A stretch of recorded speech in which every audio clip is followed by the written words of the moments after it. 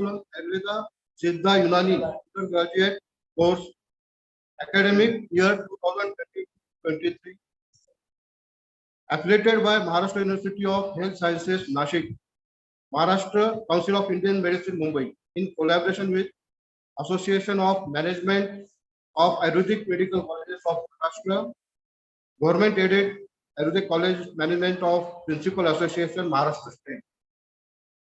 I welcome Honorable Lieutenant Dr. Madhuri Kanitkar Madam, Vice Chancellor, Maharashtra University of Health Sciences, Nashik. I welcome Honorable Dr. Jayant Devpujari Sir, President, NCISM, New Delhi. I welcome Honorable Dr. K.R. Reddy Sir, Director, Directorate of Ayush, Mumbai. I welcome Honorable Dr. Milind Nikum Sir, Co-Vice Chancellor, Maharashtra University of Health Sciences, Nashik. First, I request all respected deans, principals, and faculties, all Ayurveda and Unani colleges. First, I request Dr. Dattatreya Patil Sir, Principal, Dhanvantri Ayurved Medical College, UK, for introductory speech.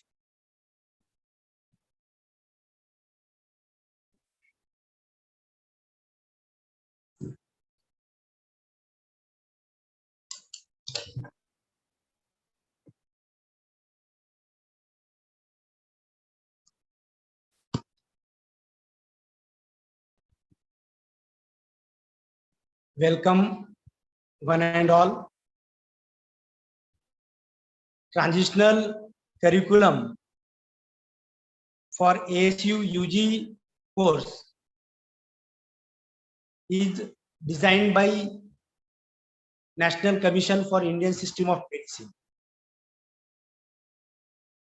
I request all the participants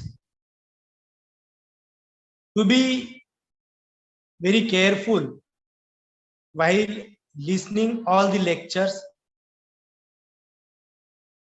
I have stated this at the starting of inaugural function because we are not that much serious enough,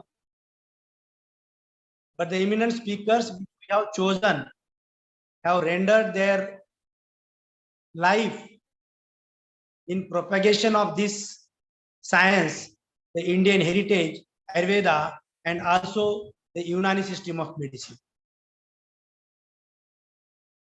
At the outset, I heartily welcome all the dignitaries, including Vice Chancellor, Honorable Lieutenant Dr. Madhuri Kanitkar Madam, Honorable Vaidya Jayantji Devpujari, President NCISM New Delhi, Honorable Dr. K.R. Reddy Sir, Directorate of Ayush, Maharashtra, Honorable Pro Vice Chancellor, Dr. Milind Nikum Sir, and also the Dean Faculty of Ayurved Unani, Dr. Shrikantji Deshmukh. Actually, this program is designed for 15 days for the Ayurveda Unani UG course by NCISM New Delhi.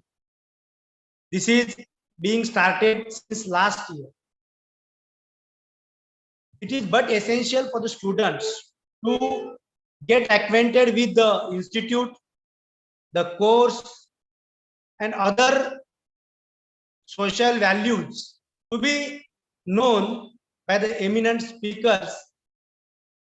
That's why just to have a introduction, including keynotes and inaugural speech by the dignitaries, we have designed this particular inaugural function, rather inaugural day, which comprises the speech related with various topics which are being also in detail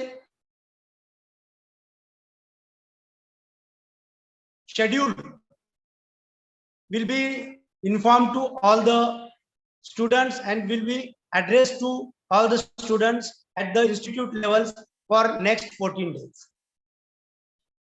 What is happening now? Now, not only WHO, but even all the Indians are thinking about our science as a holistic science and its importance in day-to-day life.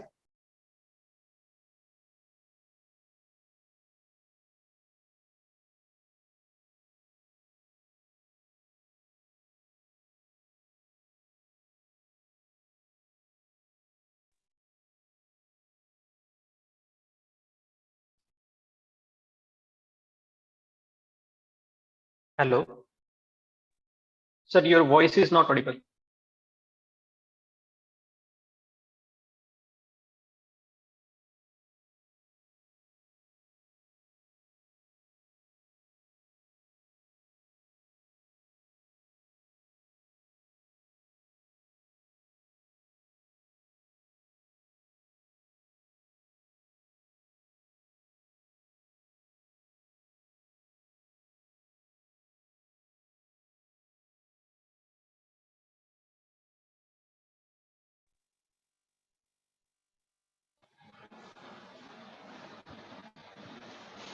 Both Ayurveda and Unani system of medicine are very well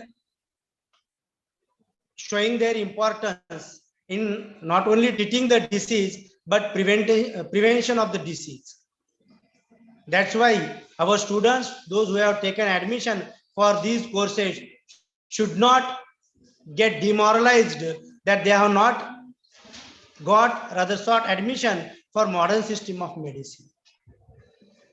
What is expected from students and their parents is just to boost up them that they have got admission to a noble profession, that to medical science, though it is you people are thinking as Ayurveda.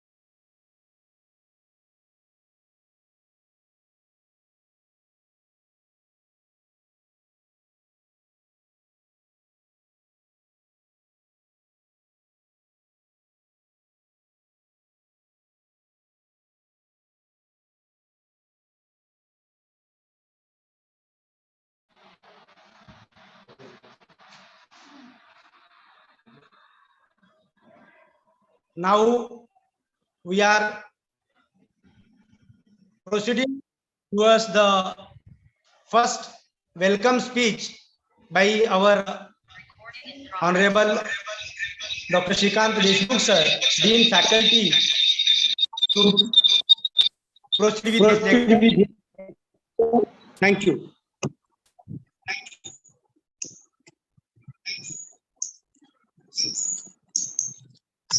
Thank you very much, sir.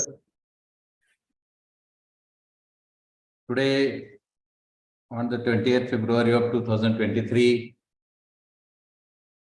whole India, specifically Ayurveda faculty, Ayurveda and Unani faculty, has started its transitional curriculum. I would like to congratulate Dr. Datta Patil sir for organizing this session.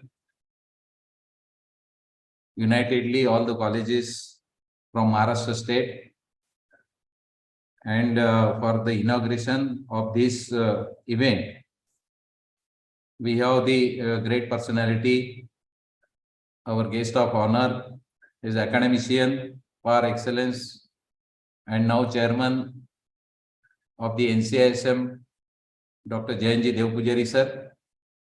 Another guest of honor will be Dr. Milind Nikum sir, who is the Honorable Pro Vice Chancellor of the Maharashtra Institute of Health Sciences, Nashik. We will be expecting our guest of honor,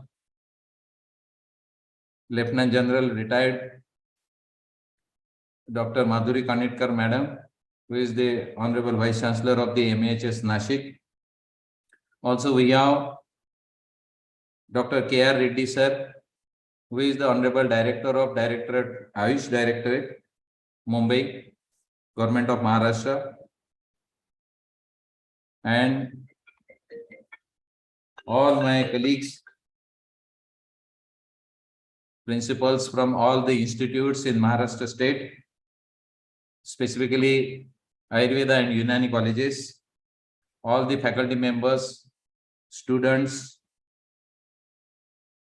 who are newly admitted to this academic year. First of all, I would like to congratulate all the students for getting succeeded in getting admission to the health science courses. As all of us know, we are telecasting this program live. Therefore, I welcome all my viewers, all the students, all teachers, parents, faculty members from all over Maharashtra. On this occasion, it's indeed that transitional curriculum is the transitional phase for the all UG students. When they are getting admission, they should be inducted and they should be introduced to the course, which is Indian traditional medicine, that is Ayurved and Unani. And they must know what is the course and what is the syllabus of this course. So this transitional curriculum specifically designed by the NCISM, and they have taken a lot of efforts to design this transitional curriculum, which includes the 1.5 year first professional BMS course, which is called as the Ayurvedacharya, and it includes the first professional course subjects, like what we call it is courses, and these subjects which include the theory, practicals, non-lecture hours, and electives, and everybody has to complete within the time successfully during this 1.5 year. And as per this, the transitional curriculum for the schedule for the 15 days, everybody has to successfully complete it, and we have to report to the NCISM.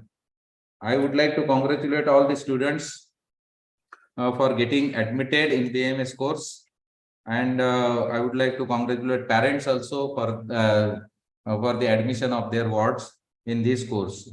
I welcome all the delegates and the all our dignitaries for this program, and I would like to congratulate once again for organizing this event, Dr. Datta Patil sir, and I will hand it over to the Dr. Datta Patil sir for the further program. Thank you very much, sir. Thank you very much, sir. Till time, more than 3,500 students have registered for this online transitional curriculum national webinar on Ayurveda Unani. Definitely what you have stated in your welcome speech, that students have taken admission for a very noble health science course, and with this education they can do the best in the society, and by giving health facilities rather as a doctor. Now all the participants, those who are on YouTube live, are again hereby requested to register themselves through the registration link and be there for the whole day. Just I request Honorable Pro Vice Chancellor, excellent speaker, and presently who is acting very professionally, and Dean of Jalgaon. He had shown his capability, even if by organizing various diagnostic camps, he had shown his efficiency also. Dr. Milind Nikum sir, Pro Vice Chancellor, MUHS Nashik, please proceed with your keynote speech. Dr. Milind Nikum sir.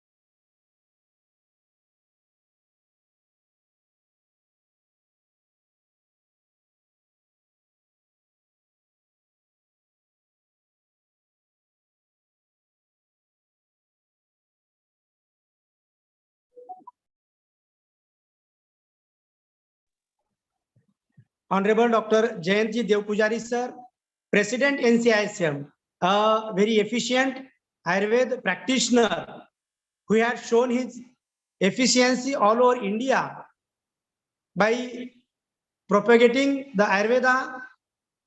I request Honorable Dr. Jayantji Devpujari sir to please proceed with his speech. Honorable Dr. Jayant Devpujari sir. सभी को मेरा नमस्कार. Namaskar to everybody. Here, Dr. Shrikant Deshmukh, Dean, MUHS, who is present over here, Dattaji Patil, and I am seeing many more, Harshala Rajurkar Madam, and Vaidnath Yadav sir, and many others are there. Namaskar to everybody. It is really a very great pleasure for me to be here in this August gathering of this session particularly, and this has been designed by CISM particularly to make our student aware about the field where they have come and where they are going to create their career. So this is regarding transitional curriculum, and so many activities are expected. I think there is a program for 15 days. So this must be the beginning or the first day of this program. And it is whatever feedbacks we are getting, it is students are getting more and more interested, and they are learning much more. And now what students learn basically is there is no confusion about where they have come. How they have come, there could be a different story for everybody. But where they have come after completion of this transitional curriculum, there is no confusion, and there will be no confusion in the mind of our students. One thing I want to make it clear that now the time is for Ayurveda. I am not talking about future. Now itself the present time is of Ayurveda. And we have designed, NCISM has designed the curriculum, looking at the challenges which are going to face by these batches in 2030. So there are many changes in the curriculum. There are many changes in the syllabus. There are many changes in the teaching pattern, and there are many changes in learning patterns too. So the basic change we made is the proportion of lecture to non-lecture, that is theory-based teaching to practical-based teaching is made 1:2. So whatever you are learning, my friends, in 1 hour, how to apply it in your clinical practice or whatever department you are belongs to, it shall be 2 times. So it is expected that all students, they will be well versed with the use of what they learn. It will not only be a theoretical thing. And many students, they will learn many more skills during these sessions. One thing I want to make it to these students, that because these are all first year students and they have all cracked NEET in a good number, because without that it is very difficult to get admission in the colleges from Maharashtra. So we have very good stuff of the students. Regarding learning abilities, my request to all students is you take again the help of Ayurveda. Go for Prakriti Parikshan and decide your Prakriti, and accordingly you decide which Jnanendriya of your body is more effective in learning. For example, few students, they are good in reading. They understand very quickly by reading the books. But some others, they are very good by learning it through images. So that option is open for many students. So, and many our charts and in our departments and the information now on YouTube and Google, you will get the charts and images of many subjects related to many subjects. So you can use that. Some students, they learn from the discussion, because with the discussion they get clear their ideas, or their ideas get cleared. So they can use that type of learning. And some students, they learn by practical. Once they do that, then it becomes pakka in your head, in their head. So try to find out, my request is, which Jnanendriya of your body is more effective for learning. And for that, you can take the help of the Prakriti Parikshan also.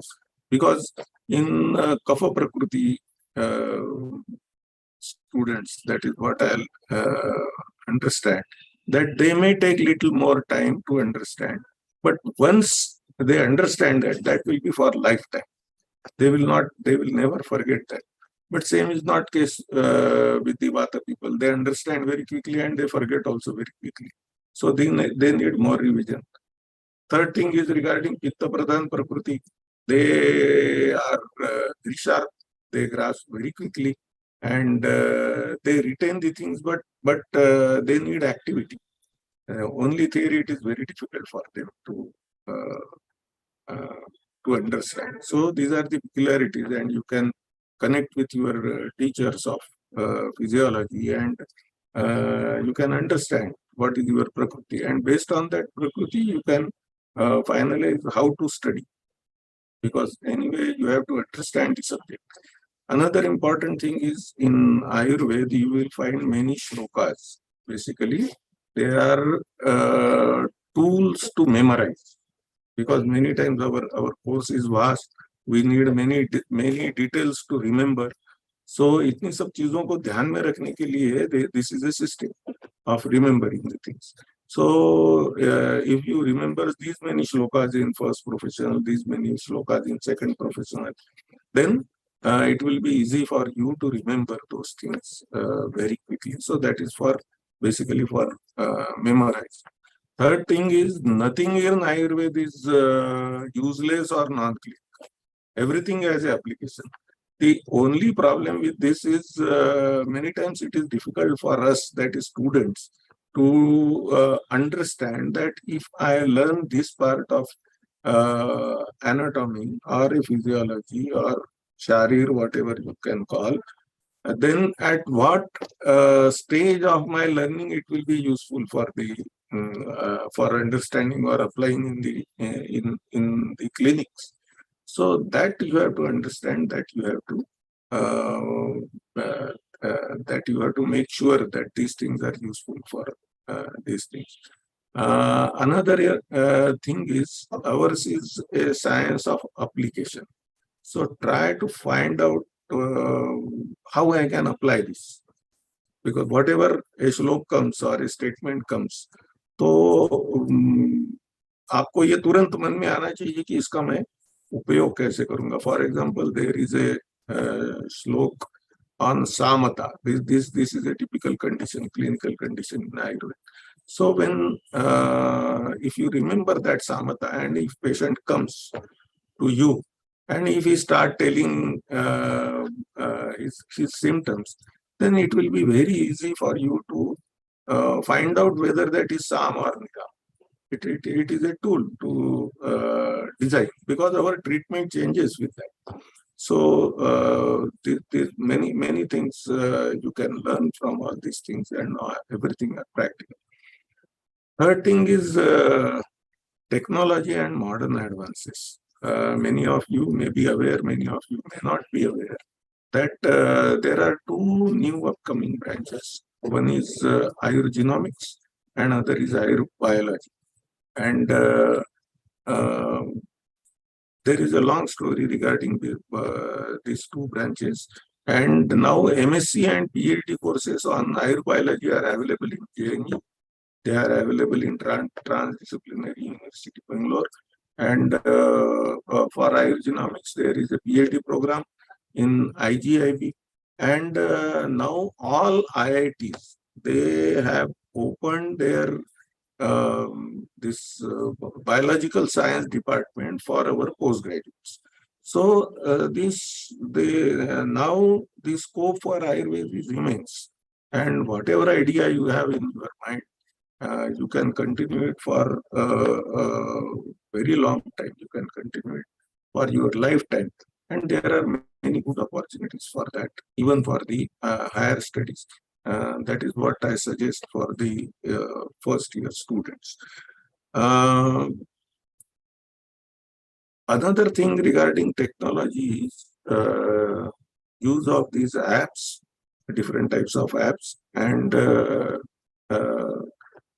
the Google search and all. हमको हमारे दिमाग को आदत डालनी पड़ेगी कि उसमें से कितनी चीज हमारे काम की है और कितनी unnecessary है. If you can learn this, then these are fantastic tools. लेकिन जब आप एक चीज को सर्च करते हो, then so many things comes together. We must be able to sort it out. अभी उसके बारे में भी कुछ AI based solution are coming. But the initial study regarding those AI based solutions is they help you to sort out the issues, or sort out the subject, or sort out the topic information. लेकिन उसके कारण हमारी creativity कम हो रही क्या, इसको भी आप लोगों ने देखना चाहिए. बिकॉज आने वाले, जब तक आप ग्रेजुएट हो जाएंगे, ये एआई टूल्स आ जाएंगे आपके पास. So you have to decide whether to use and to what extent you have to use these AI tools for learning. So now already the things have changed, and many new opportunities are coming, particularly for Ayurveda. And like recently, few months back, 80 हमारे जो काय चिकित्सा के और पंचकर्म के जो चिकित्सक है, वो कैंटोनमेंट हॉस्पिटल्स में they started working in military hospitals. इसके पहले ये कभी हुआ नहीं था. और 2, 4, 5 लोग नहीं, 80 लोग हैं. It is a big number, और वो आगे भी बढ़ेगा. आज राष्ट्रपति भवन से लेकर सभी एम्स में, जितने भी एलोपैथिक एम्स है, उसमें सब में आयुर्वेद का डिपार्टमेंट शुरू होने जा रहा है. दिल्ली में तो शुरू भी हो गया. आपके गांव के पास जो भी रहेगा, उसके सबके पास में वो रहेगा. सो इस प्रकार की जो अपॉर्चुनिटीज आ रही है, उसके लिए हमको तैयार करना चाहिए. बिकॉज ऐसी जगह बैठने के लिए हमारी बहुत तैयारी चाहिए. We must be a good physician. Otherwise लोग वहां पर हमको हंसेंगे, लोग वहां पर हमारे ज्ञान के बारे में प्रश्न पूछेंगे।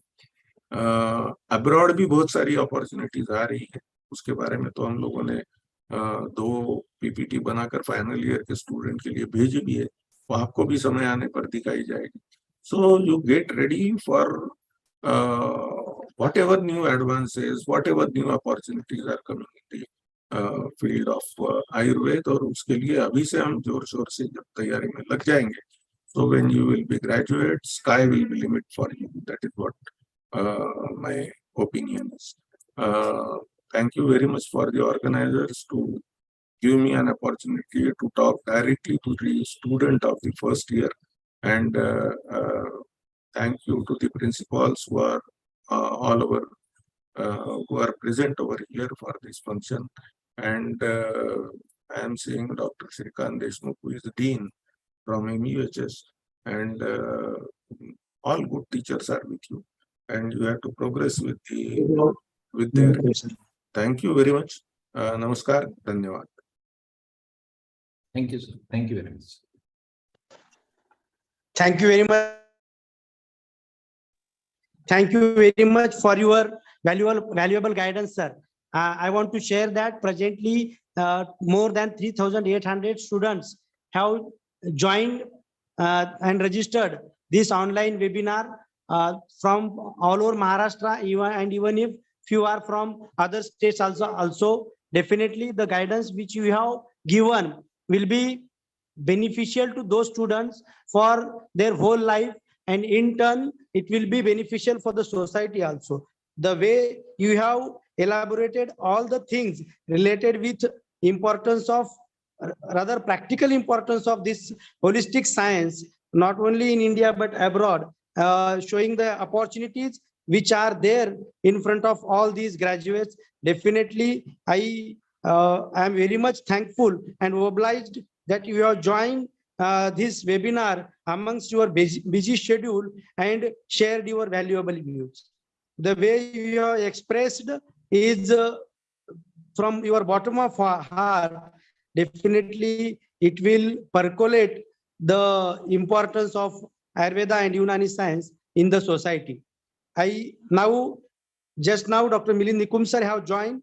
I request Dr. Milind Nikum sir, Pro Vice Chancellor MUHS Nashik, to proceed with his lecture. Dr. Milind Nikum sir.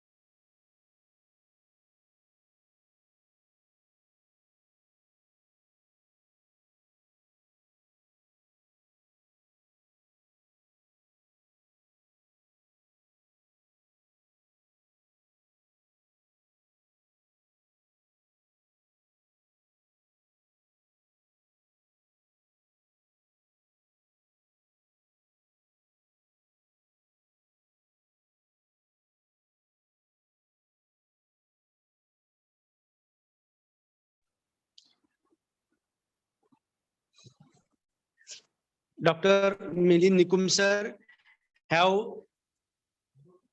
revised his schedule because of our request.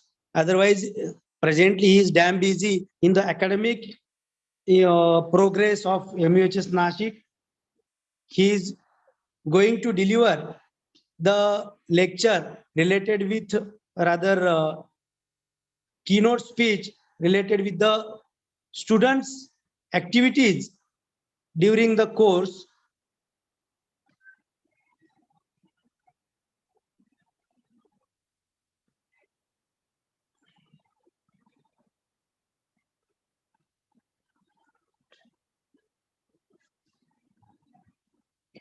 Maharashtra University of Health Sciences Nashik, all the students who are affiliated with this particular university, and Pro Vice Chancellor is an Ayurveda graduate for the first time with full term base.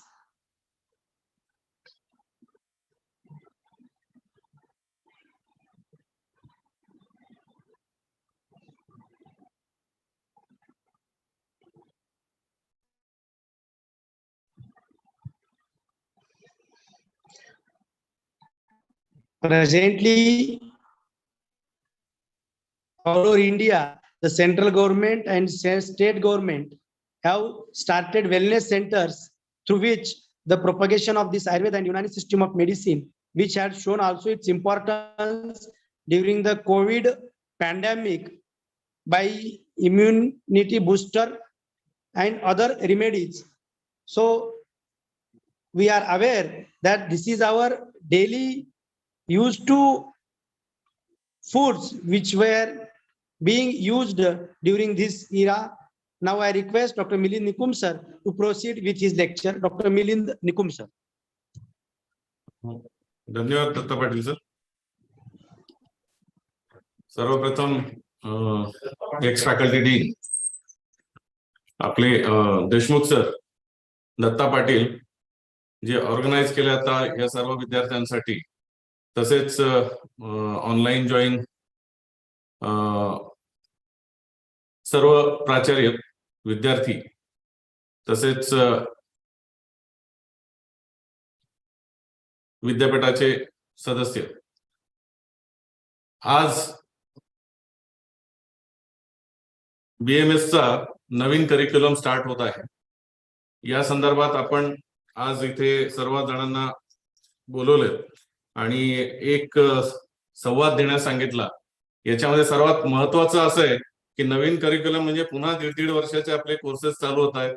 पण आता पूर्वीसारखं आता फक्त passing होणं अपेक्षित नाहीये.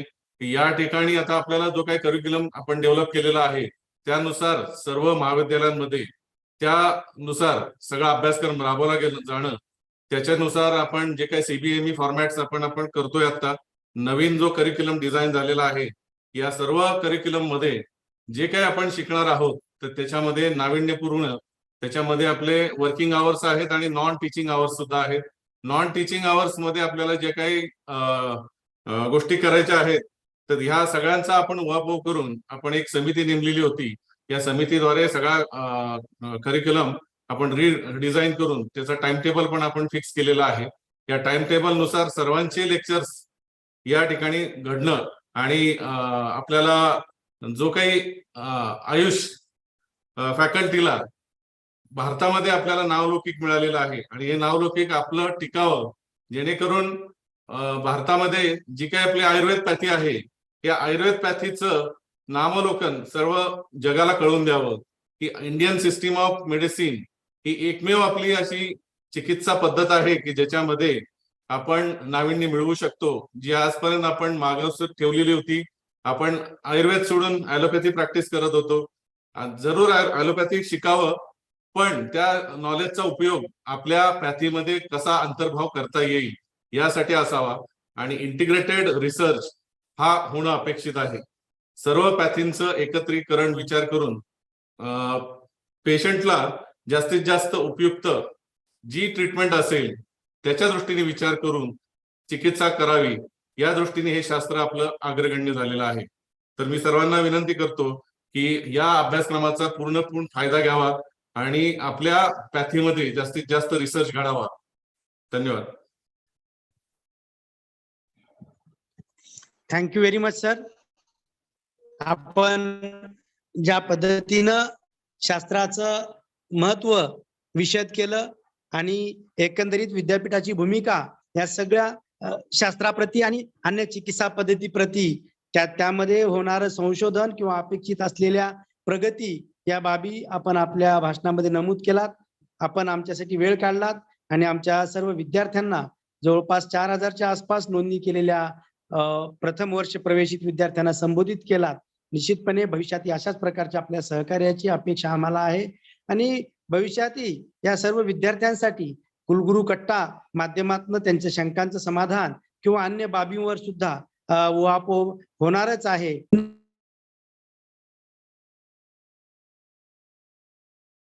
आपल्या कुलगुरू Dinkar madam आणि आपल्या नेतृत्वात विद्यापीठामध्ये होत आहे, त्या गोष्टीचा सुद्धा आम्हाला सार्थ अभिमान आहे आणि एखाद्या चांगल्या विद्यापीठातनं आमच्या विद्यार्थ्यांनी पदवी घेतली त्याचाही अभिमान आणि त्यांच्या पालकांनाही त्याचा गौरव निश्चितपणे वाटणार, याबद्दल आमच्या मनात कसलीही शंका नाही. पुनश्च एकदा आपले धन्यवाद.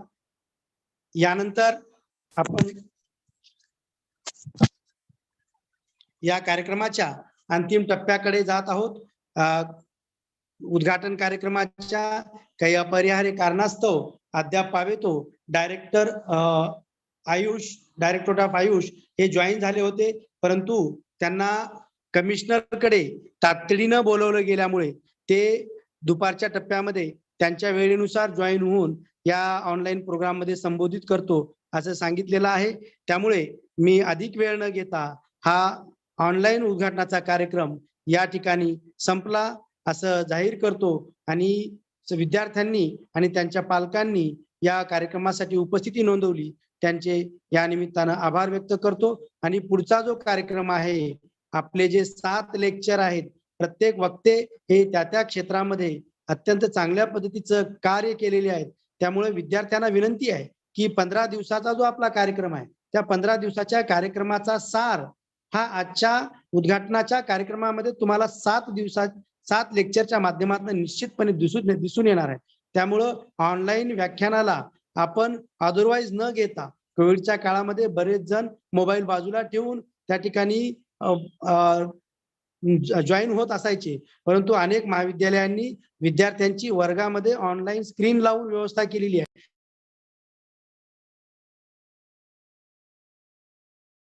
आचार्यांचे, अधिष्ठाता यांचे यानिमित्त आभार व्यक्त करतो की त्यांनी आपल्यातल्या सर्व सोयीसुविधा विद्यार्थ्यांसाठी उपलब्ध करून देऊन या ऑनलाईन व्याख्यानाचं एकत्रितरित्या वर्गामध्ये नियोजन केलेलं आहे. या ठिकाणी उद्घाटनपर कार्यक्रम संपला असं जाहीर करतो आणि पुढचं लेक्चर हे 12 वाजता डॉक्टर वीणा कंठी यांचं सुरू होणार आहे. त्यामुळे त्यावेळी आपण सर्वांनी जॉईन व्हावं. धन्यवाद.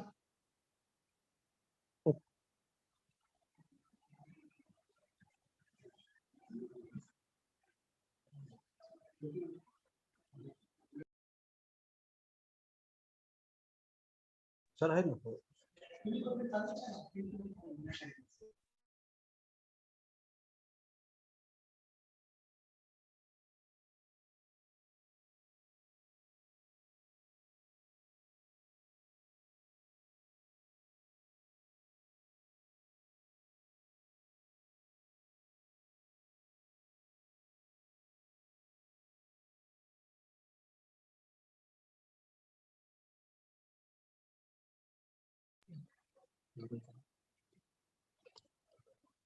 Today's inaugural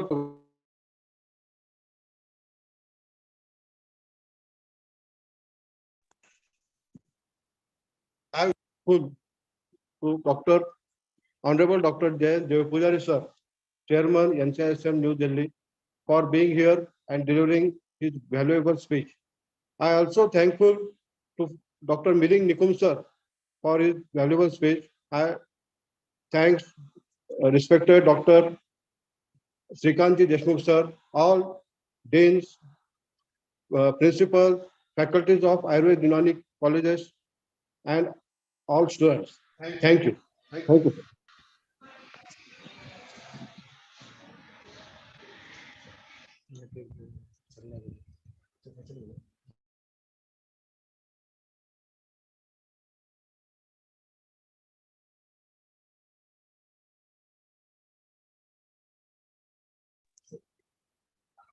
Thank you, sir.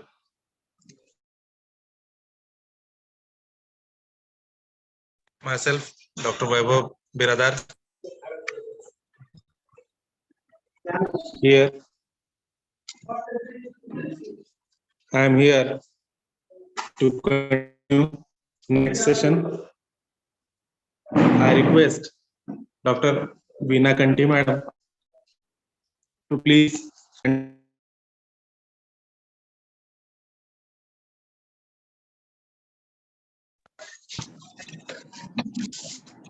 Dr. Kanti madam, please. Okay. Slides. हाँ, okay. Share करा. 1 minute. Share. माझ्या नावाची slide.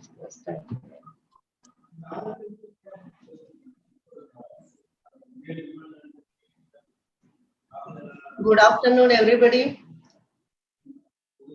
Despite the dignitaries, NCISM President, Honorable Dr. Jayant Pujari sir, and Honorable Director Honorable Director Ayush Mumbai, Dr. K.R. Reddy sir, Honorable Pro VC, MUHS, Dr. Nikum sir, Honorable Dean, MUHS, Dr. Deshmukh sir, and organizer, respected Dr. Dattakare Patil sir, Principal of Dhanvantari Ayurved College, Udgir, and all principals, teachers, and new BMS students. We had gathered here for webinar on transitional curriculum. First, I congratulate organizers for arranging the webinar, and I am thankful to Dr. Dattatare Patil sir for giving me opportunity to be a part of this webinar. I am Dr. Veena Kanthi, alias Sir Shetty, principal of late Kedari Redekar Ayurved Mahavidyalaya, Gadinglas. Today, I will elaborate on national health status and goals and policies. Can you see my slides? Madam, please put the slides in slideshow mode. In slideshow. Okay. Yes, yes, ma'am. 1 minute. Slideshow. Can you see my slides now? No, still we cannot see in slideshow mode. Okay. Slideshow. माझा चेहरा इकडे दिसायला पाहिजे ना बाजूला.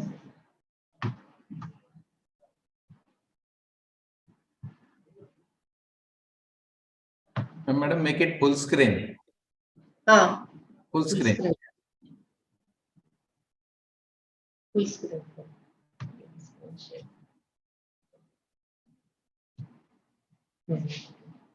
Yes, ma'am, now visible. Please continue. Yes. Okay, sir. So my topic is national health status and goals and policies. Next slide इतना ही है. इथे. So the importance of trends in health status. So health is the state of complete physical, mental, and social well-being, and not the mere absence of disease or infirmity. So in Ayurveda it is called as Prasanna Atmendyartha Swastya Itya Vidiyate. That is nothing but the health is state of complete physical, mental, and social well-being. So second point is an overarching goal of public health agencies is to increase the quality and years of the healthy life and to eliminate the health disparities. Tracking historical trends in general health status can help identify where the interventions have improved the health of the population or where the interventions may be needed. What is the national health policy in general? Plug in another power source here. Battery down here. What is the national health policy in general? Changing the health priorities. In the 2 years, we have the many problems of health, infectious diseases. So changing health problems is nothing but the priorities goes to the aim how to tackle the infectious diseases which are spreading over the country. And second one is strengthen the growth of the healthcare industries. Lower the expenditure, that is to reduce the medical expenses on the health of people. And fourth is boosting the economic growth. Then importance of trends in health status. Importance of health in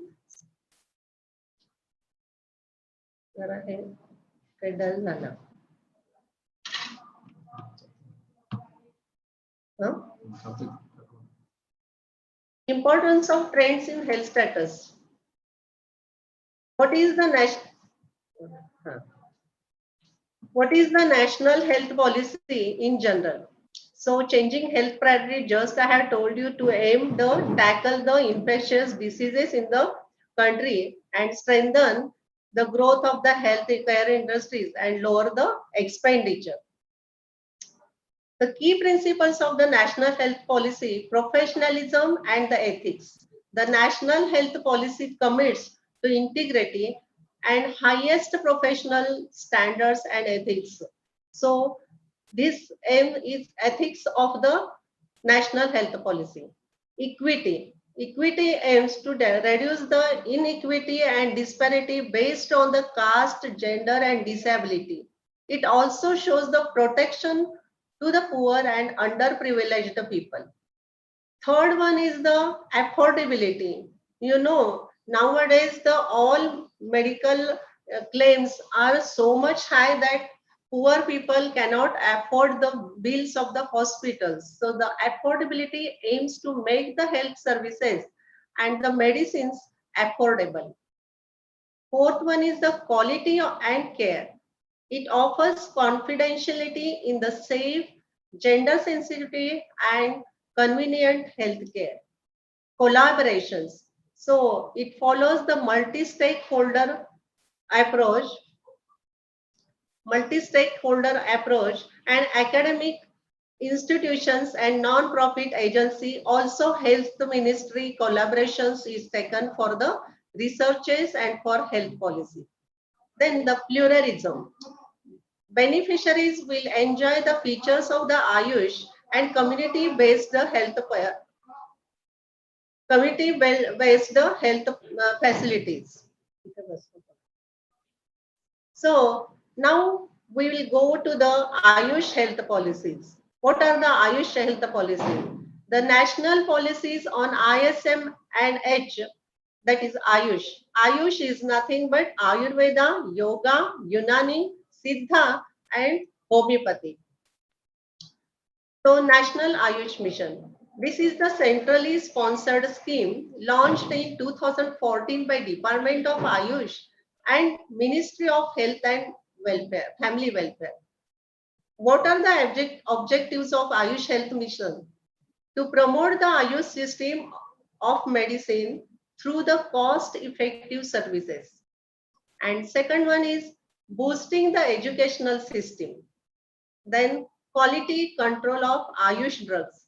Do you know many pharmacies are going for short course or short method for preparing the medicines, because each and every medicine in Ayurveda, those took very long and prolonged period for preparation. So according to the pharmacies, to give the medicine in the market very rapidly, they are using short method. So to control on the quality of the medicines, the Ayush drugs, this National Ayush Mission had taken a step for quality control. Then ensuring the Ayush raw material availability.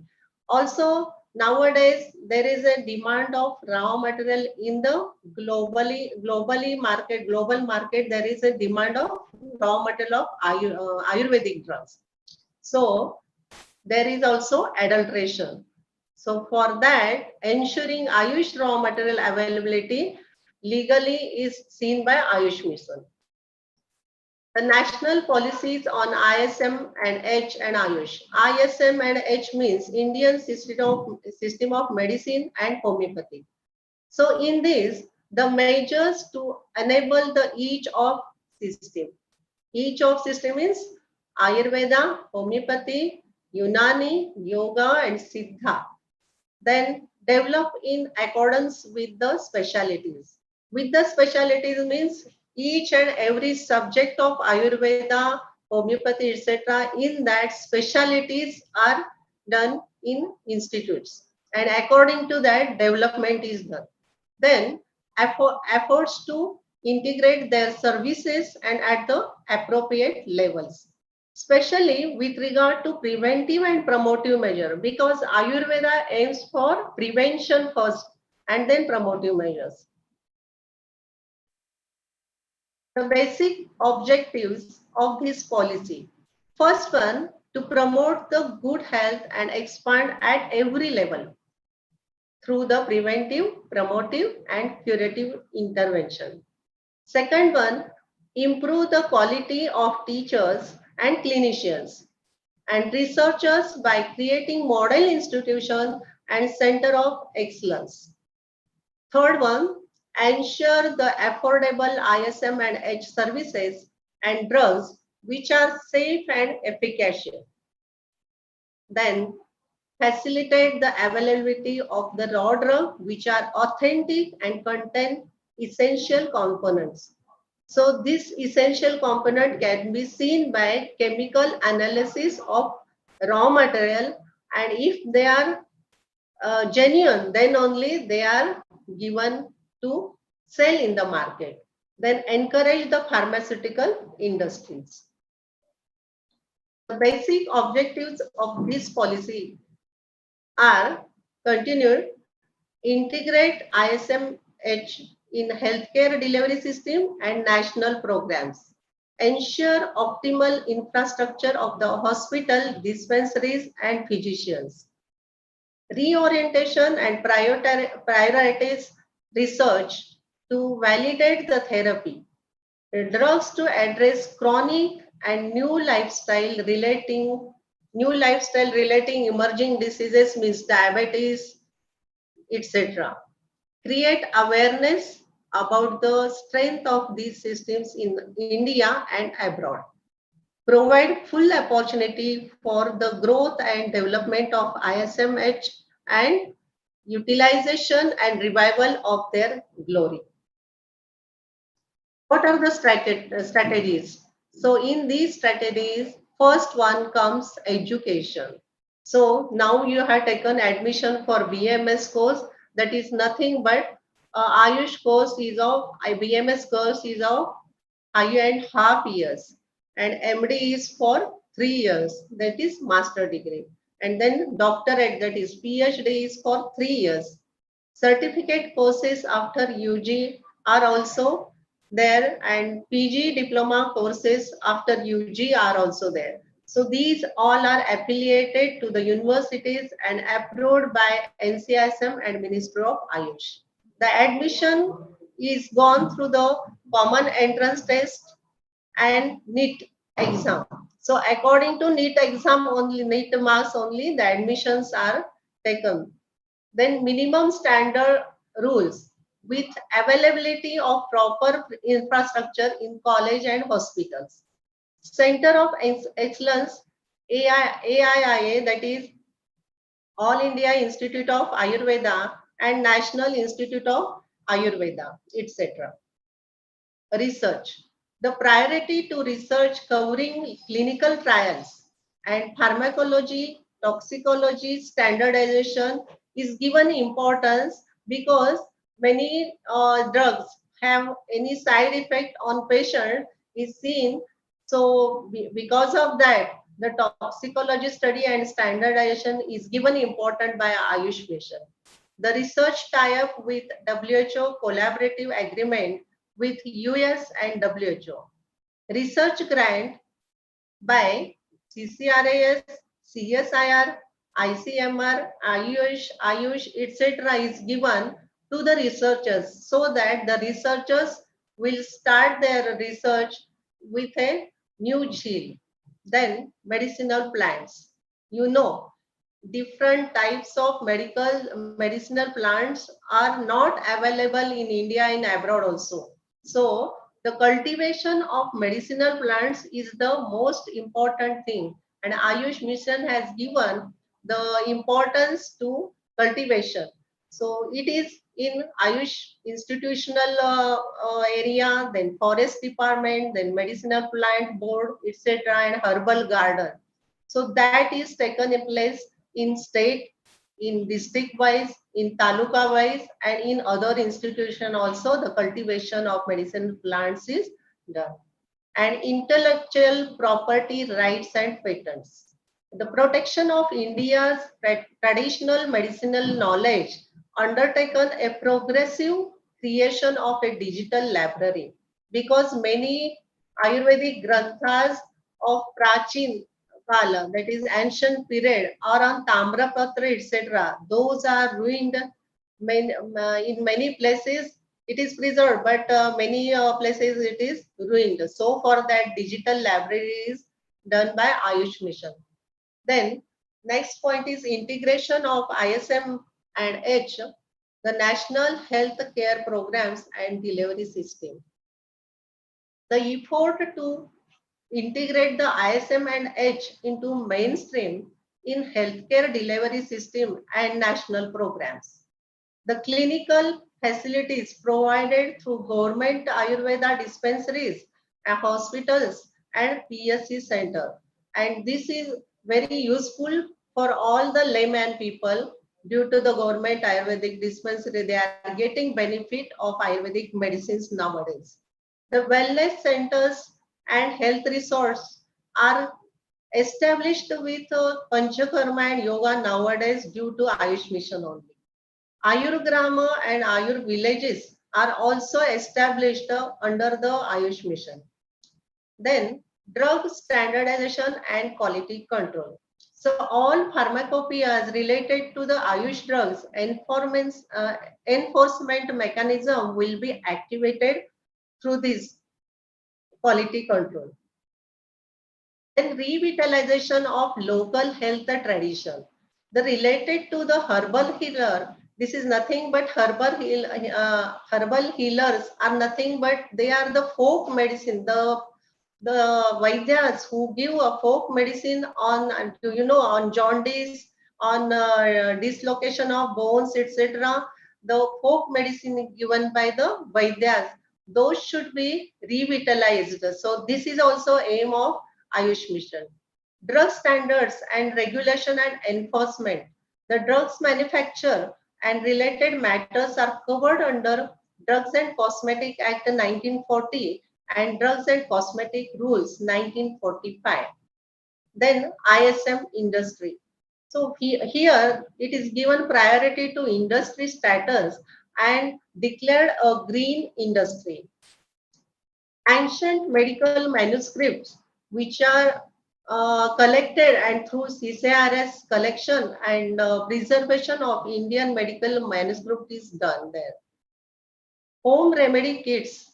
Do you know in Corona time many home remedy kits were available online also. So now the scheme of supply of identified medicine in home remedy kits is available. Broadcasting, telecasting, and sharing Facebook all over India that promotes the Ayurveda by Ayurveda mission, Ayush mission.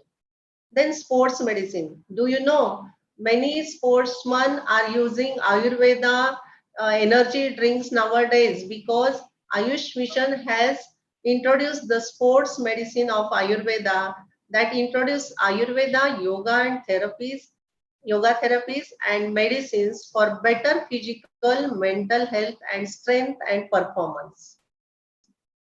Veterinary medicines are also available in Ayurveda and Unani, etc. The Ayurvedic medicines under the Drug and Cosmetics Acts include the veterinary medicines. Several authentic books of Ayurveda dealing with veterinary medicines also. The operational use of ISM in reproductive and child health care. 11 areas are identified where the Ayurvedic herbs are useful for antenatal, intranatal, postnatal, and neonatal care. Also, financing ISM. So here, the Union government proposed in Union budget to increase the outlay for Ayush Ministry by more than 13%. Administration of ISM sector. To harness the growing importance of ISM nationally and globally, need of political, administrative, and financial structures to implement the policies and established a separate Ministry of Ayush at Government of India. Now in next all states it is developing. The development of special areas in Northeast and new states. In Northeastern states, rich in flora and fauna. So their development of Ayurveda Unani is seen and encouragement is given in infrastructure, dispensaries and institutions prevails in other parts of India also. Medical tourism. This is most important because the abroad people, they are coming to India to take Ayurvedic treatment in Kerala mainly, and nowadays in other parts of country also they are coming. So medical tourism is very important. Due to that, the financial growth is seen in India. It facilitates it gives the facility of panchakarma and yoga in offered in hotels, health resorts, and wellness centers also. Road shows, exhibitions, and awareness of program is also organized under Ayush Mission. The participation in fairs, conferences, and tourism events are conducted under Ayush Mission. You know, ninth global world global culture is conference is conducted in Goa nowadays. I think 1 month back only. So like that, for the propagation of Ayurveda, many conferences are conducted by Ayush Mission and by institutions also. Intersectoral cooperation, linkage with the Department of Culture and Tourism and with the Department of Women and Child Development, Department of Rural Development and Tribal Affairs, Labours, Railways, Confederation of Indian Industry, that is called as CII, and Association of the Chamber of Commerce and Industry. With the help of these department, intersector department cooperation, the Ayurveda, Unani, homeopathy development is seen. Now, exposing the foreign and Indian modern graduates to Indian system of medicine, that is ISM and Ayush. The modules formulated to introduce Ayurveda and Yoga to medical schools and institutions in abroad also. The courses of 1 year to 2 years for allopathic doctors in India and abroad started by Ayush Mission. At PG and doctorate level, the scholarships to undertake the medical research in ISM are given. Due to this scholarship, the students are encouraged to take the researches and establishment of Ayush chairs in the different countries. Due to that, the Ayurveda is propagated in different countries. Then building awareness. The programs launched through the electronic and print media. Special incentives to the college and student coming up with the innovative ideas to popularize ISMH is given by Ayush Ministry. The students of management and social science offered an internship to the work on popularizing and marketing of ISM and H. A budget assigned for IEC on health lifestyle and preventive health through ISM and H. NGOs used for popularizing yoga in primary schools and residential colonies in industrial units. Thank you one and all. Slide.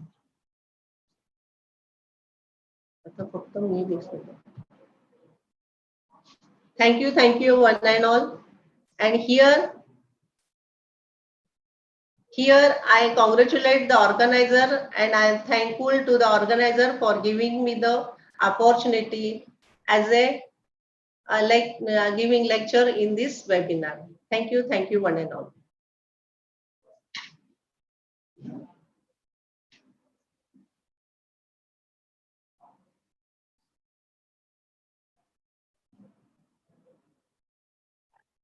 Hello.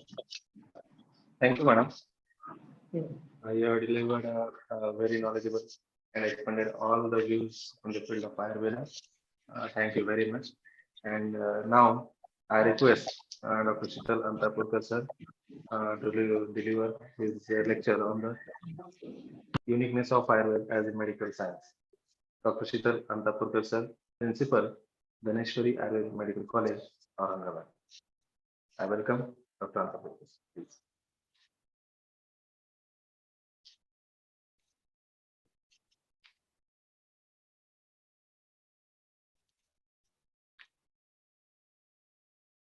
Hello.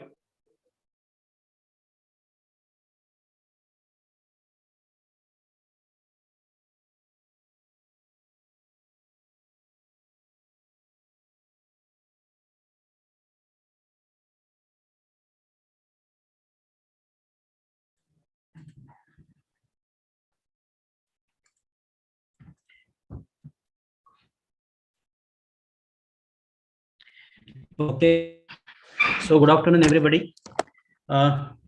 इथे उपस्थित आदरणीय doctor sir, अध्यक्ष NCISM, त्यानंतर महाराष्ट्र आरोग्य विज्ञान विद्यापीठाच्या vice chancellor lieutenant colonel doctor Kanitkar madam, Maharashtra आरोग्य विज्ञान विद्यापीठाचे pro VC doctor Milind Nikum sir, Ayurveda शाखेचे डीन डॉक्टर देशमुख सर, त्यानंतर या कार्यक्रमाचे आयोजक प्राचार्य डॉक्टर दत्तात्रय पाटील सर, उपस्थित सर्व प्राचार्य आणि विद्यार्थी मित्रांनो.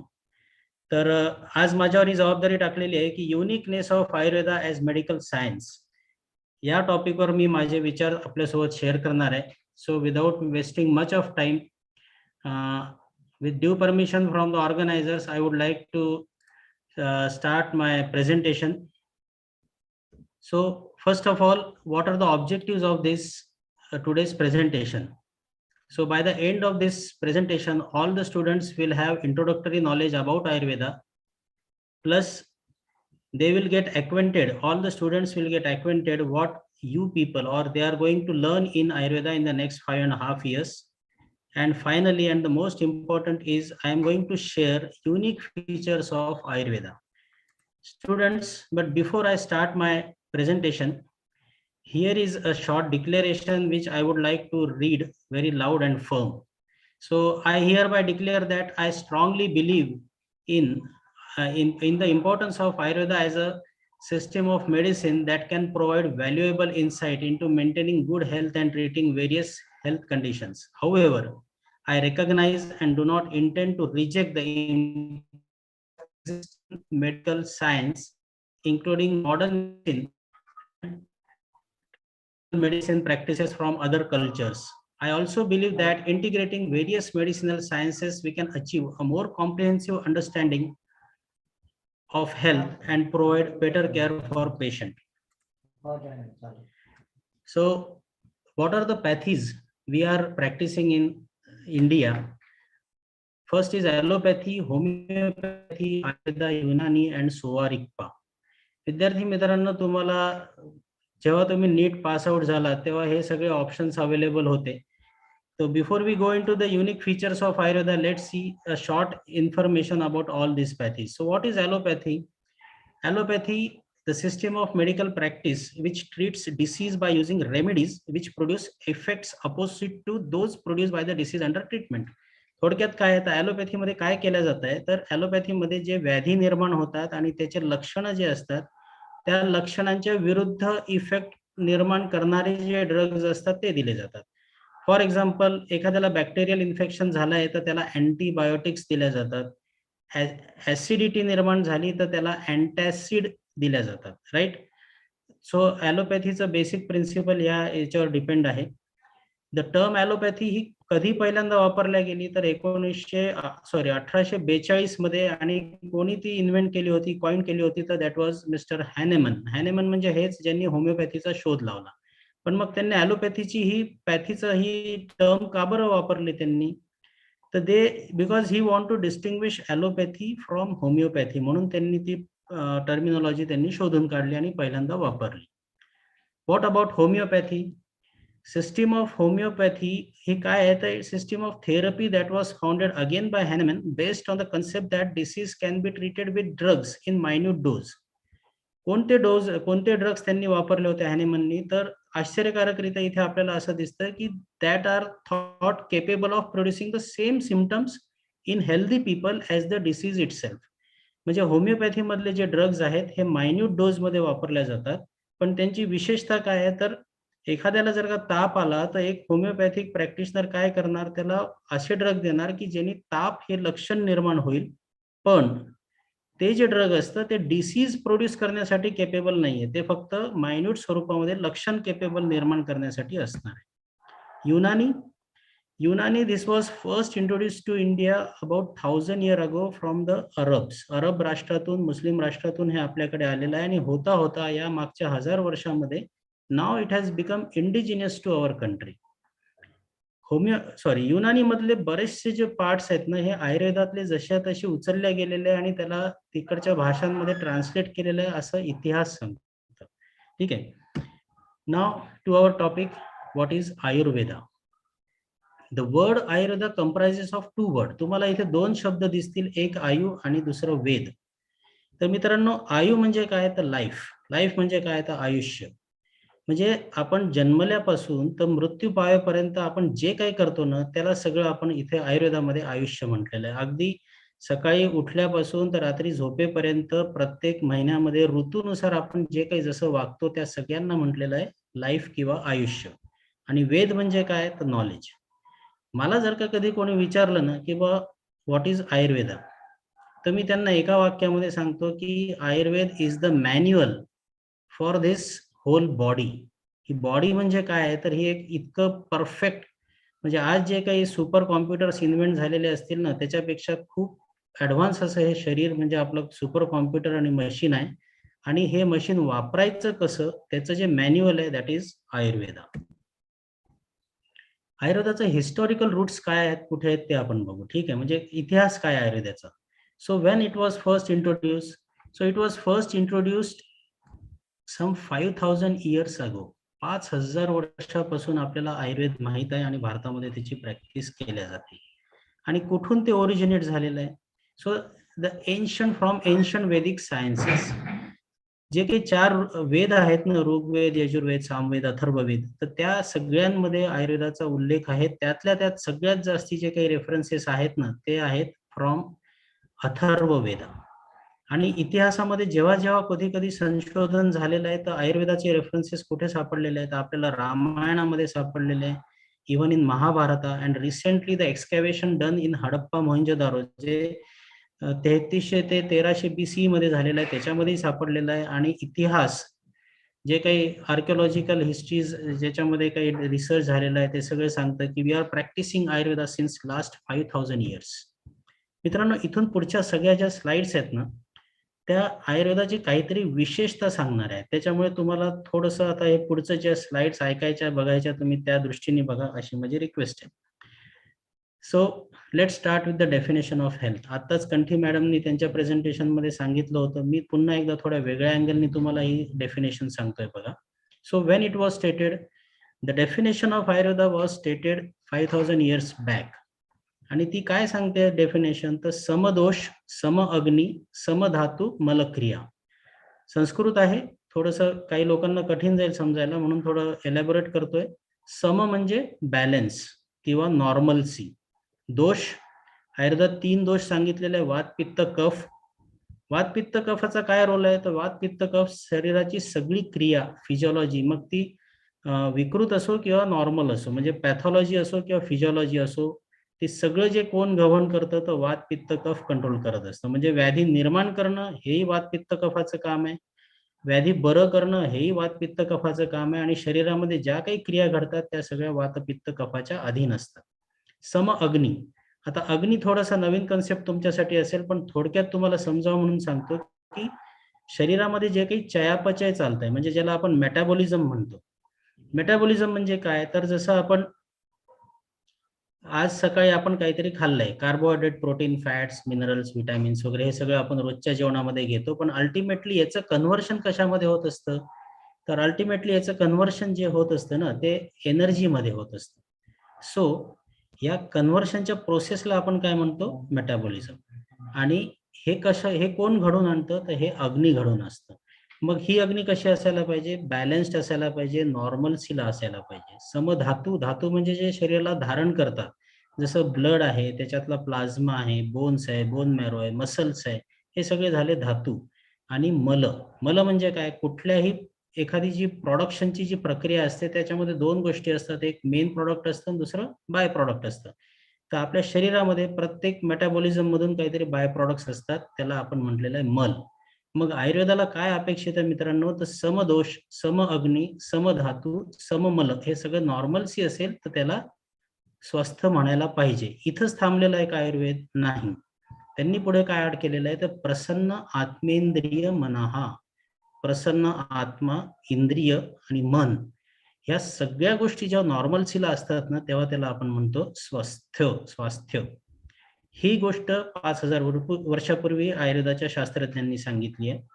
वर्ल्ड हेल्थ ऑर्गनायझेशन 1948 मध्ये कॉन्स्टिट्यूट झालं आणि त्यांनी तेव्हा एक डेफिनेशन सांगितलेली आहे, ती बघू आपण काय आहे. तर health is a state of complete physical, mental and social wellbeing and not merely the absence of disease or infirmity. अत्यंत सुंदर अशी त्यांनी ही कॉइन केलेली आहे आणि याच्यातलं तुम्हाला साम्य लगेच दिसून येईल. बघा, physical, mental and social wellbeing. Ayurveda थोडंसं 2 पावलं पुढे आहे. त्यांनी त्याच्यामध्ये प्रसन्न आत्मा म्हणजे जी चेतना शक्ती आहे आपल्या शरीरातली, ती सगळे इंद्रिय ज्याच्या मार्फत आपल्याला ज्ञान मिळतं आणि मन, या सगळ्यांना जर का स्वस्थता असेल तर आपण म्हणायचं की हा व्यक्ती स्वस्थ आहे.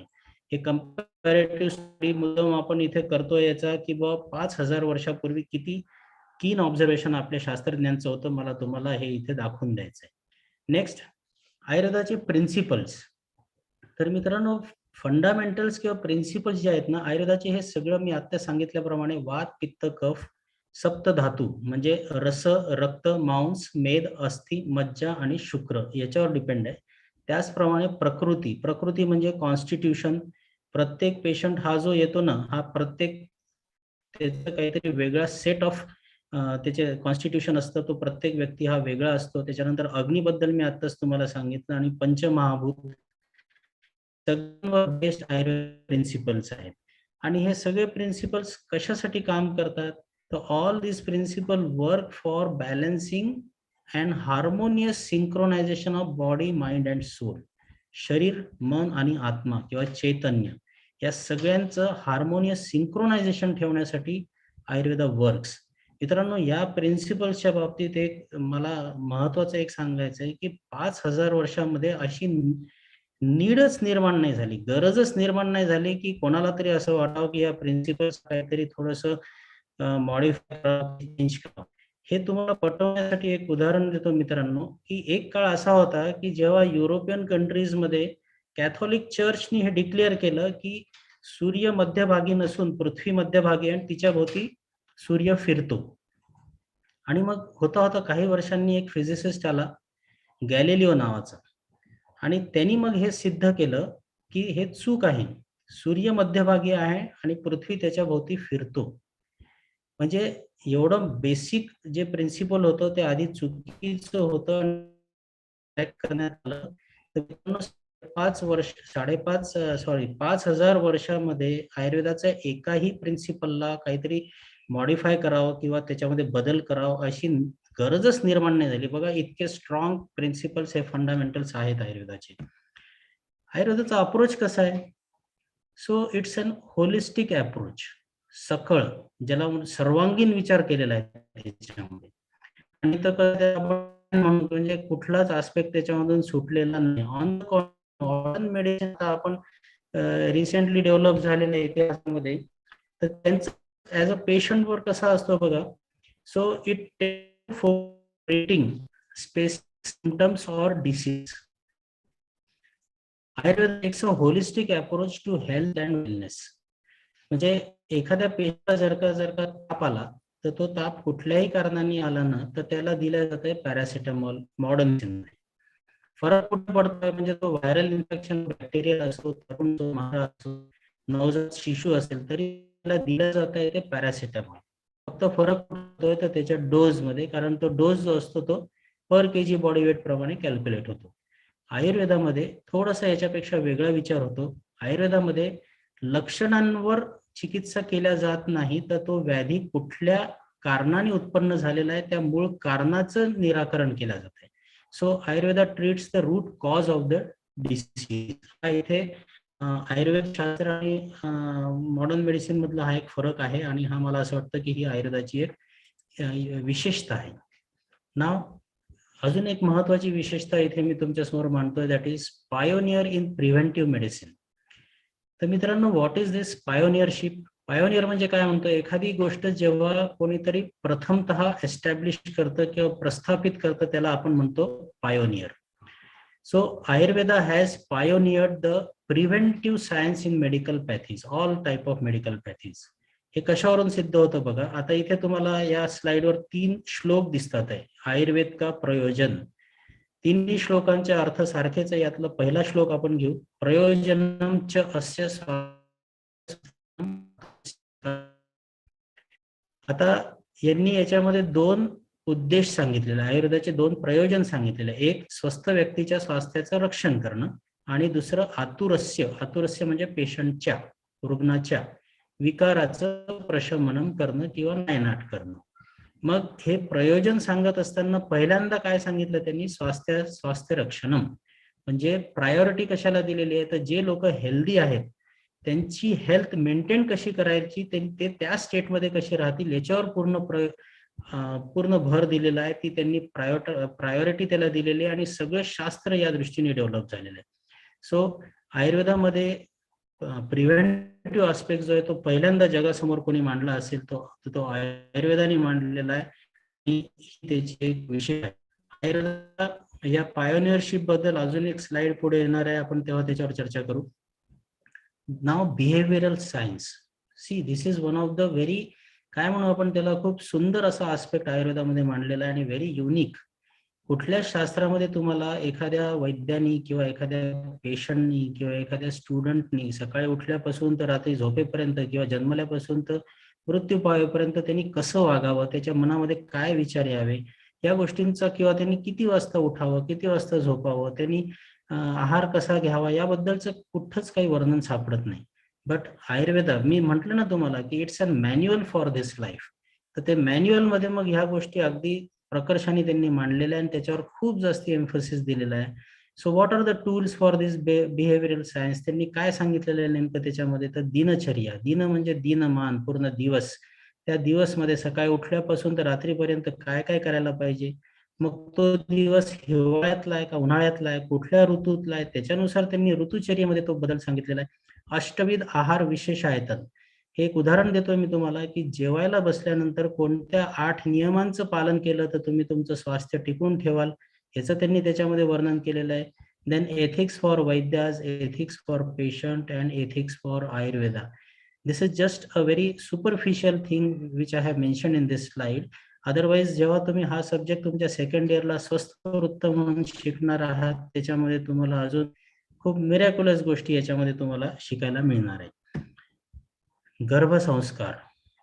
See, this is one of the very unique feature of Ayurveda, and this highlights the holistic approach of Ayurvedic science and the scientists some 5,000 years back working on them. See, बघा कसं होतं, म्हणजे आयुर्वेदाने नुसतं शरीर तयार झाल्यावर जन्मानंतरच्या गोष्टींचा विचार केलेला आहे का? नाही. जेव्हा ते बालक आईच्या गर्भामध्ये वूम मध्ये असतं तेव्हा त्याच्या शरीरावर आणि त्याच्या मनावर काय संस्कार व्हायला पाहिजे याचाही त्यांनी विचार केलेला आहे. आणि त्या संस्काराच्या माध्यमातून त्याचं पुढचं आयुष्य आणि सगळं शरीर कसं स्वस्थ राहील या सगळ्या गोष्टींचा त्यांनी विचार करून त्याच्यासाठी काही नियम आखून दिलेले आहेत, काही टूल्स दिलेले आहेत. So what is the intention of this garbhasanskar? So the importance of prenatal care for both mother and child. And what does it provide? It provides a nurturing and supportive environment for pregnant women and the developing fetus. And what are the tools provided for them for this procedure is diet and nutrition, exercise and yoga, meditation and relaxation, music therapy, मंत्र therapy, Ayurvedic medicines, या सगळ्या गोष्टींचं combination आपण त्याच्यामध्ये करतो. आणि गर्भसंस्कार मित्रांनो एक अशी युनिक फीचर आहे आयुर्वेदाचं की तुमच्यापैकी फक्त काही लोकांनी गर्भसंस्कारावर अभ्यास करून जर का तुम्ही स्वतःला गर्भसंस्कार प्रॅक्टिशनर म्हणून लॉन्च केलं ना, तरी सुद्धा तुम्हाला तुमच्या आयुष्यामध्ये यश, पैसा, कीर्ती सगळ्या गोष्टी मिळतील. इतकं हे चॅलेंजिंग फील्ड आहे. नेक्स्ट, रसायन किंवा ज्याला आपण रिज्युनेशन सायन्स म्हणतो. रिज्युनेशन सायन्स म्हणजे काय? तर what does it hold? It hold promise for improving human health and extending life span. म्हणजे ज्याला आपण म्हातारपण, वार्धक्य अवस्था किंवा सेनाइलिटी म्हणतो ना. So the main motto of this rejuvenation is to delay or to avoid the senility. आयुष्यमानच वाढवणार आहे. तेवढंच आहे का? तर नाही. कितीतरी डिसीजेस असे आहे की ज्याच्यामध्ये ब्रेन जसं तर for example Alzheimer disease, brain shrink होत जातं, पूर्णपणे स्मृती डिमेन्शिया असतं, काहीच त्याला आठवत नाही, समजत नाही. A very pitiful condition of the patient. आणि जर का हे रिज्युनेशन सायन्स आपण योग्य पद्धतीने एक्सप्लोर करू शकलो, then we are going to make this will be a boon to humankind. म्हणजे रिज्युनेशन जर का आपल्या हातामध्ये आलं पूर्णपणे, आज त्याच्यामध्ये खूप रिसर्चला आवश्यकता स्कोप आहे, ते व्हायला पाहिजे. आणि जर का तुम्ही आणि आम्ही मिळून जर का हे साध्य करू शकलो, तर this will be a boon to humankind. So this is one of the very unique feature of Ayurveda, that is रसायन. मित्रांनो, आयुर्वेदाने फक्त काय व्याधी होणं न होणं किंवा त्याच्यावरच तिथपर्यंत केलेलं बघा नाही, तर आयुर्वेदाने सौंदर्यकरण शास्त्रावर पण विचार केलेला आहे. हाऊ? बघा, इथे तुमच्या समोर तुम्हाला इथे एक फोटोमध्ये दिसतंय, ती मराठी म्हण आहे, पी हळद आणि हो गोरी. आता एखाद्या भाषेमध्ये एखादी जी म्हण तयार होते, तर त्याच्या मागे काहीतरी सायंटिफिक बेस असतो, म्हणून ती म्हण तयार होते. म्हणजे निश्चित की आपल्या पूर्वजांना, अँसेस्टर्सला हे माहित होतं की हळद पिल्याने माणूस गोरा होतो. पण मग याच्यामध्ये सायन्स आहे का, तथ्य आहे का याच्यामध्ये? येस, डेफिनेटली त्याच्यामध्ये तथ्य आहे. कारण रिसेंटली एक मॉलिक्युल रिसर्च मधून बाहेर आलेला आहे, तो म्हणजे glutathione. What is this glutathione? This is an amino acid. आणि हे ग्लुटॅथिओनचे मार्केटमध्ये आज तुम्ही शोध घ्या, काही इंट्राव्हेनस इंजेक्टेबल्स अवेलेबल आहे, क्रीम्स अवेलेबल आहे, त्याच्यानंतर टॅबलेट्स अवेलेबल आहे. आणि ह्या घेतल्यानंतर याच्या ट्रीटमेंटने काळा असलेला माणूस गोरा होतो. आणि ही गोष्ट आपल्या पूर्वजांना 5000 वर्षापूर्वी माहीत होती. आणि म्हणूनच आयुर्वेदाच्या प्रत्येक त्वचा विकार, स्किन डिसऑर्डर्सचा जो चॅप्टर आहे, त्याचे जर का तुम्ही प्रिपरेशन्स, त्याचे कल्प, ड्रग्ज जर का बघितले ना, तर मोस्ट ऑफ द ड्रग्स मध्ये तुम्हाला ही हळद सापडणार. आणि हे जे ग्लुटॅथिओन आहे, this is found in turmeric. तुमच्या आमच्या घरातल्या हळदीमध्ये हे ग्लुटॅथिओन आहे. आणि ही गोष्ट आयुर्वेदाला 5000 वर्षापूर्वी माहीत होती. एवढंच नाही तर कर्णपाली म्हणजे कानाचा आकार सुंदर कसं करायचा, रायनोप्लास्टी म्हणजे ज्याला नाक सुंदर कसं करायचं, ह्या सगळ्यांच्या सर्जरीज आणि याचा उल्लेख आयुर्वेदामध्ये आहे. नो डाऊट विथ टाइम थोडासा हा पोर्शन मागे पडलेला आहे, हे सेक्टर मागे पडलेलं आहे. But then again it's our challenge की हे पुन्हा हे कधीतरी आपल्याला वरती आणायचंच आहे आणि आयुर्वेदाला ते दिवस पुन्हा मिळणारच आहे. So this is one of the unique feature of Ayurveda, that is cosmetology और सौंदर्यीकरण शास्त्र. Personalise medicine. मी आता बोलल्याप्रमाणे कसं आहे, मॉडर्न वेस्टर्न मेडिसिन मध्ये काय आहे की तिथे पेशंट हा एक वेगळा नसतो. All patients are similar. For example, तुम्हाला समजा एखादा पेशंट आलेला आहे, मी तापाचंच उदाहरण देतो पुन्हा, पायरेक्झिया म्हणतो आपण त्याला मॉडर्न मेडिसिन मध्ये. ताप आला, तो व्हायरल असू द्या, बॅक्टेरियल असू द्या, कुठल्याही कारणाने आला तरी त्याला दिल्या जाणारं जे ड्रग आहे ते पॅरासिटामॉल आहे. बट आयुर्वेदामध्ये मित्रांनो असं नाही आहे. आयुर्वेदामध्ये प्रत्येक patient is a different entity because of his प्रकृती किंवा कॉन्स्टिट्यूशन. आणि मग त्याला झालेल्या व्याधीचं जेव्हा डायग्नोसिस केलं जातं ना, तर त्या डायग्नोसिसचा विचार करताना, डायग्नोसिस करताना आपण काय काय कन्सिडर करतो, तर आपण त्याची प्रकृती, त्याचा दोष, त्या व्याधीमध्ये कुठले दोष प्रायोरिटीने आहे, वात जास्ती आहे का, पित्त जास्ती आहे का, कफ जास्ती आहे, त्याचं कोष्ठ कसं आहे, त्याचं डायजेस्टिव्ह पॉवर म्हणजे अग्नी कसं आहे, असे 16-17 काहीतरी पॅरामीटर्स आहेत. त्याचा विचार करून आपण मग ते डायग्नोसिस करतो. and we literally deliver a tailor or customized treatment to each and every patient. म्हणजे इतका जास्ती स्कोप, इतके जास्ती परम्युटेशन कॉम्बिनेशन्स इथे अवेलेबल आहे. आणि म्हणून personalize medicine, this is again a very unique feature of Ayurveda. Preventive aspect बद्दल पुन्हा मी इथे येतोय, एम्फसिस ऑन प्रिव्हेंटिव्ह आस्पेक्ट. मी आताच बोलल्याप्रमाणे आपले जे ड्रग्ज आहेत आयुर्वेदामधले, so none of the drug is classified as anti to particular disease or symptom. म्हणजे अँटी टू समथिंग असं क्लासिफिकेशन आयुर्वेदामध्ये नाहीये. जसं मॉडर्न मेडिसिन मध्ये अँटीपायरेटिक, पायरेक्झिया म्हणजे तापाच्या विरुद्ध दिल्या जाणारं अँटीपायरेटिक, ऍसिडिटीच्या विरुद्ध दिल्या जाणारं antacid, anti to acidity is antacid. त्याच्यानंतर anti inflammatory, anti to inflammation, सूज कमी करणारा कोणता आहे, तर anti to inflammation is anti inflammatory. आयुर्वेदातलं क्लासिफिकेशन मित्रांनो तसं नाहीये.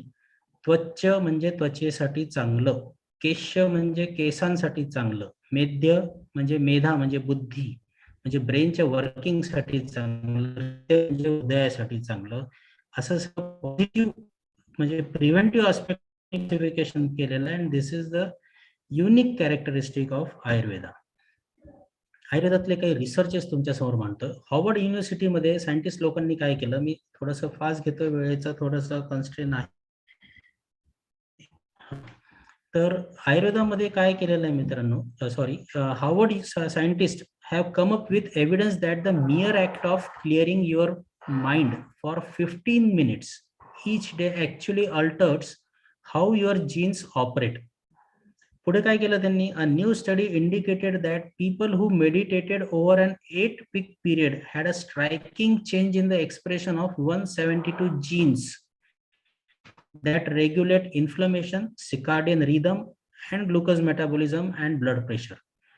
आता तुमचं थोडंसं मेडिकल बॅकग्राऊंड अजून सुरू झालेलं नाहीये, पण या स्लाइड मध्ये काय सांगितलंय थोडं एलॅबोरेट करतो मी.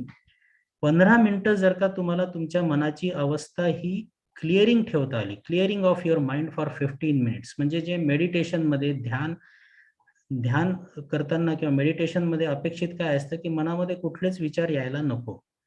तर अशी जर का अवस्था तुम्हाला मेंटेन करता आली, then you can govern the expression of your gene, you can govern how your genes operate.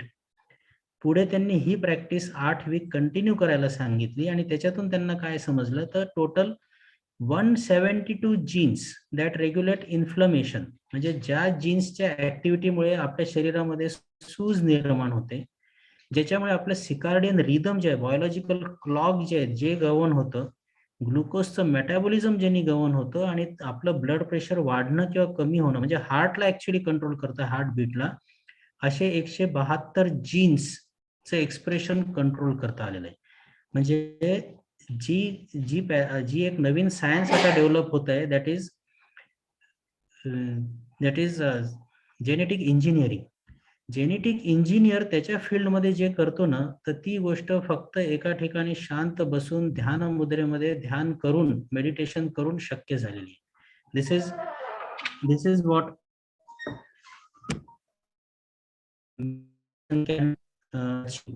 दुसरी जी आहे ना, ती ब्रिटिश कोलंबिया इथल्या युनिव्हर्सिटीमध्ये झालेला हा रिसर्च आहे. So according to research, seated some brain regions are activated while other are meditation. For instance, the amygdala म्हणजे काय, तर बाजूमध्ये बघा सेंटरला जो येल्लो स्पॉट आहे ना, that is amygdala, a part of brain. काय करतं, it's responsible for processing of sadness, anxiety and myriad negative emotions. म्हणजे आपल्या मनामध्ये वेळोवेळी जी निगेटिव्हिटी असते, काहीतरी सॅडनेस असतो, उदासीनता असते, अँझायटी असते, आणि त्याच्यातून मग पुष्कळ वेळा आत्महत्येसारखे विचार येणं, या सगळ्या गोष्टींना रिस्पॉन्सिबल कोण आहे, तर हा amygdala आहे. मग या रिसर्चमध्ये काय सापडलं, मेडिटेशननी या amygdalaचं साईज कमी होत आहे, श्रिंक होत आहे. म्हणजे जी गोष्ट ब्रेनच्या एखादं सर्जन करू शकेल किंवा एखादं खूप स्ट्रॉंग औषध करू शकेल किंवा म्हातारपणामध्ये जी गोष्ट घडते, तर ती सिलेक्टिव्हली ब्रेनच्या बाकी कुठल्याही सेंटर्सला अफेक्ट न करता फक्त मेडिटेशन. आणि म्हणून जे लोक योगाशी असतात, मेडिटेटिव्ह त्यांचं लाईफ असतं, जे मेडिटेशनला यूज टू झालेले असतात, त्यांच्यामध्ये आपल्याला सतत चैतन्य दिसतं बघा, त्यांच्यामध्ये निगेटिव्हिटी असं काहीच दिसत नाही. So this is one of the very very miraculous output of meditation. इथे आता ज्यांचा फोटो आहेत ते आहेत स्वामी रामा. त्यांच्या पुस्तकांचा बाजूला मी फोटो लावलेला आहे बघा, मेडिटेशन अँड इट्स प्रॅक्टिस, स्वामी राम. म्हणजे काय, इट्स अन इलेक्ट्रिकल डिव्हाइस, त्याच्यातून सतत आणि त्याच्यामध्ये इलेक्ट्रिकल वेव्स तयार होत असतात, ज्यांना आपण थीटा आणि गॅमा वेव्स म्हणतो. सो या वेव्सचं काय काम असतं, तर इलेक्ट्रिकल ऍक्टिव्हिटी, हार्टचं पंपिंग आहे, हार्टचं बीट आहे, त्याच्यानंतर आपला रेस्पिरेटरी रेट आहे, बॉडी टेम्परेचर, या सगळ्या गोष्टींना गव्हर्न करणाऱ्या वेव्स असतात. And no one is able to, म्हणजे ही गोष्ट हातामध्ये नाही, माझ्या शरीरामध्ये कोणत्या वेव्स कधी निर्माण व्हाव्या. But Swami Rama made it possible. त्यांनी काय केलं, मेडिटेशन मधून त्यांनी स्वतःचा heartbeat 300 beats per minute for 16 second पर्यंत त्यांनी दाखवलं. And then completely stopping it for beating for few seconds. म्हणजे एक सजीव माणूस स्वतःचा हार्टचे बीट्स 300 बीट्स पर मिनिट पर्यंत वाढवतो आणि इमिजिएटली नंतर फ्यू सेकंड्स पर्यंत तो ते हार्ट बंदही करतो. आणि त्याच्यानंतर he was also able to control his skin and internal body temperature. म्हणजे हे सगळं दैवीच वाटतं, but this is science. And ह्या सगळ्या गोष्टी आयुर्वेदामध्ये इन्क्लूड आहेत आणि तुम्ही तुमच्या करिक्युलम मध्ये या सगळ्या गोष्टी इन डेप्थ शिकणार आहात. This is one of the unique feature of this curriculum. आयुर्वेदामध्ये नॅचरल रेमेडीज वापरलेल्या आहे. आयुर्वेदाला विश्वास कशावर आहे? आयुर्वेदाचा एक बेसिक फंडामेंटल आहे, यत ब्रह्मांडे तत् पिंडे, यत पिंडे तत् ब्रह्मांडे. जे शरीरामध्ये आहे तेच सगळं युनिव्हर्समध्ये आहे आणि जे युनिव्हर्समध्ये आहे तेच सगळं शरीरामध्ये आहे. सो म्हणून एखादी गोष्ट शरीरामधली वाढली किंवा कमी झाली, फॉर एक्झाम्पल हिमोग्लोबिन वाढत आहे, कमी होत आहे, किंवा कोलेस्ट्रॉल वाढत आहे, कमी होत आहे, या सगळ्या गोष्टींसाठी म्हणजे जे काही आजार पण निर्माण होतात आयुर्वेदाने काय वापरलेलं आहे? So this is the list. Ayurveda has used all type of herbs, minerals, spices, oils, latex, metal oxide ज्याला आपण धातू भस्म म्हणतो, हे सगळं वापरलेलं आहे. विचार करा, मागच्या 5000 वर्षामध्ये एकही सिंथेटिक मेडिसिन आयुर्वेदाने वापरलेलं नाही किंवा इन्व्हेंट केलेलं नाही. And this is a unique feature which differentiates Ayurveda from all other pathies. मित्रांनो, तुमच्या डोक्यामध्ये आता विचार असेल की मी बऱ्याच वेळा एन्शंट सायन्स असं म्हटलं, पण हे मग तुम्हाला वाटत असेल की बा याच्यामध्ये काही सायन्स आहे की नाही, काही रिसर्च झालेला आहे की नाही. तर त्याचे हे 2-3 उदाहरणं मी इथे तुम्हाला देतोय की इथे जसं आता ट्रीटमेंट ऑफ डायबिटीज, आज जर का एखादा पेशंट डायबेटॉलॉजिस्टकडे गेला तर तो काही औषधं देतो, प्लस तो काही त्यांना आहाराबद्दलचे काही गोष्टी सांगतो. सो तो सांगताना हे सांगतो की तुम्ही घरात वापरता ते ग्रेन्स जे आहे, गहू तांदूळ वगैरे सगळ्या गोष्टी तुम्ही भाजून खा. आता भाजून खाण्याने काय होतंय, तर खाली दिलेलं आहे बघा, ग्लायसेमिक इंडेक्स त्याचा कमी होत आहे. म्हणजे ते द्रव्य, समजा तांदूळ घेतले 100 ग्रॅम, त्याचा भात तयार केला तर त्यांनी शुगर किती वाढते, पण तोच तांदूळ जर का तुम्ही भाजून घेतला तर त्यांनी त्याची शुगर कमी वाढेल. This is called as glycaemic index. आणि हे नॉलेज आयुर्वेदाला माहीत होतं आणि म्हणून तसा डायरेक्ट रेफरन्स संस्कृतमध्ये, शुद्ध संस्कृतमध्ये तुम्हाला आयुर्वेदात सापडतो की सगळं अन्नधान्य जे आहे त्याचा ग्लायसेमिक इंडेक्स कमी करण्याच्या काही पद्धती त्यांनी दिलेल्या आहे. यथावकाश तुम्ही त्यात शिकणार आहात. दुसरं उदाहरण मला इथे द्यायचं आहे, स्थौल्य, म्हणजे ज्याला आपण ओबेसिटी म्हणतो. ओबेसिटीच्या ट्रीटमेंटमध्ये बघा, त्याचा जो श्लोक आहे, हेतूमध्ये, त्याच्या हेतूमध्ये त्यांनी एक शब्द वापरलेला आहे, बीज स्वभावात. बीज स्वभावात म्हणजे काय, तर ओबेसिटी हे जेनेटिकली प्रीडिस्पोज्ड आहे. ही गोष्ट आज आपल्याला माहित झालेली आहे, पण ही गोष्ट आपल्याला तेव्हाही माहित होती. 5000 वर्षापूर्वी त्यांना माहित होतं की ज्या पालकांमध्ये, ज्यांच्या जीन्समध्ये ओबेसिटी प्रीडिस्पोज आहे, त्यांचे मुलं आणि त्यांचे पुढचे ऑफस्प्रिंग्स हे ओबेस्ट होऊ शकतात, स्थूल होऊ शकतात. आणि म्हणून त्यांनी संस्कृत मधल्या त्या श्लोकमध्ये शेवटचा शब्द त्यांनी वापरलेला आहे, बीज स्वभावात. सो तुम्ही इथून पुढे जे काही शिकणार आहात, that is all very very scientific and that is all out of some research process. Research मधून आलेलं आहे. अजून एक शेवटची ही विशेषता मी तुम्हाला सांगतोय की integration with modern medicine. While Ayurveda is an ancient system of medicine, it has been integrated with modern medicine in many parts of the world, even in India. And I strongly believe that this will allow individuals to benefit from the strength of both systems and receive a more comprehensive approach to health and care. Ayurveda मधल्या गोष्टी modern medicine सोबत जर का आपण collaborate करून जर का health system एक निकुम सरांनी जसं म्हटलं की एक इंटिग्रेटेड सिस्टीम जर का आपण इथे देऊ शकलो समजा जगाला, तर जसं आपण जगाला आयुर्वेदाने भारताने दिलेला एक गुण आहे जे म्हणजे इंटरनॅशनल योगा डे, तसं हे पूर्ण मॅनकाइंडसाठी, पूर्ण ह्युमन काइंडसाठी एक खूप मोठं सुंदर असं गिफ्ट राहणार आहे. So these are the unique features of Ayurveda. Students, Ayurveda and iceberg, जेवढं काही प्रॅक्टिस आपण आयुर्वेदाची आज करतोय, जेवढं काही नॉलेज आहे, that's only the tip of the iceberg, and it's our joint responsibility, joint duty to explore the rest of the Ayurveda beneath the level of this water. So I'm thankful for all of you for listening, giving a quality listening, and thankful to the organizers for giving me chance. Thank you so much.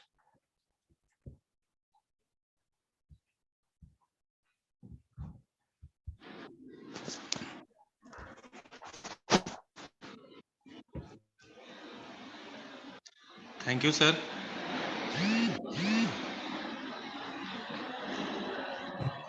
Thank you very much. You have elaborated all the points that gives the broad idea about uniqueness of Ayurveda as a medical science. बऱ्याच पद्धती नवीन आणि ज्या जागतिक लेवलवर ज्याचं संशोधन चालू आहे अशाही बऱ्याच गोष्टी आपण खूप सुंदर पद्धतीने इथं सांगितल्यात त्याबद्दल खूप खूप धन्यवाद सर.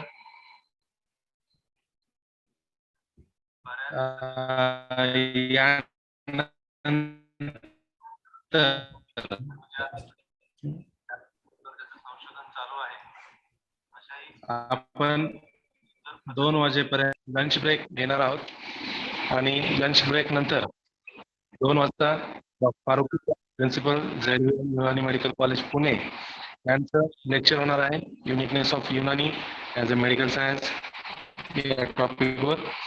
त्यानंतर डॉक्टर महेश कुमार हरित sir dean DY. Patil Ayurveda college आणि त्यानंतर इतर सर्व प्रिन्सिपल वाजेपर्यंत I request all the dignitaries to please join at 2 p.m. after lunch break. Thank you very much. Zoom link for the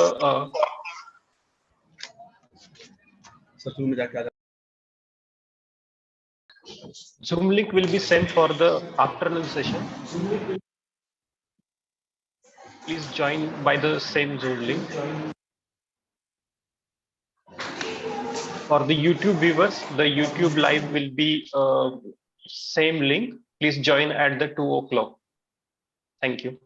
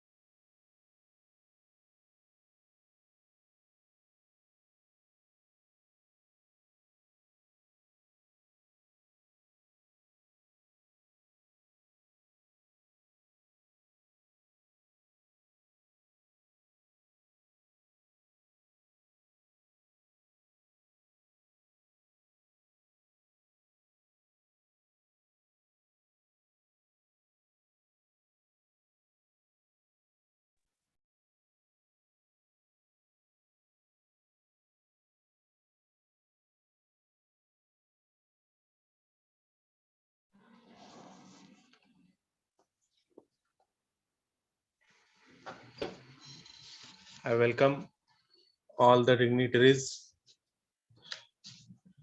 for the afternoon session. I request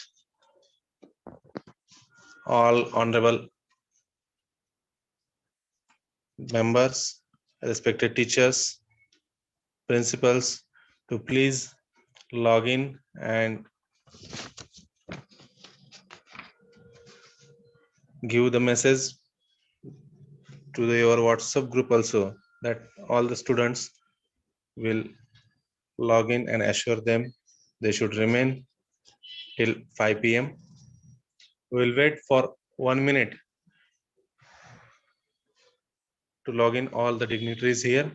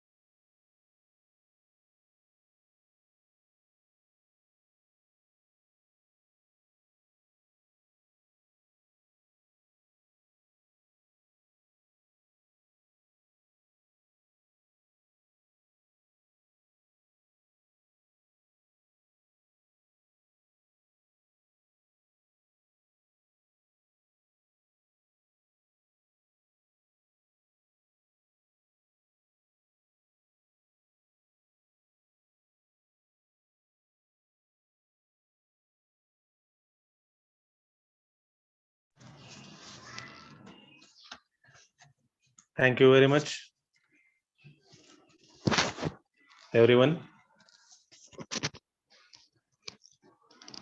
Now, after the lunch, we are here for the speech of one of the eminent faculty of Unani medicine, Dr. Farooqi Akhtar Hussain Abdul Aziz sir, who is the principal of ZVM Unani Medical College, Pune, and delivering his lecture on uniqueness of Ayurveda, uniqueness of Unani as a medical science. Unani is also one of the best medicine that traditional medicine, particularly from the Islamic religion, and those principles are also very valuable. And Dr. Farooq, I request Dr. Farooqi sir to please elaborate the basic principles of Unani as a medicine, uniqueness of Unani medicine. Thank you, sir. First of all, good afternoon to all of you. Especially मेरे करम फरमा Vaid Shri Shrikant Deshmukh ji, dean Maharashtra university of health sciences, Ayurveda faculty, doctor Dattatreya Patil ji, principal Ayurvedic college Udgir, pro vice chancellor ji Shri Nikum ji, registrar sir, controller sir, और सबसे overall सबके हम सब के जो रहनुमा हैं, हमारी वाइस चांसलर मैडम। आज जो हमको दिया गया lecture uniqueness of Unani system of medicine to prove as a medical science, I will try. First of all, the Unani system of medicine is a form of ancient and traditional medicine that originated in Greece, later developed and practiced in the Middle East and South Asia. Middle East means Iraq, Iran, Syria, Lebanon, and South Asia means India, Bhutan, Nepal, Sri Lanka. यहाँ पर ये बड़ी particularly in India. It is based on teaching of Greek physician, जिसको हम बुकरात के नाम से जानते हैं, हिप्पोक्रेट्स, and philosopher Galen, जिनको हम जालेनूस के नाम से जानते हैं. They are the pillars of our Unani system. They have given their views. Next, it emphasizes the use of natural substances to promote the health and treat diseases. What we do in the Unani system of medicine, when a patient comes to us, we start taking history. History taking is important part to diagnose the disease. Then if needed, then physical examination of patient. And the Qadim ya old concept of Unani is nabz bolo baraz with the relevant investigations. History taking is very important part to diagnose the disease and physical examination of patient and relevant investigation. It means if patient is coming with a complaint of burning micturition है, pain in loin region है, renal angle पर है, तो we will suspect that he may have or she may have this hisate kulia renal calculi. And accordingly we ask the history, and then as the fundamental principles of treatment, we start the treatment. Ilaj bil. The mode of treatment in Unani system and medicine is first ilaj bil tadbir wa taghziya. यानी patient को अगर है तो पहले क्या तदाबीर करने का, कैसे उसको रहन सहन और खान पीन में क्या चेंज करने का और क्या दवा देने का, उसके हिसाब से फिर ग़िज़ा देने का. नेक्स्ट आता है इलाज बिल दवा. तशखीस हो जाने के बाद, डायग्नोज हो जाने के बाद में हम दवा शुरू करते हैं. और अगर इलाज बिल तदबीर व तग़ज़िया यानी इलाज बिल दवा से नहीं होता है तो वी स्टार्ट इलाज bill.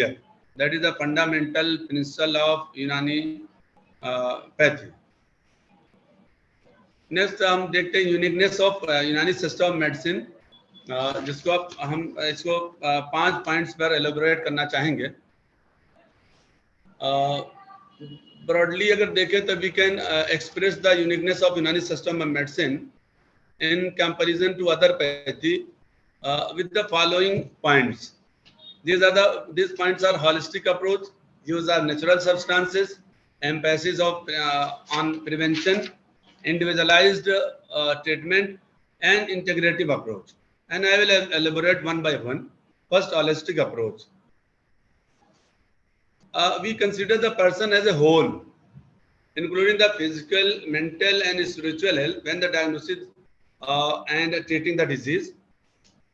It believes that health is a state of balance between body, mind, and environment, and that disease is caused by imbalance of these elements. इनमें कोई कमी बेशी होती है तो मर्ज होता है या डिजीज होती है. ऐसा हम यूनानी का जो हॉलिस्टिक अप्रोच के थ्रू हम डिजीज को या मर्ज को क्योर करने की कोशिश करते हैं.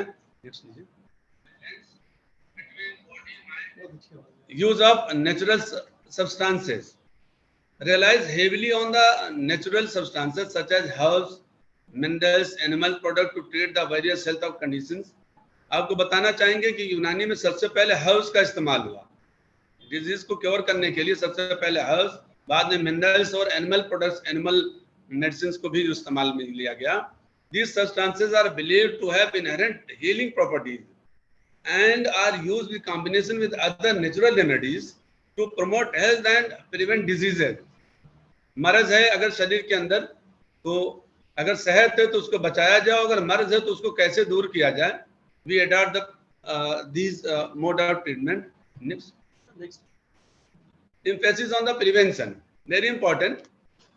यूनानी aspect जो है वो यूनानी system of medicine as a place a strong emphasis on preventive measures such as healthy diet, regular exercise and hygiene.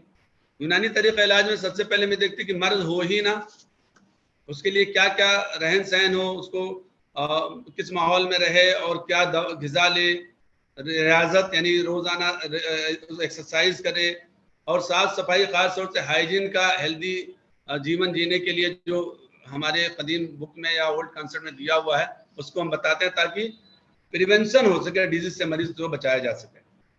It also emphasizes the importance of environmental factors. Environmental factors such as climate, water and quality promoting good health. आपको बताएं यूनानी में जो है असबाब सित्ता जरूरिया का concept है. असबाब सित्ता जरूरिया में हवा माकूल और मशरूबात यानी खान पान, कैसी हवा हो, नौम यकजा सोना और जागना कैसा हो, और इस तरह से हम असबाब सित्ता जरूरिया के कॉन्सेप्ट है जिसके जरिए हमें बता सकते हैं मरीज मर्ज होने से बच सकता है और उसकी एक अच्छा जीवन, अच्छा एक क्वालिटी ऑफ लाइफ जो है जी सकता है. I will focus on individualized treatment. यूनानी तरीके इलाज में हम देखते हैं कि जब अरकान, मिजाज, अखलाक के तवस्सुत से हम मर्ज को डायग्नोज करते हैं और कोई भी जीवन एक जैसा नहीं होता. कोई भी एक पर्टिकुलर आदमी को अगर कोई ट्रीटमेंट दे रहे हैं तो सबको वही दवा देंगे, सबको हर उम्र में वही देंगे, हर एज को देंगे, ऐसा नहीं है. Unani system of medicine mostly recognize the very person, every person is unique and that disease can manifest differently in different individuals. The result treatment is individualized, taking into account to specific need and condition of patient. और हम मानते हैं कि अरकान मिजाज जो temperament का concept है, जो अरकान का कॉन्सेप्ट है, जो अखलाक का कॉन्सेप्ट है, जिसको ह्यूमर कहते हैं, उसके तवज्जुह से अलग अलग कॉन्स्टिट्यूशंस होते हैं और इसलिए हम इंडिविजुअलाइज्ड अप्रोच करते हैं ट्रीटमेंट पार्ट देने समय. एक नेक्स्ट है integrative approach. Unani system of medicine is often used in conjunction with the other forms of traditional and modern medicines. It can be used along with conventional treatment such as surgery, chemotherapy, radiation therapy, the enhanced effectiveness and minimize the. जैसे हम बताना चाहेंगे, जैसे एक मरीज को tuberculosis है, आप जो दवा दे रहे हैं तो हम क्या करते हैं कि जैसे उस दवा के साथ साथ एक AKT स्टार्ट है तो व्हाट वी डू, पुरसे सरतान जो हमारी दवा है, अर्के माउल लहम है, ये इफेक्टिवनेस को बढ़ाने के लिए दे सकते हैं. और इसी साथ साथ शरबत जो जिगरीन करके सिरप है या ऐसी दवा है जो उसके मुज़िर असरात यानी जो साइड इफेक्ट्स हैं या बैड इफेक्ट्स जो मेडिसिन के हैं, लीवर को नुकसान ना हो, उसके लिए जिगरीन का इस्तेमाल कराते हैं. तो it is integrative approach Unani as well as other pathy treatment, modern sciences. एक कॉन्सेप्ट हमारा है, it is very important to know, concept of तबीयत, जिसको कुव्वत मुदब्बिर बदन कहते हैं. हम ये मानते हैं कि ह्यूमन का एक होल बॉडी जो है वो, इसको हम एक तबीयत मानते हैं कि जो मुख्तलिफ मानों में इस्तेमाल होता है. यानी ऐसा मानते हैं कि तबीयत वो कुव्वत है जो बिला शऊर और बिला इरादा नामालूम तौर पर बदन की तदबीर और इस्लाह का काम करती है. और देखें, जैसे हम एक और मानते हैं कि तबीयत एक ऐसी ताकत का नाम है या कुव्वत का नाम है जो बदनी कमालात की हिफाजत करती है और बदन के सारे निज़ाम को तबीयत ही एक जहाँ रखती है. गोया बदन के अंदर जो इंतज़ाम है और सुधार की पूरी जिम्मेदारी तबीयत की ही है. तबीयत की ही है. तबीयत ही ज़रूरत पड़ने पर अमराज का मुकाबला करती है. यानी हम ये मानते हैं, अगर कोई, बहुत सारे लोग एक घर में देखें, बहुत सारे मेंबर होते हैं, एक आदमी बार बार बीमार हो रहा है, एक आदमी को कुछ नहीं होता, सर्दी जुकाम से एक आदमी बार बार ग्रस्त हो रहा है और एक बंदा, यानी तबीयत ऐसी है जो उसके मुकाबले उसकी मजबूत है, कवी है, और मर्ज से मुकाबला बार बार हो जाए, मर्ज उसको कुछ नहीं बिगाड़ पाता. ऐसी सूरत हाल में जैसे आप देख लिए कोरोना काल में, अभी कोविड-19 में घर के बहुत सारे सदस्य रहे, लेकिन एक दो लोग जिनको नजला जुकाम या दूसरी रिलेवेंट इस तरह डिजीज थी, लंग डिजीज रहे, वो बहुत जल्दी उसके इफेक्ट में आ गए. लेकिन जिनकी कुव्वत मुदब्बिर बदन, जिनकी तबीयत मजबूत थी, कवी थी, वो उनको इन्फेक्शन नहीं हुआ, उनके बचाव तदाबीर किया और बचे रहे. नेक्स्ट. अब देखें, uniqueness of Unani system medicine में हम जो दूसरे पैथी से अलग हैं और एक एग्जिस्टिंग साइंस है यूनानी, उसमें हम मानते हैं कॉन्सेप्ट ऑफ अरकान, कॉन्सेप्ट ऑफ मिजाज, concept of Akhlaq, concept of अरवा, कोआ, अफाल, इस तरह से और भी जो कॉन्सेप्ट है, जैसे असबाब सित्ता जरूरी है, कॉन्सेप्ट ऑफ कुव्वत मुदब्बिर बदन है, कॉन्सेप्ट ऑफ मुसेल और तबरीद है, तक़वियत है, कॉन्सेप्ट ऑफ इलाज बिल तदबीर है, कॉन्सेप्ट ऑफ इंटीग्रेटिव मेडिसिन है. तो अब हम एक एक को एक्सप्लेन करेंगे जिसमें आपको और एलेबोरेट करना चाहेंगे. कॉन्सेप्ट ऑफ अरकान में देखें, कि अरकान एक रुकन के माने होते सुतून या सुतून के होते हैं, यानी जिसमें इंसान के लिए इसकी हैसियत सुतून या बुनियादी जुज की है, उसके बगैर कोई जिस्म कायम नहीं रह सकता। अब इस्लाम में देखें, अरकान वो सादा व बसीत अजसाम है जिनसे मवालिद सलासा यानी हैवानात, नबातात और जमात जो भी है दुनिया की तमाम चीज़ें बनती हैं, और बनने के बाद उनको मरकब या कंपाउंड कहते हैं। इस तरह से कॉन्सेप्ट ऑफ, अब सबसे खास बात है अरकान का जो हमारा कॉन्सेप्ट है उसको हम बताना चाहेंगे कि अरकान अनासिर के 4 होने की क्या दलील है। इस सिलसिले में हमारे जो कदीम अतबा है, इसमें सबसे सरफहरिस्त अल्लामा नफीस का कहना है कि दुनिया में मरकबात के पाए जाने के लिए 4 ही किस्म के मादों की जरूरत होती है। वही ठोस है तो मादा यानी मिट्टी, अर्ज मिट्टी, जैसे आयुर्वेदा में भी है, ऐसे हमारे पास अगर जो एविडेंस ऑफ 4 अरकान है वो यह है कि ठोस मादे को मुख्तलिफ शक्लों में तब्दील करने के लिए रतब चाहिए, यानी पानी चाहिए, माँ हो।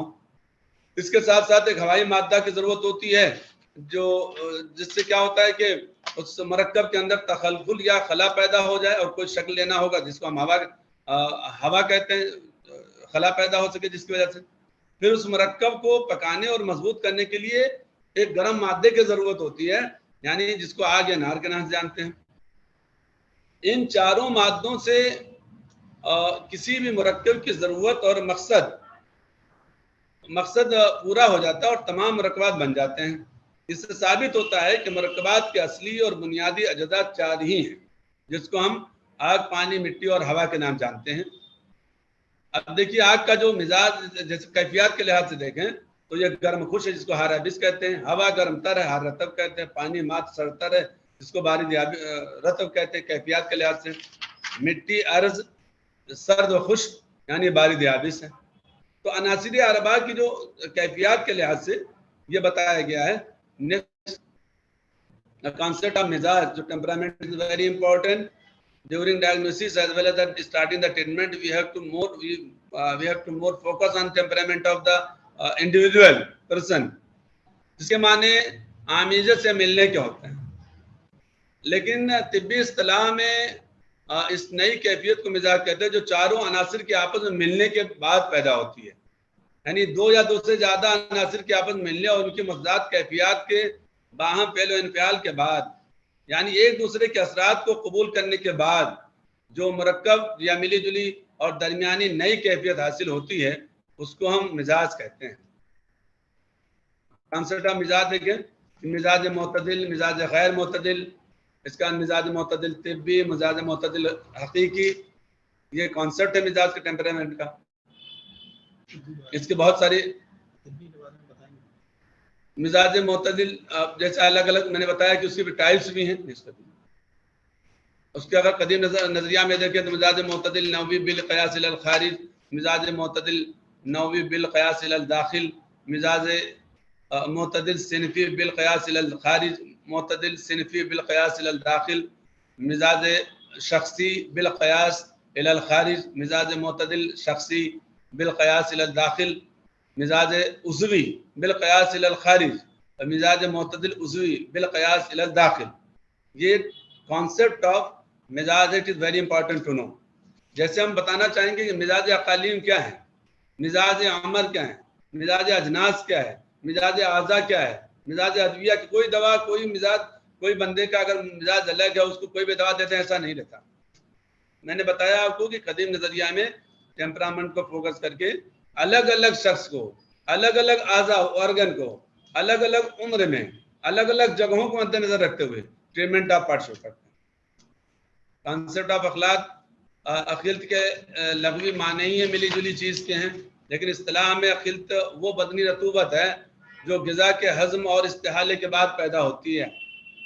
इंसान जो भी ग़िज़ाएँ लेता है उसका मेटाबॉलिक प्रोसेस होता है, मेटाबॉलिज्म का अमल शुरू होता है, फिर मैदा और आंतों में आज़ा की हरकत, हरारत और मुख्तलिफ रतूबात हाजमा की मदद से उसमें तगय्युरात और तब्दीलियाँ लाहक होती हैं, जिसके नतीजे में ग़िज़ा का एक खुलासा या कैलूस, जिसको काइल्स जदीद में मॉडर्न में समझते हैं काइल्स, वो तैयार होता है। उसके बाद वो कैलूस रगों में जज्ब होकर जिगर और दूसरे आज़ा तक पहुँचता है, जहाँ उसमें बहुत सारी तब्दीलियों के बाद मुख्तलिफ किस्म के मवाद और रतूबात तैयार होती हैं, हासिल होती हैं, इन्हीं रतूबात को हम अखलाक या ह्यूमर के नाम से जानते हैं।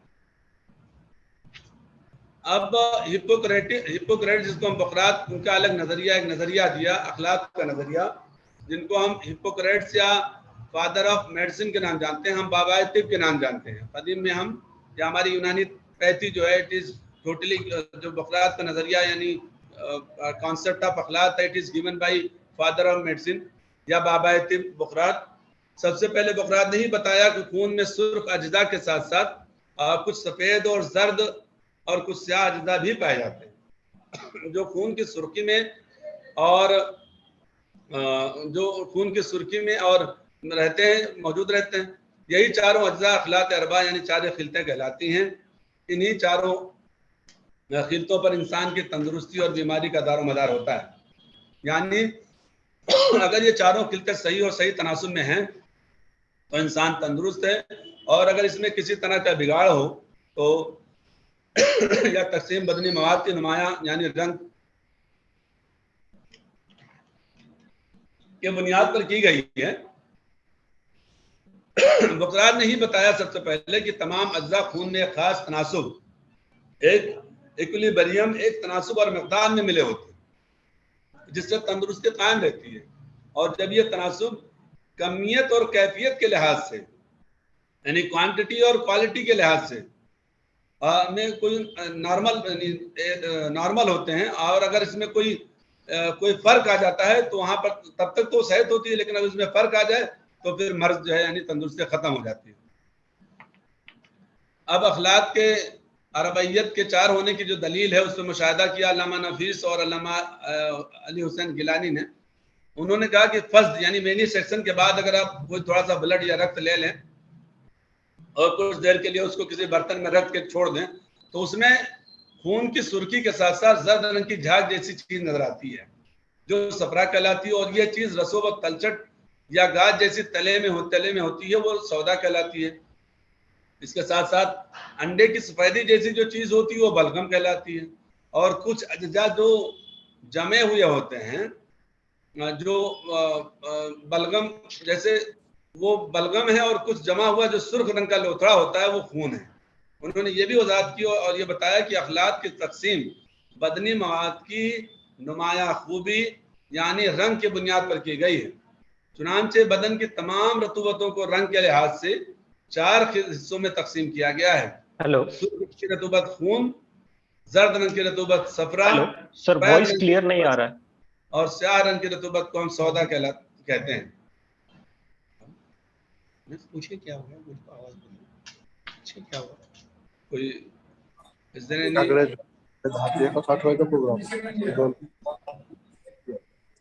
कॉन्सेप्ट ऑफ रूह, हमने अरकान मिजाज अखलाक आज़ा अरवाह व अफ़आल की बात की है। Any problem?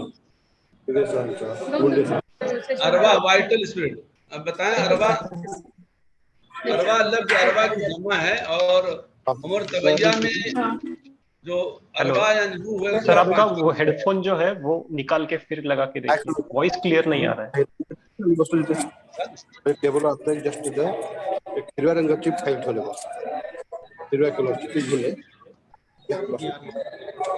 आवाज आई है?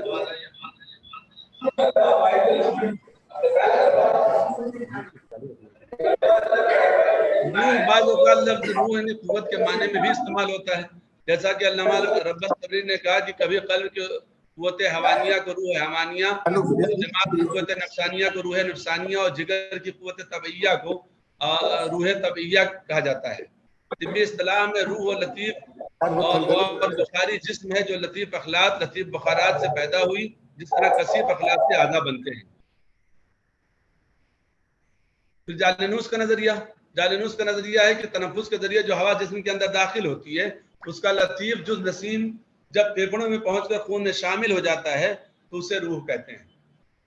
तो रूह ना तो सिर्फ नसीम से हासिल होती है बकौल जालिनूस, और ना लतीफ अखलाक के लतीफ बुखारात से, बल्कि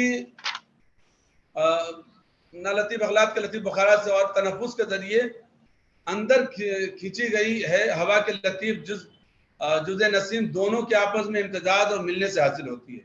इसके लिए लतीफ बुखारात भी इतने ही जरूरी हैं जितना हवाएं जिसका हवाएं मुसक्कर और जो लतीफ यानी सांस के जरिए अंदर खींची गई हवाएं नसीम। अब इसके बाद आता है कुव्वत का बदनी कुव्वत और अरवान। इसका थोड़ा सा तबसरा कर लेते हैं। इंसानी जिस्म की तमाम कुव्वतें चाहे नफसानी हो हैवानी हो या उस वक्त तक कायम रहती हैं जब तक कि आज़ा को रूह की मदद मिलती रहती है, क्योंकि रूह का सिलसिला खत्म होने से आज़ा की मौत हो जाती है और जाहिर है कि आज़ा की मौत होने के बाद जिंदगी का कोई अमल जारी नहीं रह सकता। बहुत खून के मुकाबले में रूह की अहमियत बहुत ज्यादा है। इसी वजह से शरियान को आर्टी, अब देखें इसको जो मॉडर्न कॉन्सेप्ट है इंपॉर्टेंस ऑफ रूह, जैसे मॉडर्न टाइम्स में अगर आप थोड़ा नजरिया देखें तो उसमें शरियान को आर्टी कहते हैं और आर्टी का नाम इरासस तरातूस ने रखा था। उसके बाद जालिनूस ने जिंदगी की हालत में शरियानों को चीर करके या साबित कर दिया कि शरियानों में सिर्फ रूह हवा नहीं होती बल्कि खून भी पाया जाता है, मगर रूह की अहमियत के लिहाज से उनका नाम आर्टरी रखा गया है, जिसका तर्जुमा हामिले रूह और रूह के आज तिब्ब जदीद में भी यही नाम बाकी है। यानी मॉडर्न साइंस में भी आज आर्टरी के अंदर ऑक्सीजनेटेड ब्लड और वेन्स के अंदर डीऑक्सीजनेटेड ब्लड का जो कॉन्सेप्ट है यह कदीम नजरिया में दिया हुआ है। हासिल मताला अनासिर अरबा या मालिद सलासा यानी हैवानात, नबातात और जमादात के बुनियादी अज्जा हैं। अनासिर अरबा के बाहम आमिज़त के बाद के बगैर किसी मरकब का वजूद नहीं हो सकता। इन अनासिर की मुतदिल और मुतवाज़िन तरकीब के बाद जो एक वाहदानी और एक दरमियानी कैफियत किसी मरकब की हासिल होती है वो मिजाज है। ये मिजाजी कैफियत हालांकि नबातात और जमादात को भी हासिल है, मगर हैवानी मिजाज की तरक्की याफ्ता तरक्की याफ्ता शक्ल है, क्योंकि जो उनमें मिजाजी कैफियत तरकीब के बाद अखलात बनते हैं, फिर ये अखलात बदन का जुज बनते हैं। फिर इंसान बदन में इन अखलात कसीब या कसीब और गलीज अज्जा से आज़ा की पैदाइश होती है और इन्हीं अखलात के लतीफ़ अज्जा से अरबा बनते हैं। यानी खून सबसे ज़्यादा लतीफ़ व रईस गिल्त है। खून के लतीफ़ अज्जा जो कल्ब में हरकत से लतीफ़ हो जाते हैं, उन्हीं से रूह पैदा होती है। फिर ख्वा पैदा होते हैं जिसके लिए रूह जिस्मानी सवारी का काम करती है। गोया जब ख्वाए हैवानी जिस्मानिया तबई नफसानी और हैवानी के लिए अरबा ज़र्व का काम देते हैं, तब इन जानदार से अफ़आल सर्जद होता है। एक देखिए अब जो हमने बताया था ये कॉन्सेप्ट, अब कुछ और कॉन्सेप्ट थे जिसको हम और स्टार्ट करने की कोशिश करने के टाइम थोड़ा सा लिमिट है। कॉन्सेप्ट ऑफ असबाब सित्ता ज़रूरिया, जिसमें हवा है, माकुलात और मशरूबात हैं, हरकत और सुकून बदनी है। यानी हवा अच्छी हवा हो, माकुलात और मशरूबात का मतलब डाइटरी और फ्लूइड जो इंटेक हो रहा है वो प्रॉपर मिकदार में हो और हाइजीनिक तौर पर अच्छा हो, और हरकत और सुकून बदन यानी बॉडली मूवमेंट और रेस्ट, सोना और जागना उसके लिए बहुत ज़रूरी है। हरकत और सुकून नफसानी यानी जो मूवमेंट है आपका उसके अंदर सुकून भी कहीं आना चाहिए। एहतबास व इस्तफराज यानी जो चीज़ें जिस्म में नहीं रुकना है, जो यूरिन के शक्ल में या फीसेज के शक्ल में खारिज होना, उनका खारिज होना भी बदन से निकलना, जिसको एक्सक्रीशन कहते हैं। और जो ज़रूरी जुज़ हैं जो खाना खाने या दीगर उसके बाद जो हमको मिलता है वो बदन के अंदर रुकना चाहिए, यानी रिटेंशन भी होना चाहिए। इसके साथ साथ लास्ट में नौम यकज़ा सिलेब और इंसान को दिन में अगर काम किया है तो उसका सोना भी ज़रूरी है और उसका समय से जगना भी, जिसको हम नौम यकज़ा के नाम जानते हैं। अब एक सवाल है, जब भी हम कोई दवा देते हैं, कोई मर्ज का ट्रीटमेंट करते हैं तो उसमें आता है कि कॉन्सेप्ट ऑफ मुंजिज मुसील और तबरीद व तखबियत। जब भी कोई दवा देते हैं तो कॉन्सेप्ट ऑफ मुंजिज यानी एक नजरिया यह है कि कोई दवा हम देने से पहले उसको ये सोचे कि मर्ज का नुस्ख के लायक हो, उसका अखराज हो। अब अगर कोई दवा दिए हुए हैं तो जाहिर सी बात उसको तबरीद ठंडक पहुंचानी, इसके लिए आप कॉन्सेप्ट ऑफ तबरीद है, और कॉन्सेप्ट ऑफ तकवियत है ताकि ताकत या उसकी क़ुव्वा बहाल हो सके। Concept of इलाज with तदबीर, it is very important part of Unani system of medicine. Use a non-invasive and natural method to treat the disease and promote the health. Considered to be a central aspect of Unani system of medicine. अब इसको आज क्या उसमें आयुर्वेदा में इसको पंचकर्मा के नाम से भी जानते हैं, हमारे यहाँ इलाज with तदबीर या रेजिमेनल थेरेपी के नाम जानते हैं। तो provide a safe, natural, effective means of treating the disease and to promoting the health and wellness. Key component of holistic approach of Unani system of medicine, as they take into account interdependence of various aspects of health and wellness, including physical, mental, and spiritual aspects. it is core principle of Unani system of medicine by using it to address imbalances in the body and restore its natural balance. Unani practitioners aim to provide individualized and holistic treatment of their patients. Concept of इलाज में तदबीर, और उसके बाद हम बहुत सारी तदाबीर करते हैं जिसको रेजिमिनल थेरेपी या हम जो है इलाज में तदबीर में करते हैं जिसको रेजिमिनल थेरेपी के नाम जानते हैं। जैसे डाइटरी चेंजेस करते हैं। अब अगर कोई मरज है, जैसे मान लीजिए शुगर का पेशेंट है, तो क्या क्या चेंजेस करना चाहिए, कौन सी ग़िज़ा लेनी चाहिए, कितनी मिकदार में लेनी चाहिए, कब कब लेनी चाहिए, क्या लेना और क्या नहीं लेना चाहिए, तो चेंजेस उसमें बहुत सारा करते हैं। Changes of environment and surrounding, बहुत सारी अमराज ऐसे होती हैं जिसमें थोड़ा सा एनवायरनमेंट चेंज, बहुत सारा पॉल्यूटेड एयर, अगर ऐसी जगहों पर मरीज की रहाइश है जहाँ पर पॉल्यूटेड एयर है और उस तरह की बीमारी हुई है, तो उसके लिए भी हम चेंजेस ऑफ एनवायरनमेंट करने की कोशिश करते हैं। एनिमा देते हैं, कुछ अमराज ऐसे हैं जिससे एनिमा दिया जाता है। इसके अलावा श्याफ है, वोमिटिंग है, इससे बहुत सारे इलाज में तदबीर के मीनिंग्स हैं। इरसाल अलग है, तारीख है, हुक्ना है, इदरार बौल है, इदरार लबन है, इदरार हैज है, तनफीस है, इमाला है, दल्क है, हमाम है, पाशोया है, आबिजन है, नतूल है, लखलका है। इस तरह बहुत सारे प्रोसेस हैं यूनानी सिस्टम ऑफ मेडिसिन में जो अडॉप्ट करते हैं इन द फैकल्टी ऑफ इलाज में तदबीर या रेजिमिनल थेरेपी। यस, अब हम एक चीज यहाँ देना चाहेंगे कंक्लूड करते हुए, concept of integrative medicine involve the integration of various aspects of traditional and conventional medicine to provide a holistic and individualized approach to health and wellness, achieved by combining principles and practice of Unani system of medicine with the modern medical technologies and treatment. कोई मरज होता है, हमने नब्ज बोला होगा, concept देखा कि ये पल्स देखा, उसका वाइटल्स देखा, अब हमको डायग्नोसिस बनाना है तो उसके लिए हेल्प क्या लेते हैं, मॉडर्न इक्विपमेंट्स, मॉडर्न सिस्टम को और एक्यूरेट बनाने के लिए आप हेल्प लेते हो। A combination of herbal medicine, dietary changes or lifestyle modification along with conventional medical treatment such as prescription medicine and surgery to address a specific health concern based on belief that health and wellness are a result of a complex therapy of physical, mental and spiritual factors, and treating disease effectively requires a comprehensive and individualized approach. By integrating various aspects of medicine, Unani practitioners aim to provide their patients with the most effective and comprehensive treatment possible, taking into account their unique and health need to circumstances.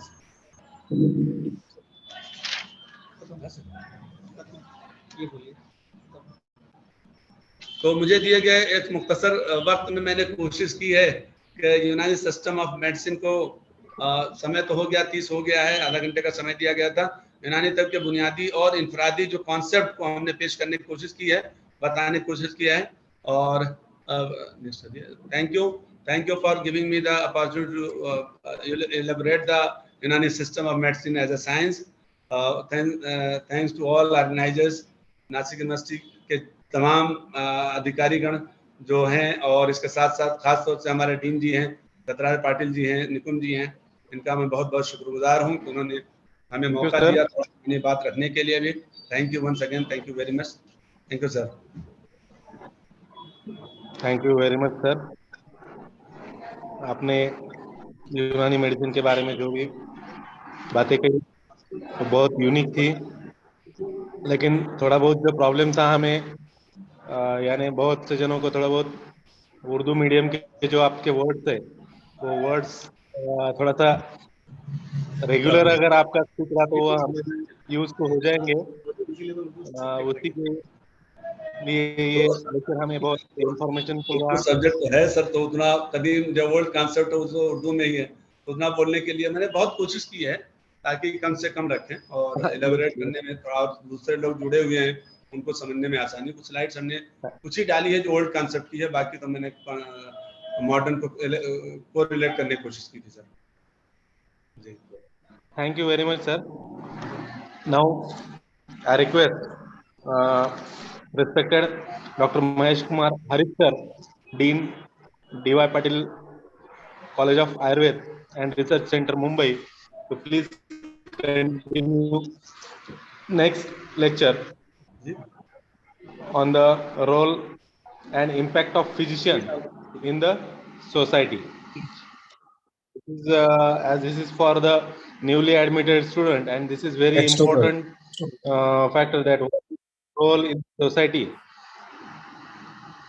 They should know about that. I welcome Dr.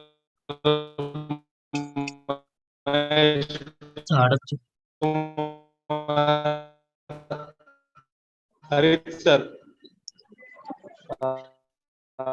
Please continue your lecture. Hello, sir. Please give And me share the screen. sharing the screen.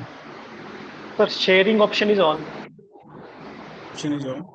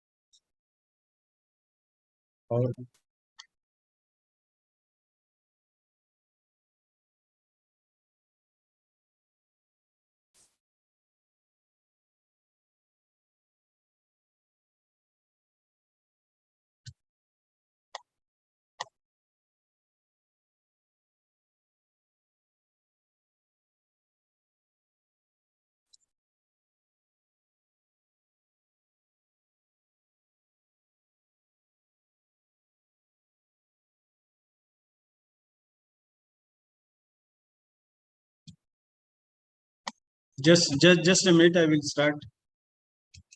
Okay, sir.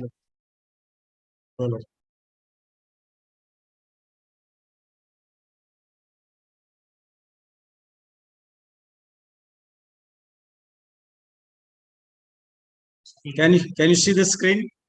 Yes, sir. Okay. Thank you. So good afternoon, all the dear students. It's a great opportunity to all of us to interact with each others. And this is the first day, and we are talking about your future. We are talking about the how your education will go on. What are the opportunity for you? And today, what the topic given to me is a very important, and half of the topic you may know about that. The role of impact of the physician, maybe you will know. And the second is the professional medical ethics that I will also explain. So my topic is basically divided in two groups. One is role and impact of the physician. Second in professional medical ethics. So I will start the first topic, the role of impact and the physicians. First, I just want to congratulate all the students who got the admission in the AYUSH sector. And believe me, the sky is the limit for you. You are having the very much bright futures, and you should work hard to achieve your goals. Today is the day that is going to change your whole life. So please believe your teachers, please believe the science, and do hard work and set your goals. To achieving your particular goal, we teachers and institutes are here only. We will guide you, and definitely with the hand holding, you will achieve your goals. So congratulations to all of you. So if you are looking the role and impact of the physicians, you know, when we are going to a doctor, you know his personality, what is the first impression in your mind? Can you explain? What is the first impressions? Because the first impressions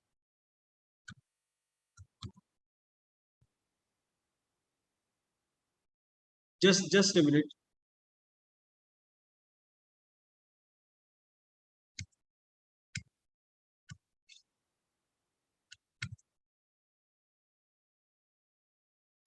Patel sir, I cannot forward my slides if there is any technical issues.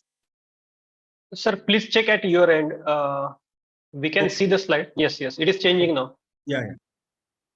So what? First, we will talk about the definition of physician. Dear students, there are lots of definitions, are available in Ayurvedic text and in modern science text also. Today is not the day when we are talking about the ancient text and modern text. I have simply simplified the definitions. The person responsible to balance the imbalance of tissues, metabolism, etc. of the individuals. Means when we are become ill, what is happening in our body? Definitely there is imbalance of some tissues, some vitamins, some minerals, some part of the bloods. So what the doctor is doing with the help of medicine, doctor make them balanced and we become healthy. So this is the role of the doctor and the duty of doctor when the patient is came to identify their deficiencies, and with through the medicine or through the diet, they make imbalance to in balanced form, and this is called the physician. This is the basic and simplified definition for the physicians. What the value has the physician should be in our society? As per my opinion, physicians should be honest on their duties, on their responsibilities, and same time treatment is to be provided by the physicians, and physicians should be communicate with the patients and the relative properly. What we are finding and what is happening with him, they should be properly explained to the patients and relatives. Then the commitment of the excellence.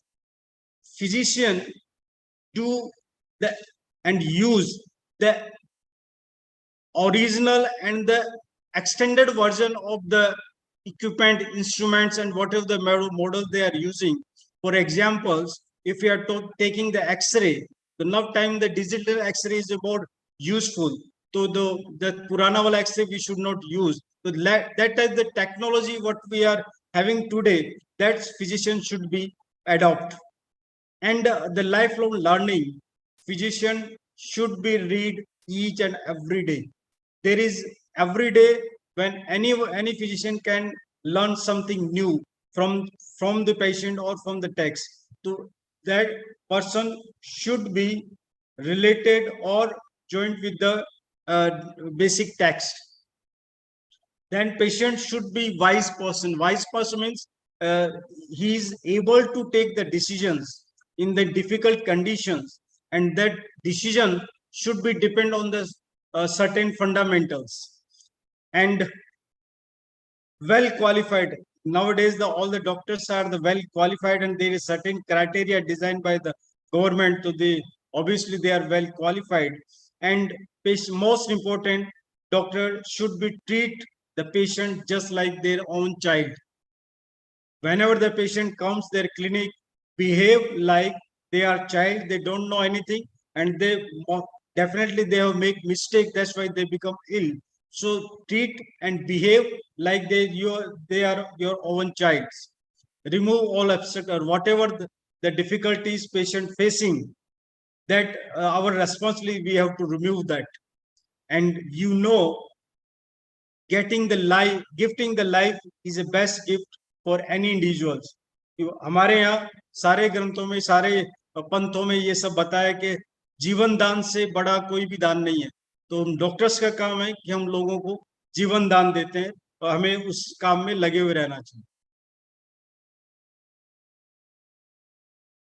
What are the duties of the physician? Doctor हमेशा जो है patients की help करने के लिए एकदम तैयार होना चाहिए, और पेशेंट की कॉन्फिडेंशियलिटी एंड प्राइवेसी को हमेशा प्रोटेक्ट करके रखना चाहिए. पेशेंट की कोई भी चीज को, कोई भी गुप्त चीज को कहीं भी स्प्रेड नहीं करना चाहिए, और उसका एक टॉकिंग पॉइंट नहीं बनाना चाहिए.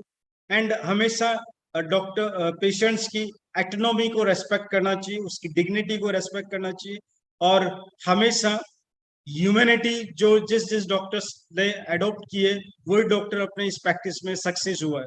तो ह्यूमैनिटी इज द बेसिक.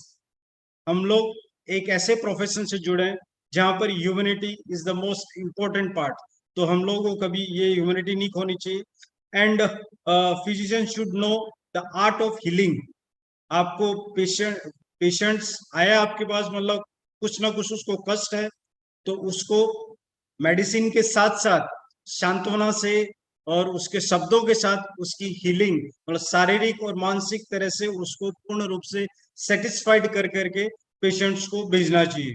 और अगर एक पेशेंट क्लिनिक पे आए तो उसका क्या आइडियल प्रोसीजर हो सकता है उसको चेकअप करने का, उसका भी थोड़ा सा डिस्क्रिप्शन शास्त्र के हिसाब से। सबसे पहले पेशेंट्स को प्रॉपरली हिस्ट्री लेनी चाहिए, personal history as well as disease history. जो कुछ भी डिजीज उसको है उसकी क्या हिस्ट्री है उसको भी सबसे पहले जानना चाहिए। उसके बाद पेशेंट्स को प्रॉपरली थॉरोली एग्जामिन करना चाहिए और उसके जो पूर्व रूप है, वो अभी जो सिम्टम्स, साइन एंड सिम्टम्स है, पहले कुछ साइन एंड सिम्टम्स आए हैं, उन सबको भी कंसिडर करते हुए एक फाइनल डायग्नोस पे पहुंचना चाहिए कि ये मेरा एक डायग्नोस है, और उस डायग्नोस के हिसाब से फिर appropriate medicines डॉक्टर को लिखनी चाहिए। So this is a standard process. The almost all doctors are following this.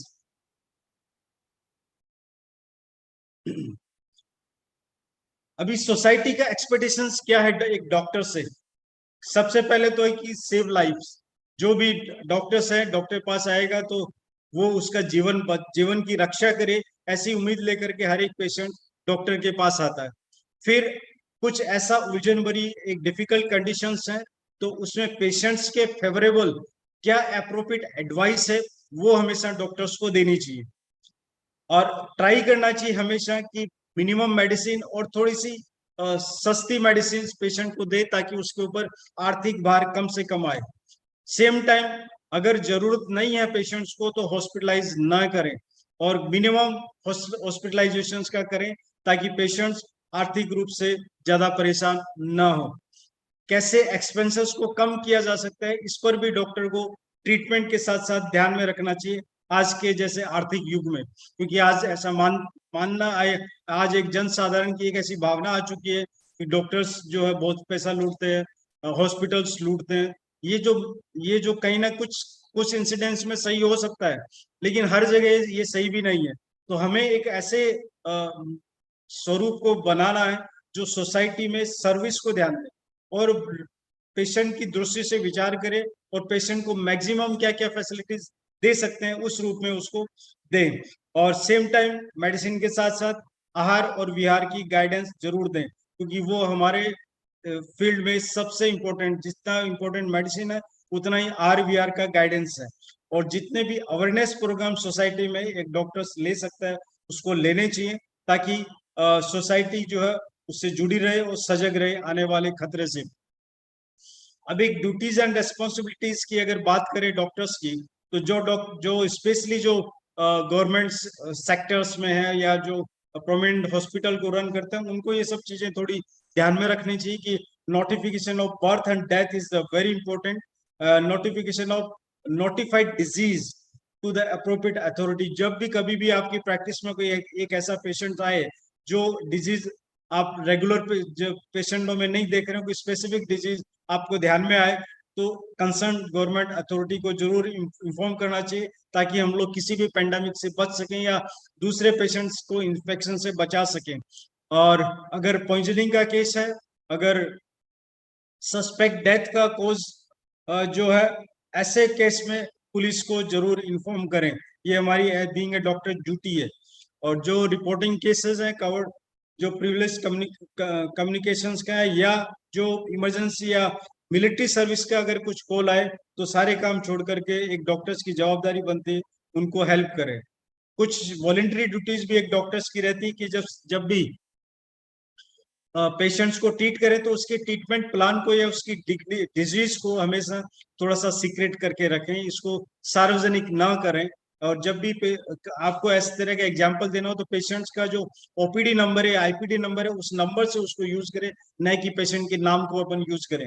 और फिर पेशेंट्स का जो कंसर्न जो है मेडिकल एग्जामिनेशन के लिए भी लेना चाहिए, और कंसर्न किसी भी प्रोसीजर करने से पहले, चाहे वो पंचकर्म का प्रोसीजर हो, चाहे वो सर्जरिकल प्रोसीजर्स हो, हमेशा पहले कंसर्न लेना चाहिए, ताकि पेशेंट्स को डॉक्टर ने सारी इंफॉर्मेशन बताई है और पेशेंट्स जो है वो कंफर्टेबल है इस सारे प्रोसीजर्स के लिए। इस तरह का एक एक प्लेटफॉर्म तैयार होगा। और डॉक्टर्स की जवाबदारी है कि जिस पेशेंट्स को उसने ट्रीट किया उसको medical certificate, fitness certificate, same time death certificate और वैक्सीनेशन सर्टिफिकेट भी इशू करें। टू कंडक्ट द पोस्टमार्टम, अगर जरूरत पड़े पोस्टमार्टम का रिपोर्ट करें, और जरूरत पड़े तो अलग अलग जगहों पर जाकर के पेशेंट को ट्रीट करें। अभी एक सोसाइटी में एक डॉक्टर्स की का इम्पैक्ट क्या है? तो एक फिजिशियन जो है, हमेशा आप देखते हैं डॉक्टर को भगवान का दर्जा मिला, और सोसाइटी में हर लोग मानते हैं भगवान के बाद अगर कोई है तो डॉक्टर है। तो जो डॉक्टर की जो इमेज है, उस इमेज को हर एक डॉक्टर की जवाबदारी है उसको बना के रखे। कैसे बना के रखेगा? लोगों की सेवा करके, लोगों को अच्छे से सस्ता इलाज दे करके, और उनकी सारी इच्छाओं को फुलफिल अगर कोई डॉक्टर करता है तो एक भगवान के समान ही माना जाएगा। पैसे के पीछे कभी भी किसी भी डॉक्टर्स को नहीं भागना चाहिए। मेरा पर्सनली ऐसा मानना है कि अगर आप अच्छा काम करेंगे, सही काम करेंगे, तो पैसा डेफिनेटली आपके पास आएगा। तो इसलिए पैसे के पीछे भागने बजाय एक डॉक्टर को सेवा के पीछे भागना चाहिए, लोगों से एक सिंपैथी क्रिएट करना चाहिए अपनी सेवा के थ्रू, और पैसा देखना आप सबके पास अपने आप आएगा। इस चीज को हमेशा आप ध्यान रखें जब भी आप प्रैक्टिस में जाए, क्योंकि डॉक्टर जो है वो समाज के लिए, सोसाइटी के लिए एक रे ऑफ होप है। जब भी डिफिकल्ट कंडीशंस आती हैं, आप हॉस्पिटल में देखिए, आप खुद ने पर्सनल भी आपके अनुभव रहेंगे कि जब भी हॉस्पिटल्स में जाते हैं तो कितनी होप के साथ हम डॉक्टर्स को देखते हैं कि वो हमारे हमारे रिलेटिव्स को जल्दी से जल्दी ठीक करें। इन पहले के टाइम में भी अगर देखें तो सोसाइटी, हमारे पूरे ग्रंथों का डेफिनेशन का रेफरेंस लें तो उसमें जो देवताओं के जो चिकित्सक थे, फिजिशियन थे, अश्विनी कुमार, उनको देवताओं के राजा इंद्र थे, वो भी उनकी पूजा करते थे। तो चिकित्सक का कितना समान है, इस उदाहरण से आप समझ सकते हैं कि जो देवताओं के राजा इंद्र है वो भी वैद्यों का, चिकित्सकों का पूजन करते थे, पूजा करते थे, उनका सम्मान करते थे। तो इस तरह की एक छवि डॉक्टर्स की सोसाइटी में बनी हुई थी। थोड़ी सी वो अभी थोड़ा सा डिस्ट्रॉय हुआ है, क्योंकि कुछ लालच की वजह से कुछ ने इस तरह का एक माहौल तैयार किया। हम लोगों को, नई पीढ़ी को ये एक जवाबदारी है कि हम इस माहौल को पुनः स्थापित करें, और एक डॉक्टर जो है रियल में एक भगवान स्वरूप है। इस भावना को, इस विचार को हमें सोसाइटी में वापस स्टेब्लिश करना है। वो तभी स्टेब्लिश हो सकता है जब हम जो है सोसाइटी की सेवा करें, लोगों को सेवा करें। ये फर्स्ट पार्ट था। सेकंड पार्ट है प्रोफेशनल मेडिकल एथिक्स। सबसे पहले कि प्रोफेशनल मेडिकल एथिक्स की जरूरत क्या है, क्यों इस एथिक्स की बात करें। तो जो फेयरनेस प्रैक्टिस की जिसकी बात करते हैं, ऑथेंटिक प्रैक्टिस की बात करते हैं, तो उसके लिए कुछ स्टैंडर्ड नॉर्म्स हैं, स्टैंडर्ड नॉर्म्स डिजाइन किए हैं। उन्हीं नॉर्म्स को फॉलो करते हुए हर आदमी को प्रैक्टिस करनी चाहिए। अपनी मॉरल ड्यूटीज है, और मॉरलिटी को कभी भी डाउन नहीं करना चाहिए। जैसे मैंने अभी बताया कि पैसे के पीछे नहीं भागना चाहिए, वो भी एक फेयर प्रैक्टिस का पार्ट है। और जो भी पेशेंट्स के फेवरेबल जो भी चीजें हैं उनको पेशेंट्स को बताना चाहिए। ये एक डॉक्टर की ड्यूटी है। डॉक्टर की एक अकाउंटेबिलिटी समाज में फिक्स की हुई है कि एक सर्टेन कंडीशन में केवल डॉक्टर का रोल है। कोविड कंडीशंस में देखा होगा कि केवल डॉक्टर काम कर रहे थे, बाकी पूरी दुनिया थमी हुई थी। तो वो एक ऐसा दर्जा है जिसमें कोविड के ड्यूरेशंस में डॉक्टर की इमेज को और अच्छे से पॉलिश किया और अच्छे से बढ़ाया है। और जब भी पेशेंट्स कंफ्यूज रहे किसी भी डिसीजन लेने में, तो उसको डिसीजन लेने में हेल्प करें डॉक्टर अपने एक्सपीरियंस से। मेडिकल एथिक्स की बात करें तो हमारे सारे रिलीजियंस में, पंथ में कुछ कोड ऑफ कंडक्ट ऑलरेडी बताए हैं, जो हमारे डे टू डे दादी नानी भी हमको कुछ तरह की चीजें बताती है कि हमें ये करना चाहिए, ये नहीं करना। ये सारे मेडिकल एथिक्स के पार्ट है, ऐसा मेरा मानना है। Basically there is 4 point that we have to discuss. One is autonomy. Autonomy is related to patient's right to choose. Patients को ये पूरा अधिकार दिया जाना चाहिए कि वो कौन से डॉक्टर से ट्रीटमेंट लेगा, वो कौन से हॉस्पिटल में जाके दिखाएगा, और हो सकता है वो डिफरेंस ऑफ ओपिनियन अलग अलग डॉक्टरों से ले, और डॉक्टरों में से एक डॉक्टर को चूज करे। तो ये पेशेंट्स को ओपनली राइट अपन सारे डॉक्टर्स को देना चाहिए कि जहां भी वो कंफर्टेबल है, जिस कंडीशन में वो कंफर्टेबल, उसको अपना ट्रीटमेंट करवाना चाहिए। Beneficiaries is the action should contribute और इम्प्रूव आवर पेशेंट्स वेलफेयर और एसेंशियली डू गुड। जो भी पेशेंट्स के लिए आप अच्छा कर सकते हैं वो हमेशा अच्छा करें किसी भी कंडीशंस में। तो जैसे मैं बार बार बोल रहा हूँ, तो हर एक अपना डिसीजन जो है पेशेंट्स का फेवरेबल होना चाहिए, उस चीज को हमेशा ध्यान रखें। और कोई भी थर्ड पॉइंट है, कोई भी पेशेंट कोई भी ऐसा काम नहीं कि जो harm of the medicine usually physical और द साइकोलॉजिकल हार्म, ऐसा कुछ भी नहीं करें जिससे पेशेंट्स को हार्म हो, चाहे हम हमारे बोलने से या हमारे कृत्य से ऐसी कोई डिफिकल्टी नहीं आए। और लास्ट है justice, the concept of just relate to fairness, ये हमारी प्रैक्टिस, हमारा पूरा जो है वो एकदम क्लियर कट हो, इसमें कहीं भी हिडन चीजें कुछ भी नहीं रहे, चाहे हम फीस ले रहे हो चाहे कैसे, वो सब पहले से बता करके ये सब चीजें हमें करनी चाहिए। और कोई भी जो डॉक्टर्स हैं जो प्रैक्टिस कर रहा है, दैट शुड बी रजिस्टर्ड और रिकॉग्नाइज क्वालिफिकेशन उसके पास होनी चाहिए, और वो कंसर्न अथॉरिटी से रजिस्टर्ड होना चाहिए। ये सब जरूर आज हमारी काउंसिल भी स्टेट रजिस्ट्रेशन पर जोर दे रही है, इसी की वजह से दे रही है कि आप जिस स्टेट में रहते हैं उस स्टेट का रजिस्ट्रेशन आपके पास में होना चाहिए। और हेल्थ प्रोफेशंस को जो हेल्थ केयर के जो इंस्टीट्यूट्स हैं, जो ग्रुप्स हैं, उनके साथ मिलकर भी इस तरह की फेयर प्रैक्टिस को एस्टेब्लिश किया जाना चाहिए। और गुड एथिक्स, जो जो कुछ चीजें एथिक्स की कुछ चीजें जो है वो समय के हिसाब से बदलती रहती, जो 100 साल पहले जो चीजें थी आज उसको एज इट इज इम्प्लीमेंट हम लोग नहीं कर सकते, तो समय के हिसाब से उसको मॉडिफाई भी करना चाहिए। लेकिन मंत्र एक ही है कि पेशेंट का फेवर आप कैसे कर सकते हैं, पेशेंट का के हित में आप किस तरह से बात कर सकते हैं, उसको हमेशा ध्यान में रखना चाहिए। हर एक क्लिनिक्स को, मेडिकल हॉस्पिटल्स को अपना मेडिकल रिकॉर्ड्स का डेटा जरूर मेंटेन रखना चाहिए। ये पेशेंट्स के लिए भी जरूरी है, हॉस्पिटल के लिए भी जरूरी है, और डॉक्टर्स के लिए भी जरूरी है, क्योंकि डॉक्टर्स को पेशेंट्स को बहुत बार अलग अलग कारणों से वो कुछ रिकॉर्ड्स लगता है, तो हमारी ड्यूटी बनती है कि हम लोग उसको प्रोवाइड करें। तो हमेशा ध्यान रखें, जो भी प्राइवेट प्रैक्टिस भी कर रहे हैं या हॉस्पिटल का वर्क कर रहे हैं, मेडिकल रिकॉर्ड्स हमेशा बना के रखें। ये शुरुआत से ही आप लोग आदत डाल लें। दूसरा, आप जिस भी अथॉरिटी से रजिस्टर्ड है, जिसने भी आपको रजिस्टर्ड नंबर दिया आपकी क्लिनिक्स में, वो डिस्प्लेड होना चाहिए। ये एक एथिक्स का पार्ट है। ये रजिस्ट्रेशन नंबर का जो भी बोर्ड है वो आपके क्लिनिक्स में डिस्प्लेड होना चाहिए। और आप गुड मेडिकल प्रैक्टिस को डेवलप करें और उसको मेंटेन करें। गुड गुड का गुड मेडिकल प्रैक्टिस का मीनिंग वही है कि आप ह्यूमैनिटी को आगे रख करके जो भी पेशेंट्स की हित में जो कुछ भी कर सकते हैं उसको करना चाहिए, वही आपकी गुड गुड प्रैक्टिस है बेसिकली।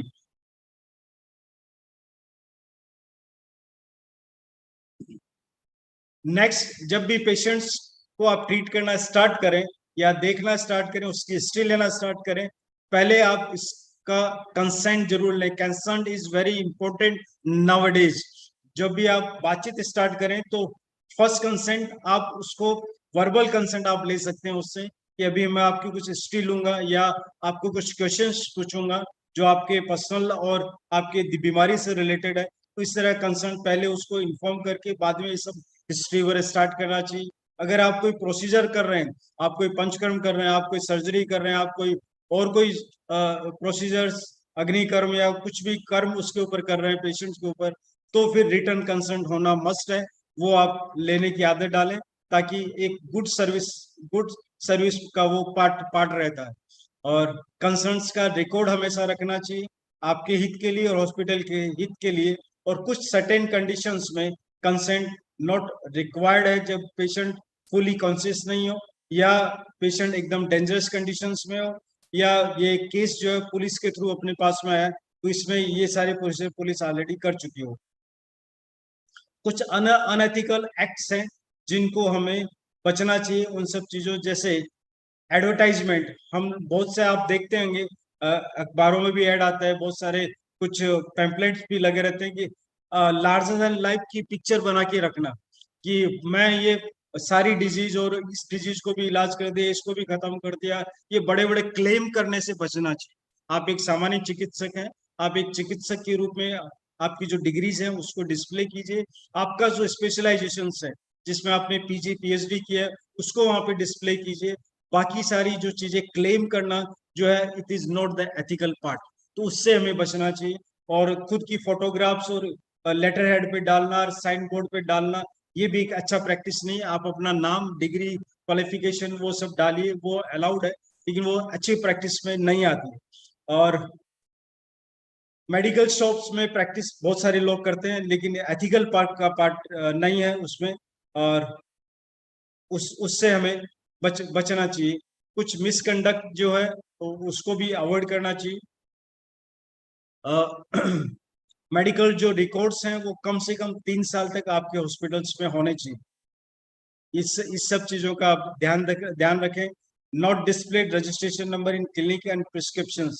आपके प्रिस्क्रिप्शंस पे और क्लिनिक्स पे आपका रजिस्ट्रेशन नंबर, जो कि एक आइडेंटिटी है एक डॉक्टर की, वो आपके पास में हमेशा होनी चाहिए। इसकी आदत डालिए आप। और सेक्स डिटर्मिनेशन टेस्ट, इन सब को आपको अवॉइड करना है। जो भी गवर्नमेंट के नॉर्म्स हैं इस संदर्भ में, उसको स्ट्रिक्टली फॉलो करना चाहिए। और कंट्रामिनेटिंग ड्रग्स है, कॉस्मेटिक एक्ट है, उसको आपको जरूर पढ़ना चाहिए, और उसकी जानकारी हर एक डॉक्टर को होना चाहिए। और इसके बारे में कितने सारे बहुत सारे केसेस होते रहते हैं। वो तो अगर इस सब की एक्ट की जानकारी सबको, डॉक्टर्स को रहेगी, तो इन सब चीजों से वो बच सकते हैं। तो इन इन इन सब चीजों को जब प्रैक्टिस आप करें तो ध्यान रखें। Using unusually large sign board, अभी एक छोटे से क्लिनिक्स पर लार्जर देन क्लिनिक अगर बोर्ड लगाएं तो दैट नॉट लुक अप्रोप्रिएट। और इतना छोटा भी बोर्ड नहीं लगाएं कि कहीं वो दिखे ही नहीं, लोग ढूंढते रहेंगे डॉक्टर कहाँ बैठे हैं। तो एक अप्रोप्रिएट साइज का बोर्ड। तो ये जैसे मैं हर एक चीज के लिए कुछ नॉर्म्स डिसाइड किए, उस नॉर्म्स को हर एक पर्सन को फॉलो करना चाहिए। क्लेमिंग से बचना चाहिए। वॉल्यूशन ऑफ ICMR की गाइडलाइन को हमेशा ध्यान में रख करके प्रैक्टिस को स्टेब्लिश करो, तो आगे कहीं पर भी किसी भी पर्सन को प्रैक्टिस में दिक्कत नहीं आएगी। और अगर कोई ऐसा होता है तो these are the punishments that also mentions the apology to the patients. अगर माइनर है तो आपको अपोलॉजी करके कोई भी डॉक्टर छूट सकता है। अगर बड़ा है तो आपका सस्पेंशन ऑफ रजिस्ट्रेशन भी हो सकता है, आपका परमानेंट मेडिकल प्रैक्टिस लाइसेंस भी सील हो सकता है। तो इन सब चीजों से हम सबको बचना चाहिए, ताकि इस स्तर पर कोई भी नौबत ना आए। कंक्लूजन्स में बोल, doctors patient relation is the most important part. जो कुछ भी डिपेंड है आज सोसाइटी में, वो डॉक्टर और पेशेंट्स के रिलेशंस पर डिपेंड है। आप पेशेंट के साथ एक ऐसा रेपो बनाइए, एक ऐसा कम्युनिकेशन करके ऐसा रिलेशन बनाइए कि वो आपके ऊपर ट्रस्ट करे, और सेम टाइम आप उसके ट्रस्ट को कहीं पर भी ब्रेक नहीं होने दें, इसका आप जवाबदारी लें। तो ये जो अगर रिलेशनशिप अच्छी से रहेगी तो फिर इस तरह की किसी भी तरह की नौबत नहीं आएगी। छोटी मोटी चीजें हम लोग बातचीत से उनको हल कर सकते हैं, सुलझा सकते हैं। तो इन सब चीजों को ध्यान रखना चाहिए। The legal, ethical and moral liabilities of the doctors and things is in the Hippocratic oath. Hippocratic oath में बहुत सारी चीजें मेंशन है। हम लोग चरक ओथ को मानते हैं, तो चरक ओथ में जितनी चीज भी मेंशन है, उन सब चीजों को जब प्रैक्टिस करे डॉक्टर तो उसको फॉलो करना चाहिए, ताकि किसी भी तरह की इन हर्डल से बचा जा सकता है। और हम लोग एथिकली जितना अपने प्रैक्टिस में विचार करेंगे, हमारी प्रैक्टिस उतनी शुद्ध होगी और स्टेब्लिश होगी। These are the references what I have present, and I have finished my topic within the specific time schedules. I know there is lots of speakers are there, और today is the first day, तो I don't believe कि आपको बहुत सारी चीजें और बहुत भारी भरकम शास्त्रीय चीजें आपको बताई जाए। मैंने जो भी टॉपिक दिया तो उसको जनरल लैंग्वेज में और एक सामान्य तरीके से आप सबको समझाने की कोशिश की है। धीरे धीरे जैसे जैसे आप आगे बढ़ेंगे, अभ्यास करेंगे, पढ़ाई करेंगे, तो ये सब चीजें आपके दिमाग में क्लियर होती जाएगी, और फाइनल तक पहुंचते पहुंचते आप इन बहुत सारी चीजों को आप पहचान लेंगे। कुछ एथिकल पार्ट्स हमारी चरक संहिता में मेंशन है, कुछ एथिकल पार्ट जो है आपको अगस्त तंत्र में देखने को पढ़ने को मिलेगा। तो धीरे धीरे आप इन सब चीजों को सीखेंगे। तो best of luck, best wishes to all the new students who got admitted in the Ayurveda, and best wishes for your bright futures. Thank you very much.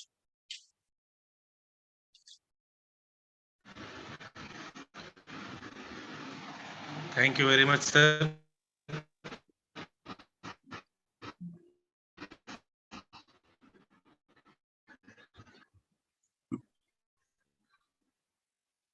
For nicely elaborating giving idea to the students, newly admitted students in the society. I request Dr. Gunwant Yavlas sir for their next presentation on biodiversity and ASU, Ayurved, Siddha and Unani.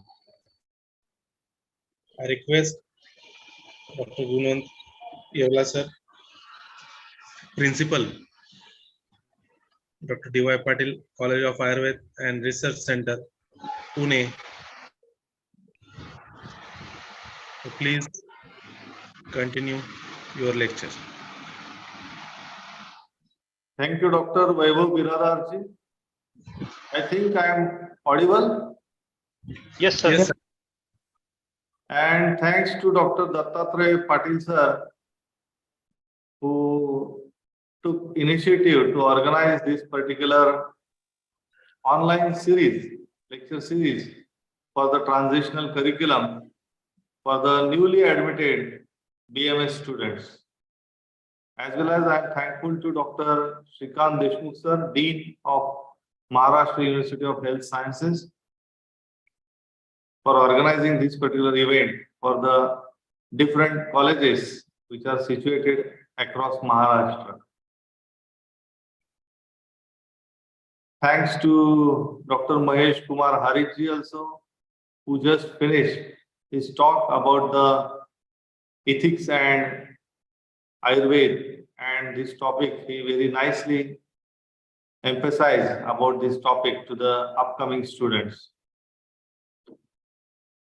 So dear friend, dear students, first of all, I would like to congratulate all of you for getting admission to the BMS course.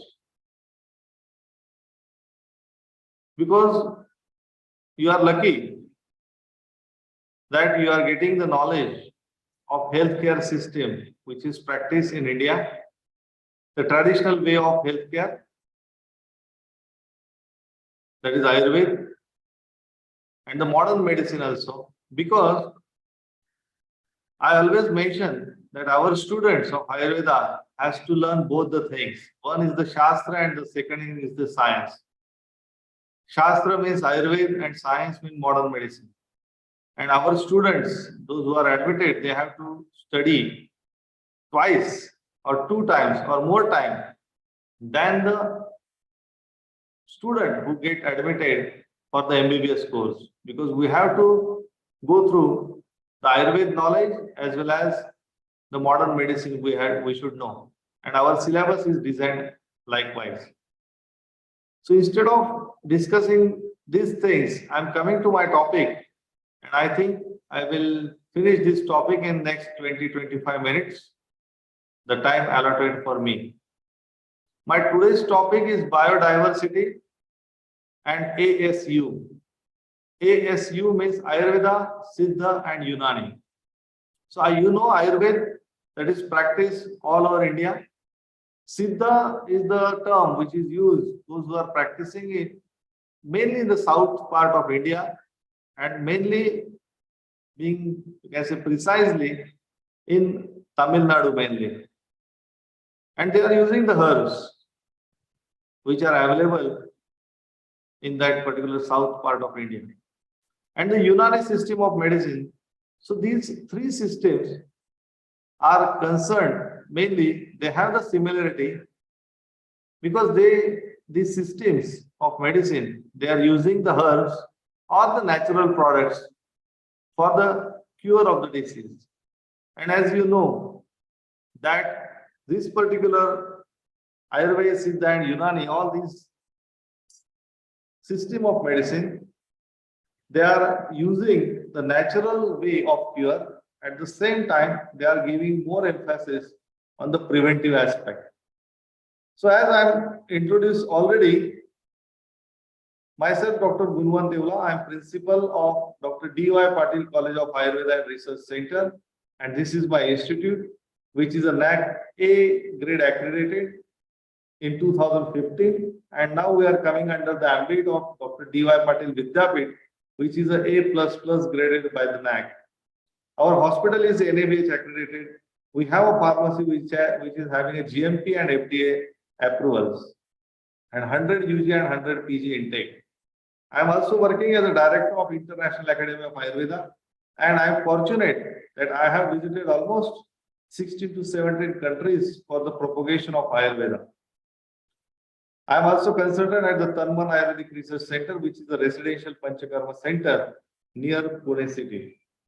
Coming to the topic, that is biodiversity.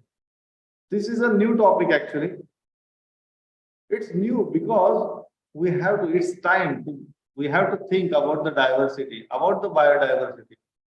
So I'm going through these particular points in next 20 minutes.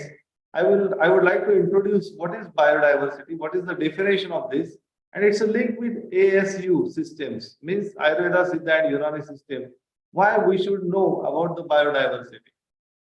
We will go through the types of biodiversity, that is genetic, species, ecosystem, and functional biodiversity. We will think about the India as well as the world about the biodiversity. Then value of biodiversity. After that, we will go and see how India is a mega diversity nation. We have hotspots of biodiversity. There are certain things which we have to work upon this. And endangered and endemic species of India. This is a very hot topic because when you are practicing Ayurveda, when you are using herbs, there are almost a list of 560 plants which are in danger or which are considered as a rare one. And we have to use very nicely. We have to use very carefully and cautiously. Most of the time we have to think about these plants are endangered, means the crop or these herbs are not available easily. But still, if you go to the market, you will get these medicines. So there are chances of adulteration because whenever there is a demand, more demand, there are chances of adulteration. So we should know about these things. So endangered and endemic species of India and conservation of biodiversity. So we will think about this very nicely in the next 20 minutes. We should know about the International Day of Biological Diversity, which is celebrated worldwide because it's international, or World Day of Biodiversity, that is celebrated on 22nd May. And there are few lectures, there are few, you can say, awareness programs which are organized related to the biodiversity. One solution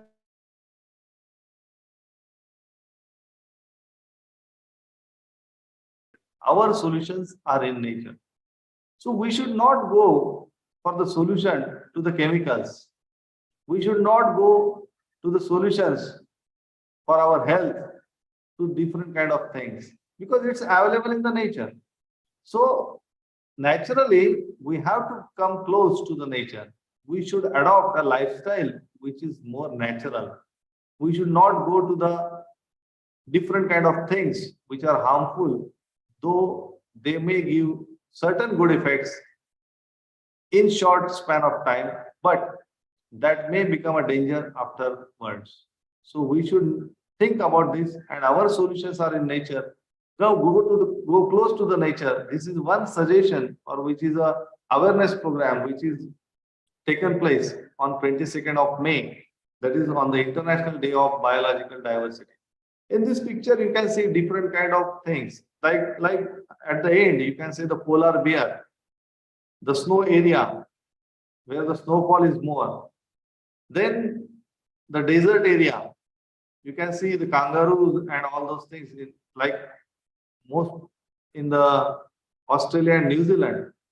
Then you can see in the middle part, you can see the greenery, which is having a lot of animals, a lot of diversity, a lot of species. Then the desert area, you can see the camel. Again, you can see certain kind of plants which are having a snowfall as well as the cold is more. And again, the desert area. So this is called as a biodiversity. And I would like to mention that we are fortunate that we are born in India and we have a lot of biodiversity in India. You go to the Kanyakumari, you will find different kind of species, different kind of plants, animals, and all those things. If you go to the Kashmir, you will get different things. If you go to the central part of India, there is a different thing. So there are lots of things. So the snowfall is also there. The desert is also there in India. The place where a lot of rainfall is there. All these things are available in India.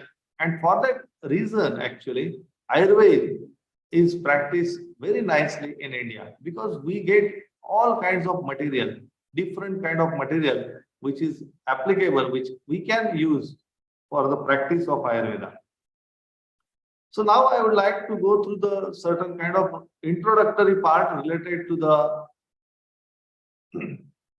biodiversity. So biodiversity is the degree of variation. Just I mentioned, it's a degree of variation of life forms within a given species, ecosystem, biome, or an entire planet. So this is a variation in between. You can see a lot of different kind of trees. You can see different kind of animals. You can see the sparrows also. So this is a biodiversity.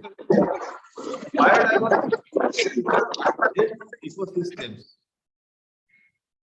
Biodiversity is in part a function of climate because this is mainly related with the climate. Some places they are very dry, some places they are very hot and humid, like the tropical regions where the in terrestrial habitats and tropical regions where the humidity is more hot, weather is there, are typically rich, whereas polar regions support fewer species.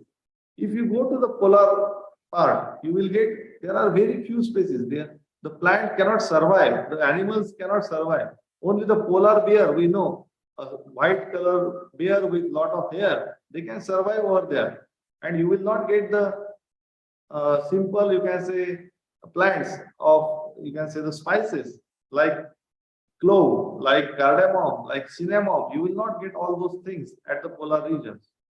So India is considered as a very diverse country. Another part which is related with the biodiversity is mostly used to replace the more clearly defined and long established terms species diversity and species richness. So biodiversity means the species diversity. So one particular plant is having different species and different species are having different function. Sometime when I will go to the last slide, I will explain that particular thing over here about the species diversity and species richness is also there. So in Ayurveda, most of the time, one species which is described having some medicinal value, the other species which is available, which looks like the similar, but having certain kind of different, you can say, medicinal value also than the original species. So sometimes we can use as an alternative, but we should study that particular species before we use. And we should know as an Ayurveda physician, as an Ayurveda student, we should know about which species is in danger, which species is rarely found, and which species needs some protection, which species we should use very, or we have to keep some precaution while using that. Biologists most often define biodiversity as the totality of genes, species, and ecosystem of a region, of that particular region actually. An advantage of this definition is that it seems to describe most circumstances and presents a unified view of the traditional three levels at which biological variety has been identified. So the genes, species, and ecosystem, these are the three basic things of the nature. And we should know all these things. I know that you are first year student, you are now getting introduced to the Ayurveda, but at the same time, it's a good thing if you know these basic things about the biodiversity and all those things. So while doing a study of Dravya Guna, while doing a study of Rasa Shastra, which is a type of, you can say, how to prepare the medicine and all those things. Dravya Guna is it's related with the herbology mainly. To know the herbs very nicely, how it works, and all those things. And when you come to the Chikitsa part, about the treatment and management of diseases, you should know about this biodiversity. And you are lucky because all these words, when we get admitted, I was admitted in 1991 in the month of August for the BMS, almost 32 years before. At that time, I didn't know about these words, but you are lucky that you are introduced to all these words right now on the first day of your professional career, you can say, or professional course. And all these words you should study, you should know about the things. So I'm coming to the topic again, types of biodiversity. In biodiversity, on the basis of variation and distribution, 4 types are evolved which deals with the living species separately. And the types of biodiversity vary from place to place. So these types are as follows. Number 1 is genetic diversity. Number 2 means the difference in genes. Number 2 is species diversity. Number 3 is ecological diversity. And number 4 is functional diversity. So these are the types of biodiversity. Now we are going to see each type in detail, but in short also. So genetic biodiversity. You can see the different. You just go to the market and you can see a lot of mangoes of different shape, size, taste, different color. So that is related with the genes.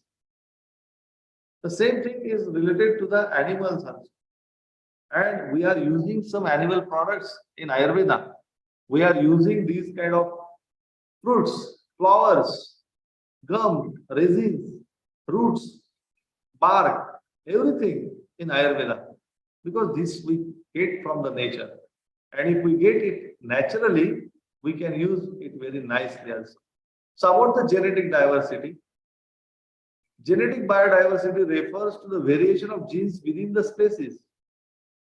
So species can change. Then groups of individual organisms having certain similarities in their physical characteristics are called species. And this difference in the characteristics is because of the genetic diversity. Now coming to the second type, that is species diversity. The change happening in the variety of different types of living organisms present in different places in the same geographical area is referred as a species diversity. So you can see this sparrow somewhere in the city, but you will now get another sparrow, another different color, another shape, size. So this is called as a species diversity. Ecosystem diversity. As we know that the ecology is the study of different communities among their environment. So it is that branch of biodiversity which deals with variation in the ecological area or environment, such as desert, forest, grasslands, streams, and coral reefs, etc., is known as the ecological diversity. The functional diversity. It is that type of biodiversity which is the study of different types of chemical process of species for their survival on the land. Because each species, each animal, each herb has to survive on the land. And these processes include such as energy flow, because the natural and the most important flow of energy we receive on this earth is from the sun energy. So here I don't have that much time, so I am not going in detail actually, but the cycling of matter, energy flow, and all those things are related to this functional diversity. So there are 4 different ways to measure the biodiversity. One is the species richness, the entire region, the genetic diversity, endemic species. So these are the few words which you can, if you study well this particular topic, you will get the knowledge of this. Factors related to biodiversity in the world. So here I have mentioned few figures. I'm not going in detail of those figures, but the total land area of Earth, and as we know that 70% on this particular planet or globe is water and 30% is Earth. And there is one simple, you can say, as you study the first year, in the first year there are a few basic principles which suggest the relation between the macrocosm and microcosm. So whatever is available outside in the universe, the same thing is happening in our body also. And the same principle we can use for the different kind of treatments also. I'm not going in detail about these principles because my topic is related to the biodiversity. So while thinking about the world biodiversity, forest cover is 26% of the earth land. 40% of global forest land is in South America. You know the Amazon. I have visited many times this particular country, Brazil, Africa and South Asia. There are 5 to 10 million species on earth. Only about 1.9 million species have been catalogued. Catalogue means identified so far. So out of 5 to 10 million, only 1.9 means you can say that 25% to 30% only species till date we have identified. And there are hotspots in the world, and 44.4% of global plant species and 35.3% of vertebrate species are present in these hotspots. Hotspots means where the biodiversity is available.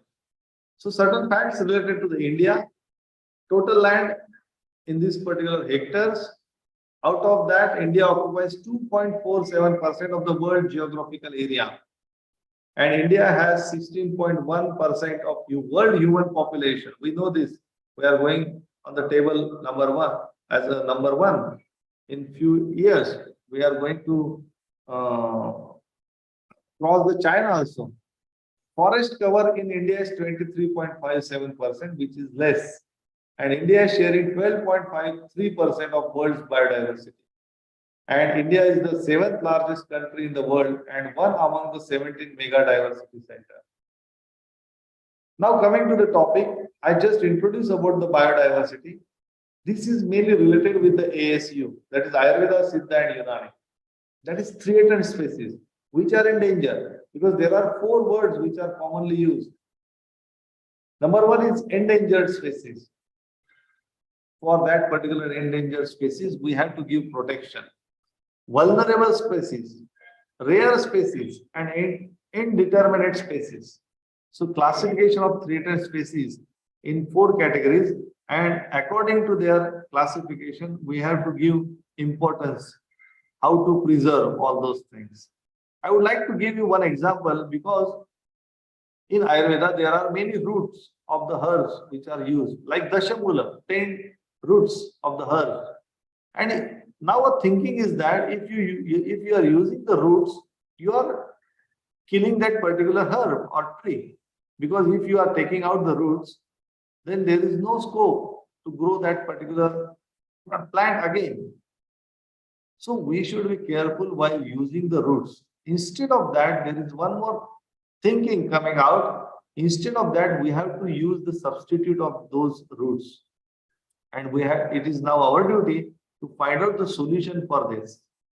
So biodiversity and balance of nature, there are a few things. I'm not going in detail about that because I have to cover the Ayurveda and all those things. So Ayurveda, Siddha and Unani and biodiversity, conventional medicines or traditional medicines. I'm not using alternative medicines because I hate that particular word, because our Ayurveda system is a mainstream of healthcare, which is used and practiced since 5,000 years in India.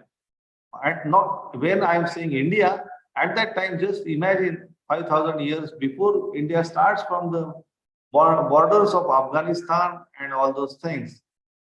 So conventional medicines are very important part of Indian culture. It depends on biodiversity available in India. Because our country is a biodiverse country, we have a lot of, you can say, similarities as well as dissimilarities, different kind of climates we have. Vegetables, spices, herbs used in traditional medicines, very useful and very, you can say, nicely if we use these spices so that we can prevent many kind of diseases. Animal products are also widely used in Ayurveda. So endangered medicinal plants, chances of adulterations are more. So whenever there is an endangered plant, means if the production is less and demand is more, of course there is adulteration. So Kutki, Picoraza kurora, which is considered as a Pitta Virechaka, which is very nicely used in the patients of jaundice. Kirata Tikta, which is a good medicine for the treatment of fever. Guduchi, You might have heard about this in the COVID-19 also. Yashti Madhu, Brahmi, Sarpagandha. Sarpagandha is considered as the best medicine to treat the hypertension or the cardiac related problems. So these species are in danger.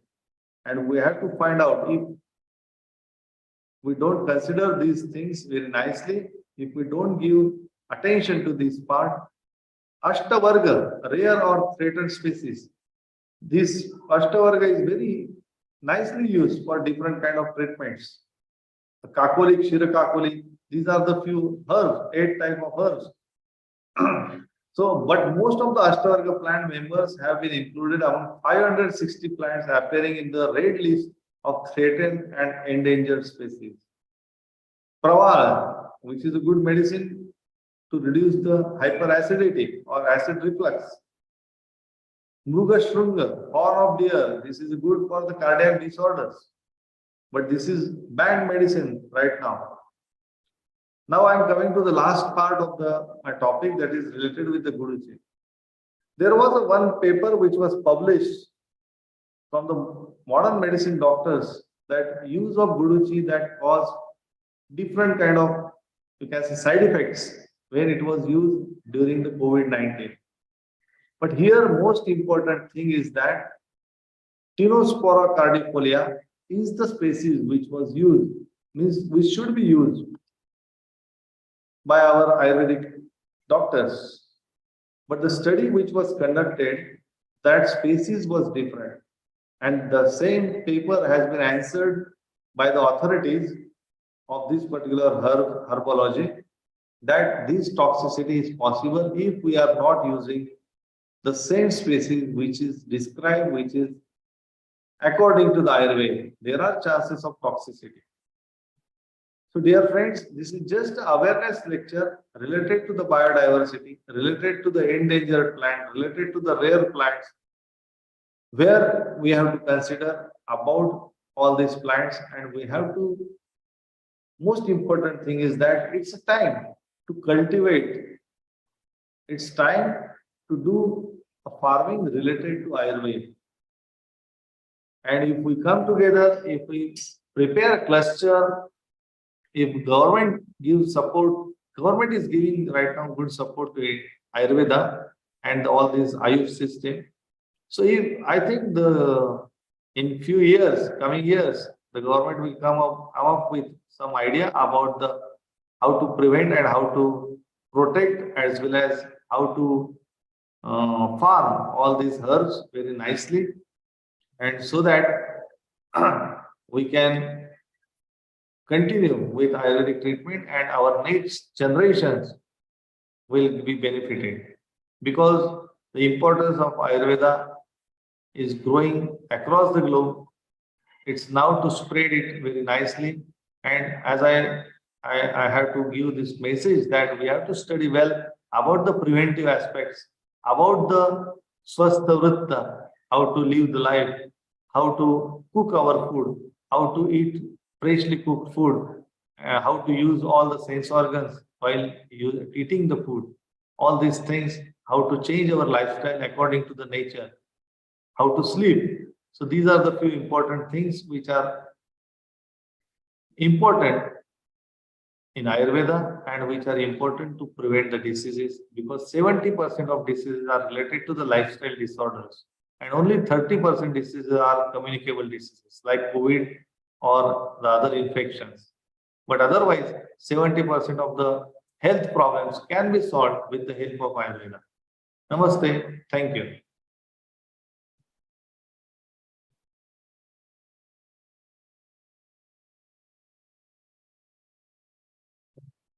Dr. Datta Patil sir, I have finished my talk as per the time given to me.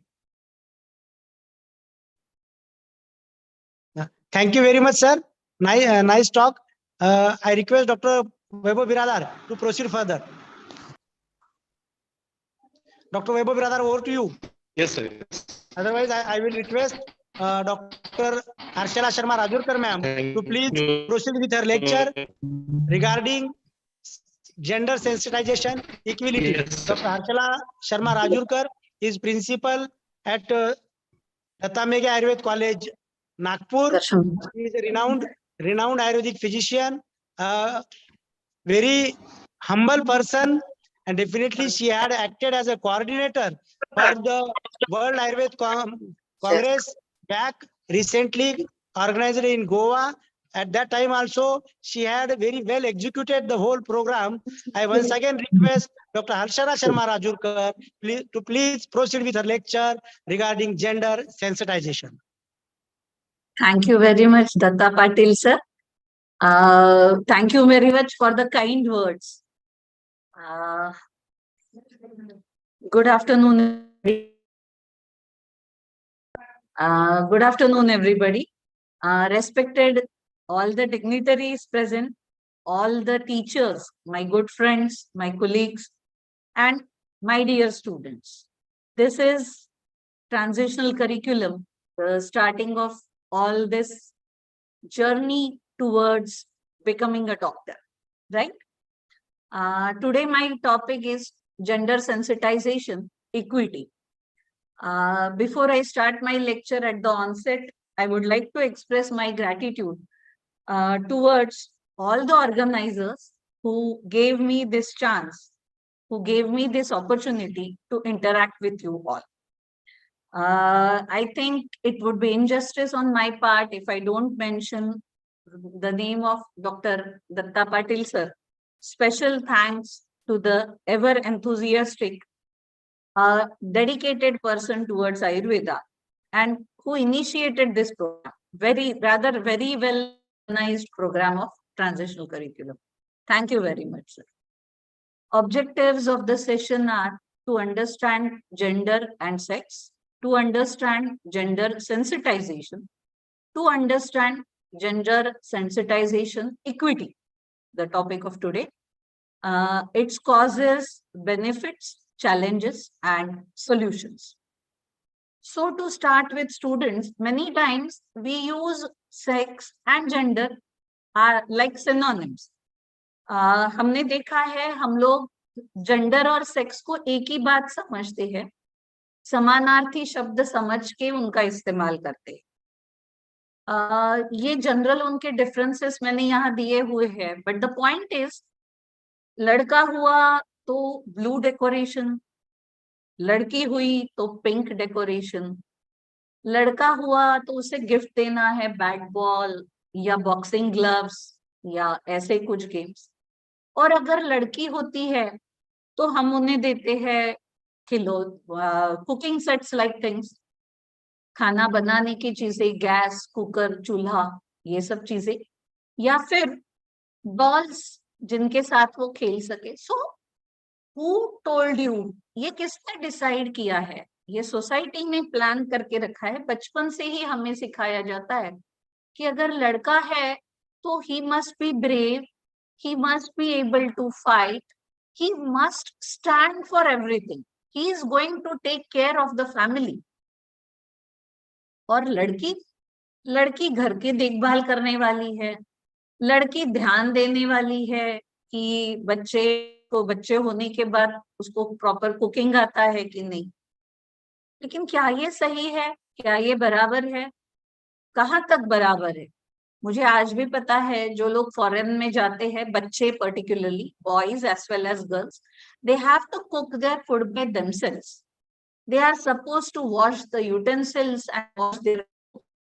फिर हम हमारे लड़कों को पहले से क्यों नहीं सिखाते कुक करना या ये सब? अभी मास्टर शेफ प्रोग्राम चालू है टीवी पे, शायद आप सब लोग देख रहे होंगे। उसमें 3 जजेस है एंड आउट ऑफ दोस 3 जजेस 2 judges are male judges, right? तो कि हमको ये जनरलाइज नहीं करना है, हमको ये फिक्स नहीं करना है कि लड़का है तो ऐसे, लड़की है तो वैसे। जनरली फाइनेंसेस अगर किसी को संभालने हैं तो वो काम रहता है लड़कों का, अगर एडमिनिस्ट्रेशन संभालना है तो वो काम है लड़कियों का, ना ही लड़कों का, ना ही लड़कियों का। लेकिन I am very proud to tell you the Finance Minister of India is a female, and the Chancellor, the Vice Chancellor of Maharashtra University of Health Sciences, MUHS, वो भी एक फीमेल है। तो हमें क्या सेक्स है, क्या जेंडर है, उस हिसाब से क्या जेंडर है उस हिसाब से नहीं चलना है। डेफिनेटली जेंडर डिफरेंसेस है, हम, लेकिन हमको ये डिफरेंसेस दूर करना है। Gender differences are created, produced, reproduced and maintained by social institutions। ये हम जमाने भर से या पहले से देखते आ रहे हैं कि ये ऐसा ही हो रहा है, ये डिफरेंसेस है, तो हमें उनका प्रॉपर डिस्ट्रीब्यूशन करना है, ना कि diversification. Gender sensitization, what is the meaning of gender sensitization? Gender sensitization is a basic requirement to understand the sensitive needs of a particular gender. हमें हमारे बच्चों को यह सिखाना है कि male female are different, the sex is definitely different. कोई male है, कोई फीमेल है, तो अलग है, लेकिन उनको अलग अलग सांचों में नहीं डालना है, फिक्स्ड सांचों में नहीं डालना है। उन्हें हमें डेफिनेटली दोनों को है, ताकि उन दोनों को एक दूसरे के प्रति रेस्पेक्ट हो, उनके इंडिपेंडेंस उनको देने का उनका रवैया।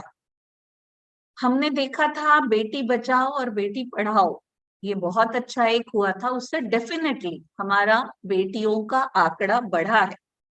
लेकिन जरूरी है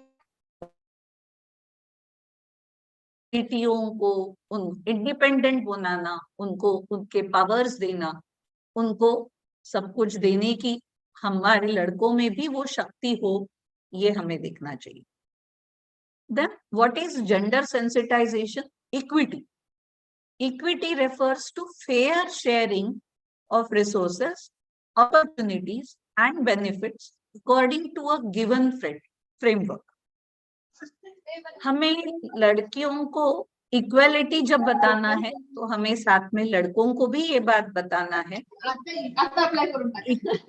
Equality among genders is the fundamental right of both the genders, and it is legally, constitutionally and divinely given to us. हमें लड़कियों को बताना और जताना है कि वो कहीं भी कम नहीं है। They can do everything and anything on this earth. वो कोई काम छोटा नहीं होता, ये हमें लड़कों को भी बताना है। दोनों को ये समझाना है कि साथ में चलना है। That will definitely help each and everyone. Global gender gap index एक होता है।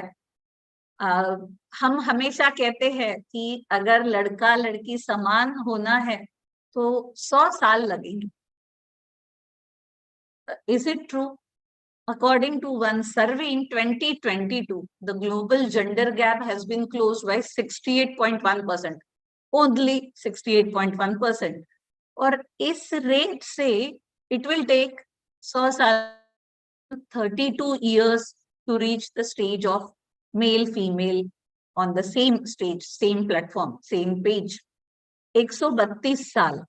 और ये जो 4 की डायमेंशंस इसमें बताए हैं, वो रीजंस है। These are the challenges, of course, I'll come to that again.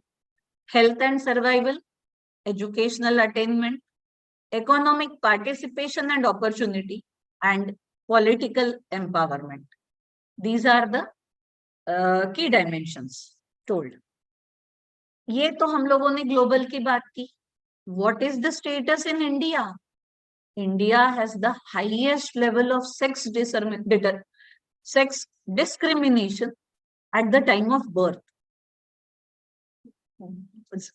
जब हम लोगों ने देखा है कि कई ऐसे स्टेट्स आज भी है जहां लड़का होने पे बहुत खुशियां मनाई जाती है, लेकिन लड़की होती है तो होने से पहले ही या तो उसको गर्भ में मार दिया जाता है, या फिर जन्म होने के बाद उसको मार दिया जाता है। Why this is happening? Feticide and infanticide हमारे पास फिगर्स है, बहुत ज्यादा है, क्योंकि आज भी मेल को सुपीरियर माना जाता है as compared to female. This should not happen. India has recently rank 112th, 112वां नंबर कितनी कंट्रीज में? 153 कंट्रीज। 153 कंट्रीज में हम लोग 112वें स्थान पे है, जहां मेल फीमेल में गैप है, जहां मेल फीमेल के राइट्स अलग अलग है, जहां समानता नहीं है। Now will come to what are the causes of gender disparity. ये समानता क्यों नहीं है, इसके क्या कारण हम मान सकते हैं? The significant causes of gender disparity are poverty, illiteracy, unemployment, social customs and beliefs. Social customs and beliefs भी एक बहुत बड़ा कारण है। Poverty, illiteracy ये तो हम देखेंगे ही, लेकिन social customs and beliefs ये भी अभी भी माने जाते हैं। अभी हम लोग देख रहे हैं जो चल रहा है, चाइल्ड मैरिजेस होते हैं, वो भी हम लोग एक नेक्स्ट स्लाइड में उसके बारे में भी देखेंगे। Gender equality, what are the benefits? Why is it essential? As per UNICEF, gender equality means that women and men, girls and boys should enjoy the same rights, same liberties, same resources, same opportunities and same protection. UNICEF ने कहा हुआ है, हमारे India में भी ऐसे rules है। इससे क्या होगा? इसके बेनिफिट्स है, gender equality will prevent violence against women and girls and will make our society a more safer to live, a more healthier society where the girl students or the girls, young girls can roam about freely and safely. Gender equality will be beneficial for Indian economy. Definitely, अगर female को उतने ही rights दिए जाए, अगर female को कहा जाए कि तुम लोग साथ, हम लोग तुम्हें साथ में लेके चलेंगे, तो डेफिनेटली फायदा होगा। मुझे पता है आज भी जो लेबर लोग हैं जो काम करते हैं, the male labor earns double that of the female labor. The reason could be right. मैं ये नहीं कह रही हूँ कि उनको उतना ही मुआवजा या उनको उतना ही दिया जाए, क्योंकि शायद फिजिकली वो उतनी स्ट्रांग नहीं है एज बीइंग अ लेडी, लेकिन जो फिजिकली स्ट्रांग है, जो मर्दों जितना काम कर सकती है, फिर भी उन्हें कम इनकम क्यों दिया जाता है? Another good example is film industry. आज हम देख रहे हैं फिल्म इंडस्ट्री के जो हीरोज है, उनकी जो इनकम है या उनको जो मुआवजा दिया जाता है, वो almost it is double than that of the female counterparts. Female actress जो है दीपिका पादुकोण, हम सबको अच्छी लगती है, ये आलिया भट्ट, ये सब हमको अच्छे लगते हैं, लेकिन इनको डेफिनेटली हाफ द प्राइस मिलता है मेल काउंटर पार्ट से। Reason, the only reason is, काफी बार तो ये फिल्में विमेन सेंट्रिक रहती है, फिर भी उन्हें कम मिलता है। Reason, they are the female parts, female counterparts. तो इसलिए हमको ये देखना है कि ये इनइक्वालिटी ना रहे। अगर ये इनइक्वालिटी नहीं रहेगी, फीमेल्स भी अगर डिसीजन मेकिंग में साथ में आएंगे, तो इंडियन इकोनॉमी डेफिनेटली ग्रूम करेगी, काफी आगे बढ़ेगी। What are the challenges involved then? जो चैलेंजेस है, ये सिमिलैरिटी ना होने के लिए, ये इक्वालिटी ना दिख नहीं रही है, तो the reason is poverty.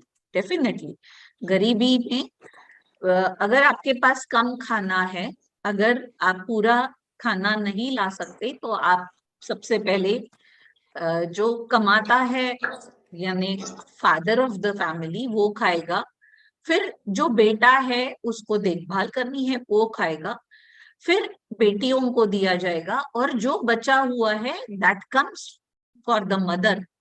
Mother खुद के लिए बहुत कम रखती है, सबसे कम में मैनेज करती है, और लड़का और लड़की अगर है तो लड़के को पहले दिया जाता है, लड़की को बाद।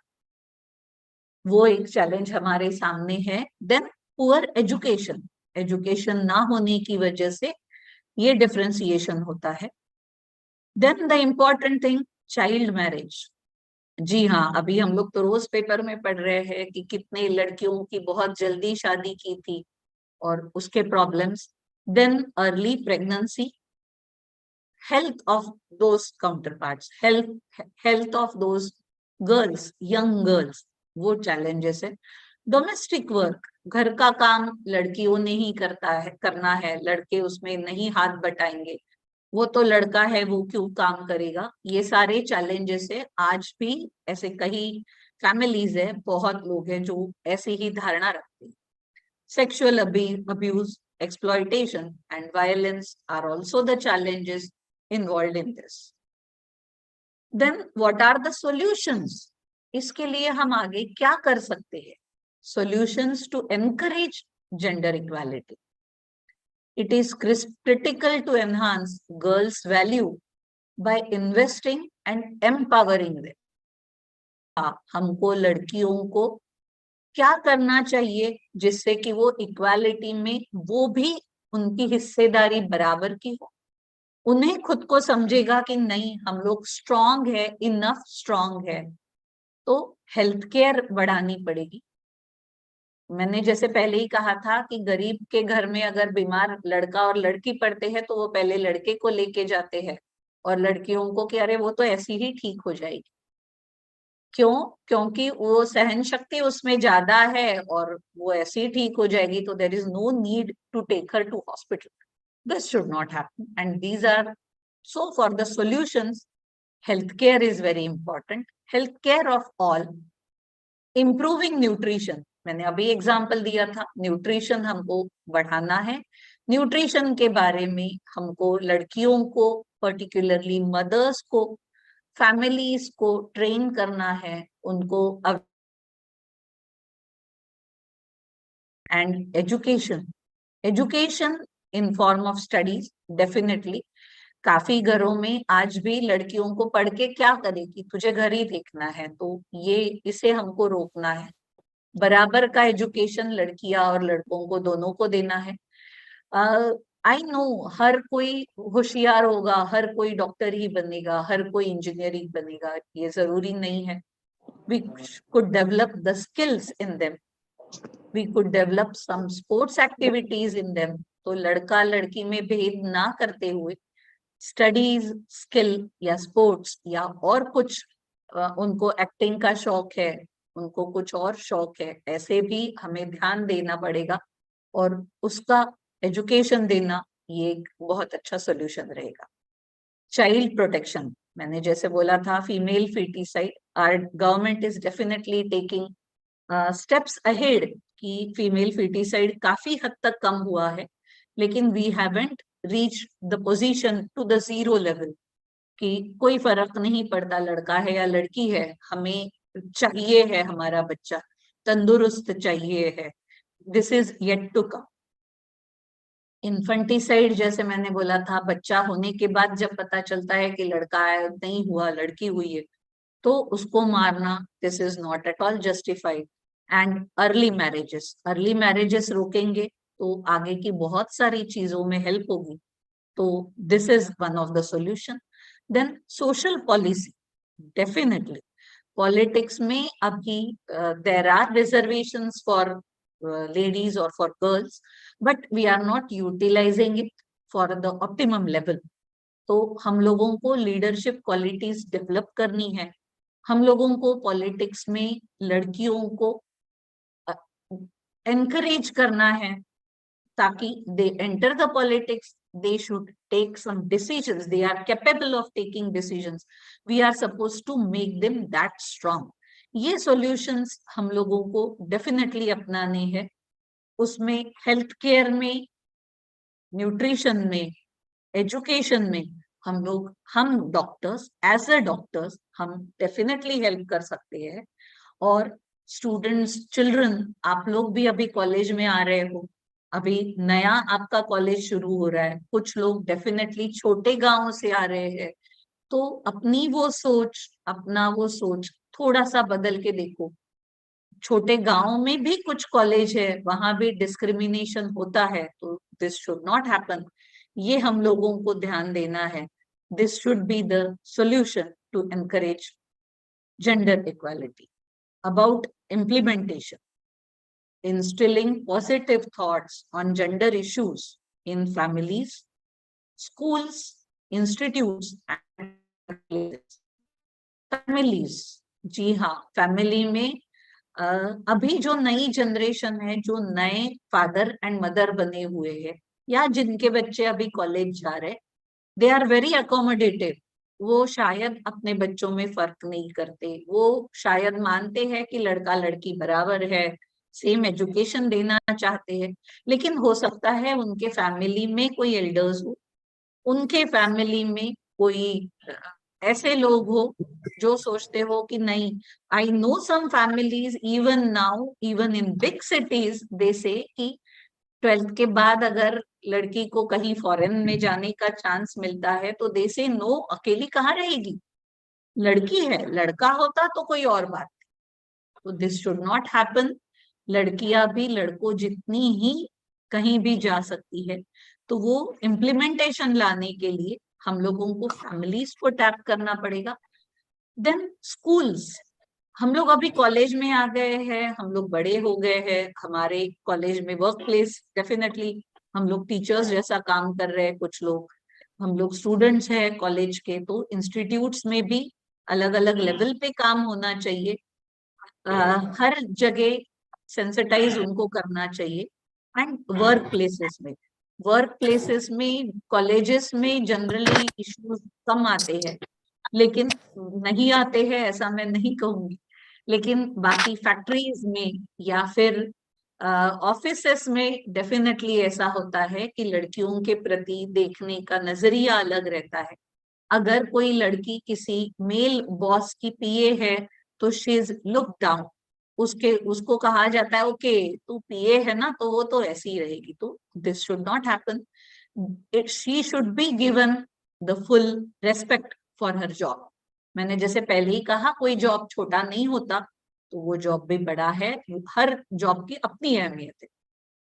Gender issues can be sensitized in campuses through various activities like debates हो, डिस्कशंस हो, अलग अलग लेवल पे, अलग अलग प्लेटफॉर्म पे, सेमिनार्स हो, थिएट्रिकल परफॉर्मेंसेस हो, नुक्कड़ नाटक जैसे होते हैं, या फिर गैदरिंग में कोई नाटक होते हैं, या अदर फॉर्म्स ऑफ आर्ट्स, वो हम लोग एनकरेज कर सकते हैं।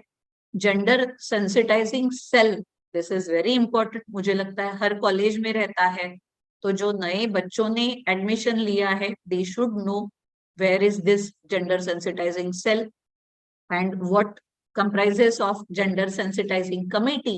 So you should know of these things and you should be well aware of these things. You should tell to your other peers, other students and everyone. Easy redressal procedures हो ताकि कहीं कुछ problem ना आए। अलग अलग workshops और discussions arrange करना चाहिए, तभी मुझे लगता है ये इम्प्लीमेंटेशन प्रॉपरली हो सकेगा। तभी ये जो है हमारा स्त्री पुरुष समानता या gender equity, we can attain it. To summarize, I would definitely like to tell you, it is not a war of sexes. Female बड़ी है या फीमेल में ज्यादा पावर्स है, या मेल ज्यादा अच्छा है या फीमेल ज्यादा अच्छी है, नहीं, ये ऐसा नहीं है। It is not a war of sexes. Gender discrimination की जब हम बात कर रहे हैं तो बोथ आर सेम। लड़कियों को बढ़ावा देना, लड़कियों को आगे करना, इसलिए लड़कों को पीछे नहीं लाना है। एक छोटा एग्जाम्पल मैं हमेशा मेरे स्टूडेंट्स को देती हूँ कि अगर एक लकीर खींची हुई है छोटी, हमको वो लकीर को और छोटा करना है, तो हमको इसको नहीं काटना है, हमको ये छोटे लकीर के सामने बड़ी लकीर निकालना। लेकिन यहाँ हमें सेम लकीर निकालनी है। लड़का और लड़की दोनों कंपेनियन मिलके रहेंगे तो डेफिनेटली वो हेल्प करेगा। It is not at all anti-male stance. ये जो gender disparity या जो gender हम लोग आज address कर रहे हैं, it is not anti-male stance. Equal chance should be given to male and female. दोनों को बराबरी का हिस्सा हो, दोनों का बराबरी का पार्टिसिपेशन हो, दोनों को बराबरी की अपॉर्चुनिटीज मिले, दोनों को बराबरी के रिसोर्सेज मिले, एंड ऑफ कोर्स दोनों को एज पर दे डिजर्व रिवॉर्ड्स मिले. The rewards should be equal and the opportunities अगर इक्वल रहेगी तो definitely both of them will perform good. मैंने जैसे पहले ही कहा था, हमारी इकोनॉमी डेफिनेटली बूस्ट होगी, आगे बढ़ेगी. जेंडर इक्विटी के बारे में मुझे ये बताया कि ये ऐसी होनी चाहिए, जेंडर इक्विटी, दोनों का पलड़ा बराबर हो, दोनों को एक साथ एक जैसा मिलना चाहिए. और I hope there will be gender equity all over the world, of course in India too, and may this come true. Tathast. Thank you very much. Over to you, Dr. Vaibhav Biradar, sir, please. Dr. Vaibhav Biradar, are you there? Okay, thank you very much, madam.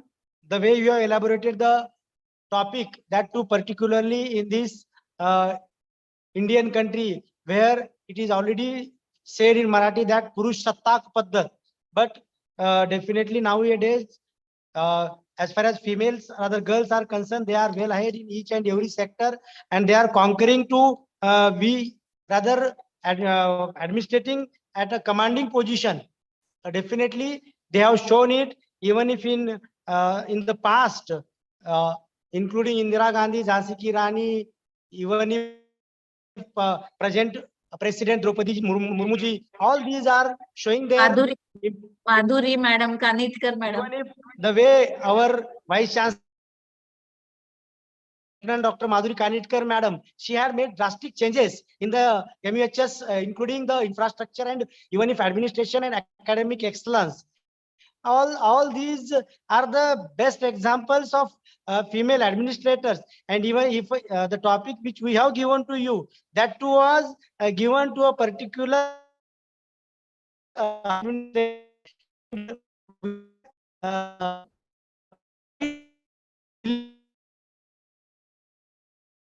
each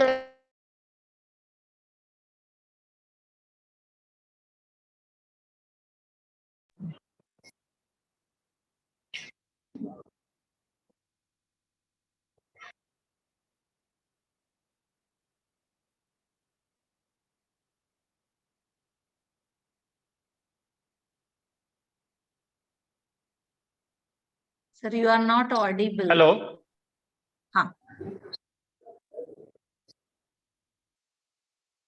Thank you very much, ma'am. We have shared feedback form for the participants. So participants are requested, if they are interested to get the certificate of the national webinar of participation, they are supposed to fill the feedback form also. Now we are proceeding towards the last session of the webinar, that too related with role of Ayurveda Unani system in primary health centers and taluka health, rather in the total public health administration. Because nowadays, as what we are thinking, that not only one medicinal pathy can cure the disease, and the government sector is also working for the another pathy, rather another system of medicine which can prove its importance to keep the society healthy. That's why this particular topic is given to Dr. Mir Hazarnevis, who is working as vice principal in the very renowned Ayurved college, that is Tilak Ayurved College, Pune. He is HOD and vice principal at that institute, work in the department of Swasthavrat. I request Dr. Mihir Hazarnevis to please proceed with his lecture, role of ASU, Ayurved Siddha Unani Medicine in PHC. Doctor, over to you, Dr. Mihir Hazarnevis. Yes. Am I audible, sir? Sir, definitely Yes, you are sir. audible and visible also, sir. Okay, okay. So, respected Honorable Vice Chancellor, Dr. Kanetkar Madam, respected Honorable Pro Vice Chancellor, Milind Nikum Sir, respected Registrar Sir, and respected Dr. Dattatreya Patil Sir, respected Dr. Harshala Rajurkar Madam, who has given you a very good lecture on gender equality, and she has explained all the points of gender equality. And today, the topic given to me in this transitional curriculum, that is role of ASU in public health. That is the topic which is given to me by the organizers. I hope all the students who are admitted in the first year of BAMS for the academic year 22-23, they will be undergoing the transitional curriculum at their respective colleges from tomorrow. But today, university has taken this initiative, a very nice initiative, to organize the first day of the transitional curriculum for the students. I will first congratulate the university, Maharashtra University of Health Sciences, our own university, who has taken this initiative to organize such good lectures for the first year BAMS students who are just newly admitted to the Ayurved course, and they are they have not undergone the Ayurvedic terminologies, nor they have undergone any health terminologies. Whatever they have learnt up till the 11th and 12th standard, जो भी आपने सीखा है वो physics chemistry biology सीखा है, तो आयुर्वेद, यूनानी, सिद्ध मेडिसिन, इसकी टर्मिनोलॉजीज आपने पढ़ी नहीं है। तो जो भी आयुर्वेद में एडमिशन लिए हुए स्टूडेंट्स है वो आयुर्वेद की टर्मिनोलॉजी पढ़ने वाले हैं, जो भी यूनानी के स्टूडेंट्स है वो यूनानी की टर्मिनोलॉजी पढ़ने वाले हैं। लेकिन अंत में सबका उद्देश्य एक ही है जो NCI-SM ने अभी रखा है कि the student will be a good clinician at the end of the BAMS or BUMS course. And hence today now I will begin with my lecture. Can I share my screen, sir? Yes, sir. Okay. Sir, you are co-host. You can share the screen. Yes.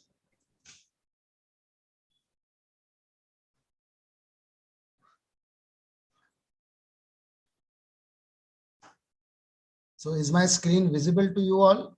Yes, sir. Please make it screen. Yes, sir. Yes, sir. Slideshow is visible. You can continue. Yes. So the topic given to me is role of ASU in public health. I am a professor in Swastha Vrutta, that is preventive and social medicine, and I am also working as vice principal at Tilak Ayurved Mahavidyalaya. So the topic will be Ayurved, Siddha and Unani systems of medicine. And this picture you see here, it is shown that all the herbs and some liquids, some syrups are there, which are prepared through the Ayurved, Siddha and Unani systems for the benefit of the society. And these medicines you are going to learn in your later phase in your second year of education. But this is just a picture for Ayurved and Siddha and Unani systems, that we are using all the natural available medicinal plants and natural available minerals for our own preparation of medicine. So what is public health? Public health, it is the science and art of preventing the disease, prolonging life, promoting health through organized efforts and informed choices of the society, organizations, public and private communities, and individuals through public health system, that is primary health center, community health center, rural hospital, civil hospitals etcetera. So जहां पर भी प्राथमिक स्वास्थ्य केंद्र है या फिर community स्वास्थ्य केंद्र है या ग्रामीण रुग्णालय है या फिर जिला रुग्णालय है, उस सब हेल्थ सिस्टम के अनुसार पब्लिक के लिए हेल्थ डेमोन्स्ट्रेशन या हेल्थ डिलीवरी की जा सकती है. The whole definition, if you see, that is the science and art of preventing disease, prolonging life, promoting health through the organized efforts and informed choices of society, etc., is the definition which can be learned and by hearted and written in the text. but a very simple definition, as you have seen in the picture of Three Idiots, the very simple definition by Rancho, that what is the public health? Public health वो है कि जो प्राथमिक स्वास्थ्य केंद्र, community health centre या जिला रुग्णालय या ग्रामीण रुग्णालय के तरफ से लोगों के स्वास्थ्य रक्षण के लिए गवर्नमेंट की तरफ से दिए जाने वाली जो सेवाएं हैं उसको सब पब्लिक हेल्थ कहते हैं। तो उसमें स्वास्थ्य रक्षण भी आता है, उसमें चिकित्सा भी आती है, उसमें सर्जिकल प्रोसीजर्स भी आती है, उसमें एडमिशंस भी आती है, ओपीडी लेवल यानी बाह्य रुग्ण विभाग की चिकित्सा भी आती है। सभी प्रकार की हेल्थ की जो चिकित्सा है वो सब पब्लिक हेल्थ, पब्लिक के लिए जो दिए जाते हैं उसको पब्लिक हेल्थ सिस्टम कहा जाता है। अभी हमको पब्लिक हेल्थ सिस्टम में जब हम आयुर्वेद के बारे में सोचते हैं, when we are thinking of Ayurved or say Unani systems, we have to first learn what are the current health problems. The current health problems, now all of you are 11th and 12th pass out, you have learned in your school, in your science books, which are the infectious diseases, which are the waterborne diseases. So I will just highlight those names. I will not go into the details of those diseases, but I will just highlight what are the current health problems in India. So in India, there are mainly infectious diseases problems, the respiratory problems, the swine flu, which was prevalent in 2009, then tuberculosis, there is a multi-drug resistant tuberculosis. There is also the new disease which was there 2 years back, and even today we are seeing the patients of the pandemic. We are the sufferers of the pandemic, COVID-19. That is a major infectious disease, and the patterns of coronavirus are changing every 6 months, and there are new and new variants of COVID-19 or coronavirus, and patients are suffering, and many patients also suffered the mortality, that is they were dead due to COVID-19 infections. Then these are all airborne infections. These are all the airborne infections, or it is also called they are from the then the waterborne infections, the foodborne infections through food and through infected water and infected food, typhoid, cholera, dysentery, diarrhea. These are all foodborne infections. In foodborne infections, we can also include hepatitis, jaundice, etc. Then there are sexually transmitted diseases like human immunodeficiency virus, which leads to AIDS disease, hepatitis B and hepatitis C. There is a disease called as leprosy, where the peripheral nerves are affected, जिसको कुष्ठ रोग कहा जाता है, और वो भी एक एयरबॉर्न इन्फेक्शन है. There are vector borne diseases, जिसके लिए मॉस्किटोज या कोई वेक्टर्स ये कारणीभूत होते हैं, और उसकी वजह से वेक्टर बॉर्न डिसीजेस हो सकते हैं. करंट हेल्थ प्रॉब्लम्स में न्यूट्रिशनल प्रॉब्लम्स भी है, iodine deficiency disorders, anaemia, Balwadi nutrition programme, mid day meal programme, ये सब प्रोग्राम्स है जो आप आपके आयुर्वेद के कोर्स में या यूनानी के कोर्स में आगे जाके पढ़ने वाले हो. लेकिन ये सब मैं सिर्फ नाम आपको बता रहा हूं. जो पब्लिक हेल्थ में जो हेल्थ प्रॉब्लम्स है उसके बारे में हमको थोड़ी फार जानकारी होनी चाहिए, तो ये जानकारी मैं आपको इस स्लाइड्स के अनुसार दे रहा हूं. Then there are reproductive and child health problems, and there is a program for RCH, that is reproductive and child health national health program. Then there are family planning programs to reduce the population of the country. Now we all know that China was the leading country in the highest number of population the China is having, and the second country in the world who is having the highest number of population is India. और 130 करोड़ की लोक संख्या, जनसंख्या अभी भारतवर्ष में है. 2021 के जो सेंसस हुआ था, जनगणना हुई थी, उसके अनुसार there is a population of 130 crores. Then there are minimum needs program, जहां पर कितनी मूलभूत आम आदमी की कितनी मूलभूत गरज रहती है, कितना नीड रहता है, उसको मिनिमम नीड्स प्रोग्राम कहते हैं. There is a 20-point program also. There is a water and sanitation program also, which are the national health programs. So these national health programs are measures undertaken by the government to improve the health of the people. अभी health के बारे में जब हम बात करते हैं तो health is majorly the subject of implementation of every state. हमारी भारत की संविधान जो है, कॉन्स्टिट्यूशन जो है, उसमें, उस कॉन्स्टिट्यूशन में हमारी आरोग्य और कुटुंब कल्याण मंत्रालय जो है उसके फंक्शंस बताए हैं, और उन्होंने कॉन्करेंट लिस्ट और स्टेट लिस्ट ऐसे दो फंक्शंस बताए हैं। कॉन्करेंट लिस्ट में उन्होंने बताए हुए फंक्शंस जो है वो स्टेट और सेंटर दोनों ने मिलकर करना है, और स्टेट लिस्ट में बताए हुए जो फंक्शंस है वो सिर्फ स्टेट ने करना है, हर एक स्टेट ने उसका इम्प्लीमेंटेशन करना है। बहुत सारे पॉलिसी मैटर्स डिसाइड होते हैं सेंट्रल गवर्नमेंट की तरफ से, ministry of health and family welfare. हमारे एएसयू के लिए, यानी आयुर्वेद, सिद्ध और यूनानी मेडिसिन के लिए एक अलग मंत्रालय अभी बना है बहुत सालों पहले, उसको आयुष मंत्रालय कहते हैं। आयुर्वेद, योग, नेचुरोपैथी, यूनानी, सिद्ध मेडिसिन एंड होम्योपैथी, ऐसा आयुष मंत्रालय भारतवर्ष में 2014 साल में पहले मंत्रालय बना। उसके पहले उस मंत्रालय का नाम सिर्फ डिपार्टमेंट ऑफ आयुष था, जो आरोग्य एवं कुटुंब कल्याण मंत्रालय के अंतर्गत उसकी पहचान थी। लेकिन उसकी अलग मंत्रालय की हिसाब से पहचान जो हुई है वो 2014 से हुई है। हमारे माननीय पंतप्रधान मोदी जी ने 2014 में उसको अलग मंत्रालय का स्टेटस दिया है। उसके भी पहले, जब ये डिपार्टमेंट ऑफ आयुष के ही पहले उसको Indian systems of medicine and homeopathy, ISMNH ऐसे कहा जाता था। 1995 में उसका एस्टेब्लिशमेंट हुआ, 2000 साल में उसको आयुष डिपार्टमेंट कहा गया, और 2014 में उसको अलग मंत्रालय का स्टेटस दिया गया। तो ये जो सब नेशनल हेल्थ प्रोग्राम्स जो गवर्नमेंट की तरफ से किए जाते हैं, उसमें ASU यानी आयुर्वेद, सिद्ध और यूनानी का रोल क्या होता है वो हम देखने वाले हैं। अभी नेशनल हेल्थ प्रोग्राम्स, जो भी मैंने अभी डिसीजेस आपको बताए, उसके लिए नेशनल हेल्थ प्रोग्राम्स डिजाइन किए गए हैं। इसमें पहला प्रोग्राम है national vector borne disease control program. Malaria, lymphatic filariasis, kala azar, Japanese encephalitis, dengue, chikungunya fever, ये सब मच्छर की वजह से यानी मॉस्किटो बाइट की वजह से होने वाले सब आजार है, होने वाले सब ये डिसीजेस है। और इस डिसीजेस में हर एक डिसीज के अलग अलग मॉस्किटोज आइडेंटिफाई हुए हैं, उसके पैरासाइट्स आइडेंटिफाई हुए हैं, और भारतवर्ष में ये सब मॉस्किटो बाइट के वजह से होने वाले डिसीजेस की संख्या बहुत ज्यादा है। इसीलिए उसके कंट्रोल के लिए national vector borne disease control program कहा गया है।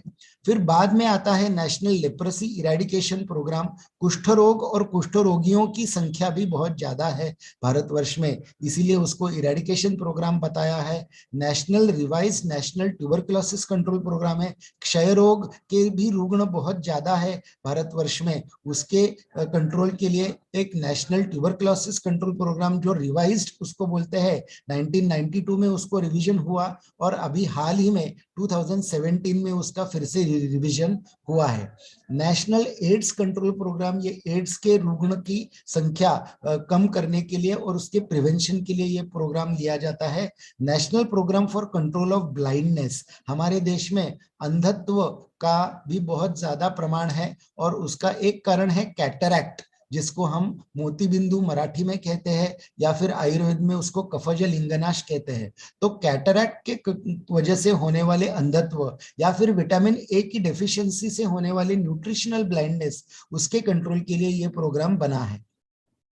फिर भारतवर्ष में आयोडीन डेफिशिएंसी बहुत ज्यादा पाई जाती है, स्पेशली जो प्रेग्नेंट लेडीज है उनमें आयोडीन डेफिशिएंसी पाई जाती है, और आयोडीन की डेफिशिएंसी के कारण थायरॉक्सिन या थायराइड हार्मोन की डेफिशिएंसी हो जाती है, और उसकी वजह से फिर फीटल डिस्ट्रेस या फीटल मैलफॉर्मेशंस ये हो जाते हैं, और जन्मतः बालक में कुछ विकृतियां हो सकती है। तो उसके लिए आयोडीन डेफिशिएंसी डिसऑर्डर्स प्रोग्राम बनाया है। यूनिवर्सल इम्यूनाइजेशन प्रोग्राम, अभी हाल में 2 साल में हमने देखा कि कोविड-19 के लिए 2 प्रकार के इम्यूनाइजेशन या वैक्सीनेशन प्रोग्राम्स ये हुए थे, और ये 2 साल में जो वैक्सीनेशन प्रोग्राम्स हमारे भारतवर्ष में हुए, उसमें कोविशील्ड और कोवैक्सीन, ये 2 वैक्सीन भारतवर्ष में दिए गए कोविड-19 के कंट्रोल के लिए। And after that vaccination program considerably the कोविड-19 patients reduced all over the country. हमारे भारत के बाहर के देशों में फाइजर है, मोडर्ना है, ऐसे अनेक कई वैक्सीनेशन प्रोड्यूसिंग कंपनीज ने, मैन्युफैक्चरिंग कंपनीज ने उनके वैक्सीन भी मैन्युफैक्चर किए थे। और हर एक जो जन्म में आया हुआ बालक है उसको 1 साल तक tuberculosis, diphtheria, pertussis, tetanus, measles, mumps, rubella, polio, इन सब इन्फेक्शियस डिसीज के लिए लसीकरण कार्यक्रम या वैक्सीनेशन प्रोग्राम ये किए जाते हैं। उसका अंतर्भाव यूनिवर्सल इम्यूनाइजेशन प्रोग्राम में होता है। फिर नेशनल हेल्थ मिशन है। नेशनल हेल्थ मिशन के अंतर्गत नेशनल अर्बन हेल्थ मिशन और नेशनल रूरल हेल्थ मिशन, ऐसे 2 मिशंस किए हैं कि ग्रामीण लोगों के आरोग्य की रक्षा और शहरों में जो स्लम एरियाज वगैरह है वहां के लोगों की आरोग्य की रक्षा करने के लिए नेशनल हेल्थ मिशन बनाया गया है। नेशनल हेल्थ मिशन के अनुसार ही नेशनल आयुष मिशन NAM, ऐसे भी आयुष मंत्रालय में घोषणा की है कि आयुष के जो सिस्टम्स है, आयुर्वेद है, सिद्ध है, यूनानी है, होम्योपैथी है, इनके द्वारा भी हेल्थ का संरक्षण, आरोग्य का संरक्षण कैसे किया जाएगा उसके बारे में नेशनल आयुष मिशन, इसका भी इम्प्लीमेंटेशन पब्लिक हेल्थ में हो जाता है।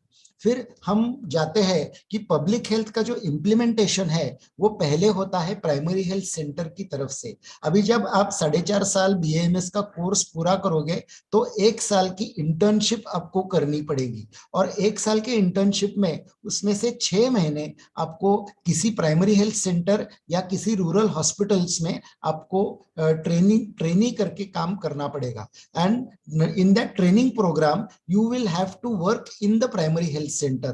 तो अभी से आपको प्राइमरी हेल्थ सेंटर क्या होता है, उसके फंक्शंस क्या है, थोड़े से मालूम होने चाहिए। प्राइमरी हेल्थ सेंटर की तरफ से हम मेडिकल केयर देते हैं, यानी व्याधियों की चिकित्सा करते हैं। Maternal child health programs including family planning, they are implemented. Safe water supply in that particular village. हर एक प्राइमरी हेल्थ सेंटर के अंतर्गत बहुत सारे विलेजेस आते हैं, and there are many villages which are connected to one primary health center. So safe water supply in those villages and basic sanitation. अभी हमारे यहाँ भारत सरकार ने स्वच्छ भारत के अभियान में सभी ग्रामीण भागों में और सभी विलेजेस में टॉयलेट्स का कंस्ट्रक्शन शुरू कर दिया, और हर गांव में सैनिटेशन के लिए बेसिक स्ट्रक्चर जो टॉयलेट्स का होता है वो बनना शुरू हो गया। And now in almost all the villages all over the country the toilets are constructed for the basic sanitation and for supply of safe water supply। वो जहां कुएं का पानी है या नदी का पानी है, तालाब का पानी है, उसको भी प्यूरिफाई करके घर घर में छोड़ने के लिए यंत्रणा बनाई गई। Then prevention and control of locally endemic diseases. जो एंडेमिक यानी जो भी जनपदोद्भव व्याधि है, जो भी इन्फेक्शियस डिसीज है जो बार बार होते हैं हर एक विलेजेस में, टाइफाइड है, कॉलरा है या फिर जॉन्डिस है, ऐसे जो डिसीजेस होते हैं उसके कंट्रोल के लिए कुछ मेजर्स पब्लिक हेल्थ सिस्टम में किए जाते हैं, उसको prevention and control of locally endemic diseases बोलते हैं। Collection and reporting of vital statistics. हमारे मानवीय पूरे मानव के जीवन में 2 ही चीजें महत्वपूर्ण है, एक जन्म और मृत्यु। को जन्म और मृत्यु की जो संख्या है, उसकी जो नोंदणी है, उसका जो रजिस्ट्रेशन है वो होना चाहिए। Registration of births and deaths should be there at gram panchayat level in villages, at corporations and municipalities in the urban areas. So uska collection and reporting hona chahiye through the primary health center. Then education about health. अभी जब हम आयुर्वेद, यूनानी, सिद्ध के बारे में सोचते हैं तो एजुकेशन अबाउट हेल्थ यानी आरोग्य के बारे में लोगों को हमको जानकारी देनी है, और आयुर्वेद के अनुसार आरोग्य रक्षण कैसे किया जाता है उसके बारे में जानकारी देंगे। यूनानी और सिद्ध के हिसाब से हम आरोग्य कैसे संरक्षण कर सकते हैं उसके बारे में अवेयरनेस प्रोग्राम्स लेने वाले हैं। सो इंफॉर्मेशन एजुकेशन का प्रोग्राम हम करने वाले हैं। And counselling, IEC, information education and counselling for health, ये प्रोग्राम हर एक गांव में, हर एक प्राइमरी हेल्थ सेंटर की तरफ से हम कर सकते हैं। फिर नेशनल हेल्थ प्रोग्राम्स जो भी मैंने बताए, उसका सबका implementation, all the implementation of those national health programs. Then there are referral services through the primary health center. What are referral services? जो भी केसेस, जो भी डिसीज के केसेस प्राइमरी हेल्थ सेंटर में ट्रीट नहीं होते हैं, उसको रूरल हॉस्पिटल या फिर सिविल हॉस्पिटल में रेफर किया जाता है for higher grade of treatment. Then training of health guides, village health workers, local health dais and health assistants, जो भी हेल्थ सेक्टर में काम करने वाले पैरामेडिकल वर्कर्स है, for all those paramedical workers there is a training programme what they should do for the health of that particular village or that particular rural area. That training program is also given through the primary health center.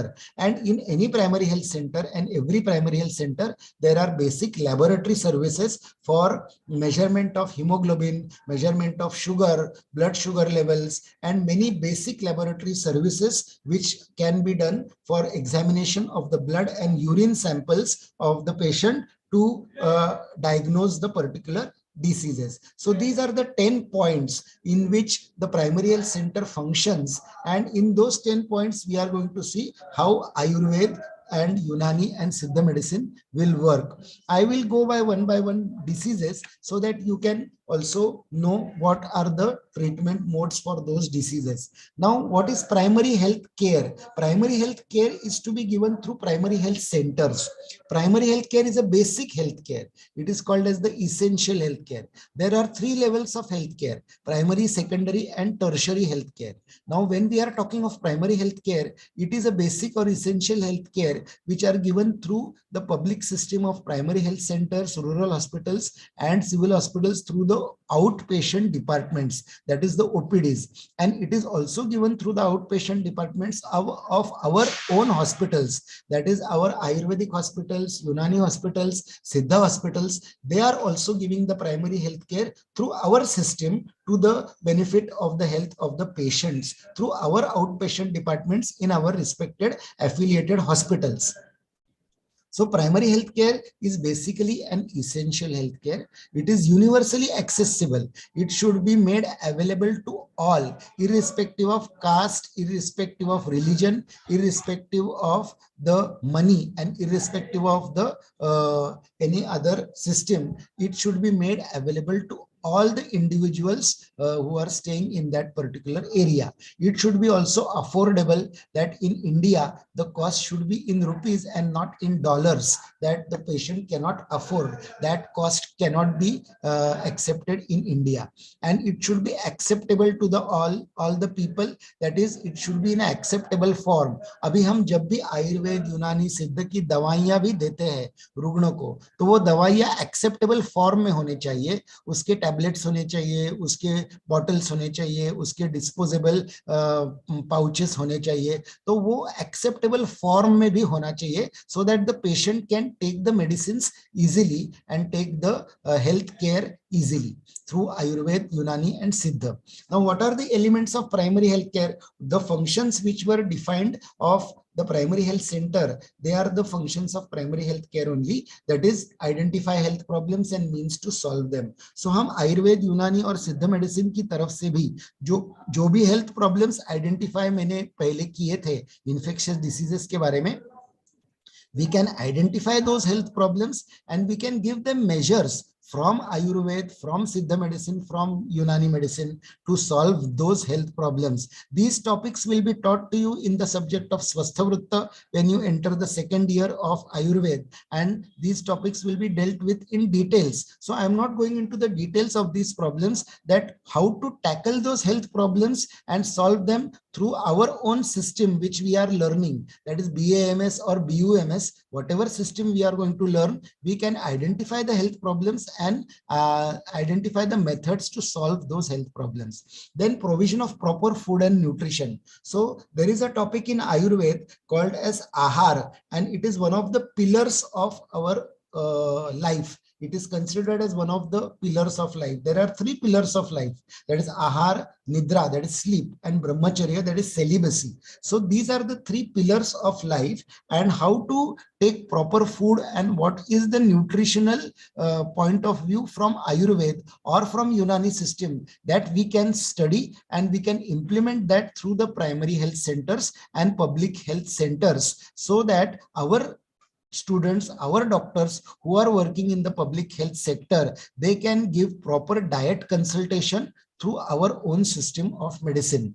Then provision of safe drinking water and basic sanitation. This is common to all. There is nothing like modern system or Ayurvedic system in this. This is a system which is made universally for all individuals, so that what is safe drinking water? Safe drinking water is nothing but the water which is free from the pathogens of waterborne diseases. That is called as the safe drinking water. The water which we are drinking in our cities or urban areas, it is through the dams, and the dam water is sent to a water purification center. The water is purified in the water purification center, and then through the pipelines, water pipelines, it is sent to every house and every home, and then that water is said as safe drinking water. Then basic sanitation, the toilets which are constructed in every house, the drainage system is connected universally, and that sewage water is again filtered, and that sewage water is again treated before leaving the sewage water into the lakes or the rivers or the sea. In that particular area, it is treated. So basic sanitation system should also be there in every village, every urban area, every slum area. So provision of safe drinking water and basic sanitation will reduce the infectious diseases, because if there is environmental sanitation, then it will lead to a number of waterborne and foodborne diseases.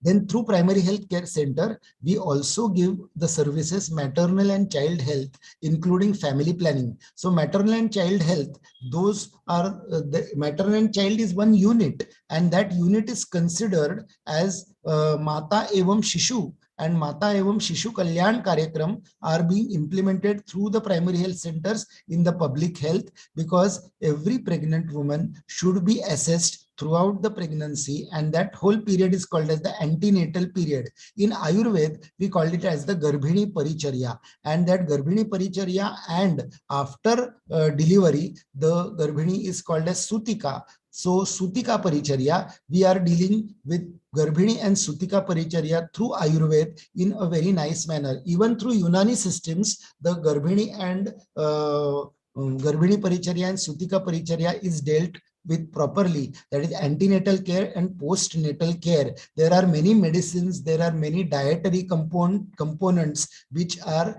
taking care of the maternal health during the pregnancy and post delivery, that is during the post delivery period, and or the postnatal period. And even for the child health, the care of the newborn, care of the child up to 1 year of age, care of the child up to 5 years of age, care of the child after 5 years up to the teen age. That whole system is also there in Ayurveda as well as in the Unani system. And we are dealing with the medicines, the diet, and all the parts through Ayurveda and Unani system, and we can deliver those systems through the primary health centers. Now the details of maternal and child health care will be taught to you in the Stri Rog Prasuti Tantra lessons in the final year, and also through the preventive and social medicine chapters of reproductive and child health and national health programs, and it also includes the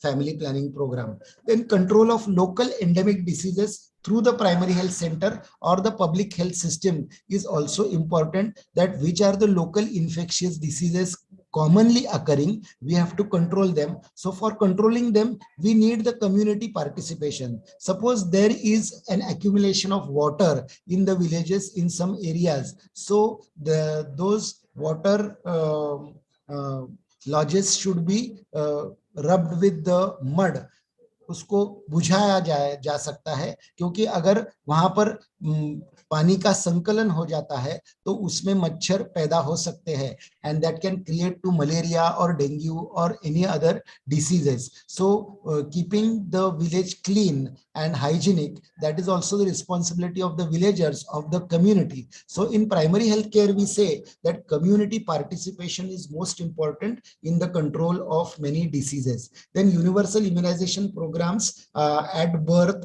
after birth, at the end of 6 weeks, 10 weeks, 14 weeks, at 9th month, at 18th month, 24th month, at the age of 5 years, at the age of 10 years, which are the vaccination programs to be given through to the child for building their immunity is also important. Now through Ayurveda, what we do in our institutes and hospitals, we are running the Suvarna Prashana program for the child health.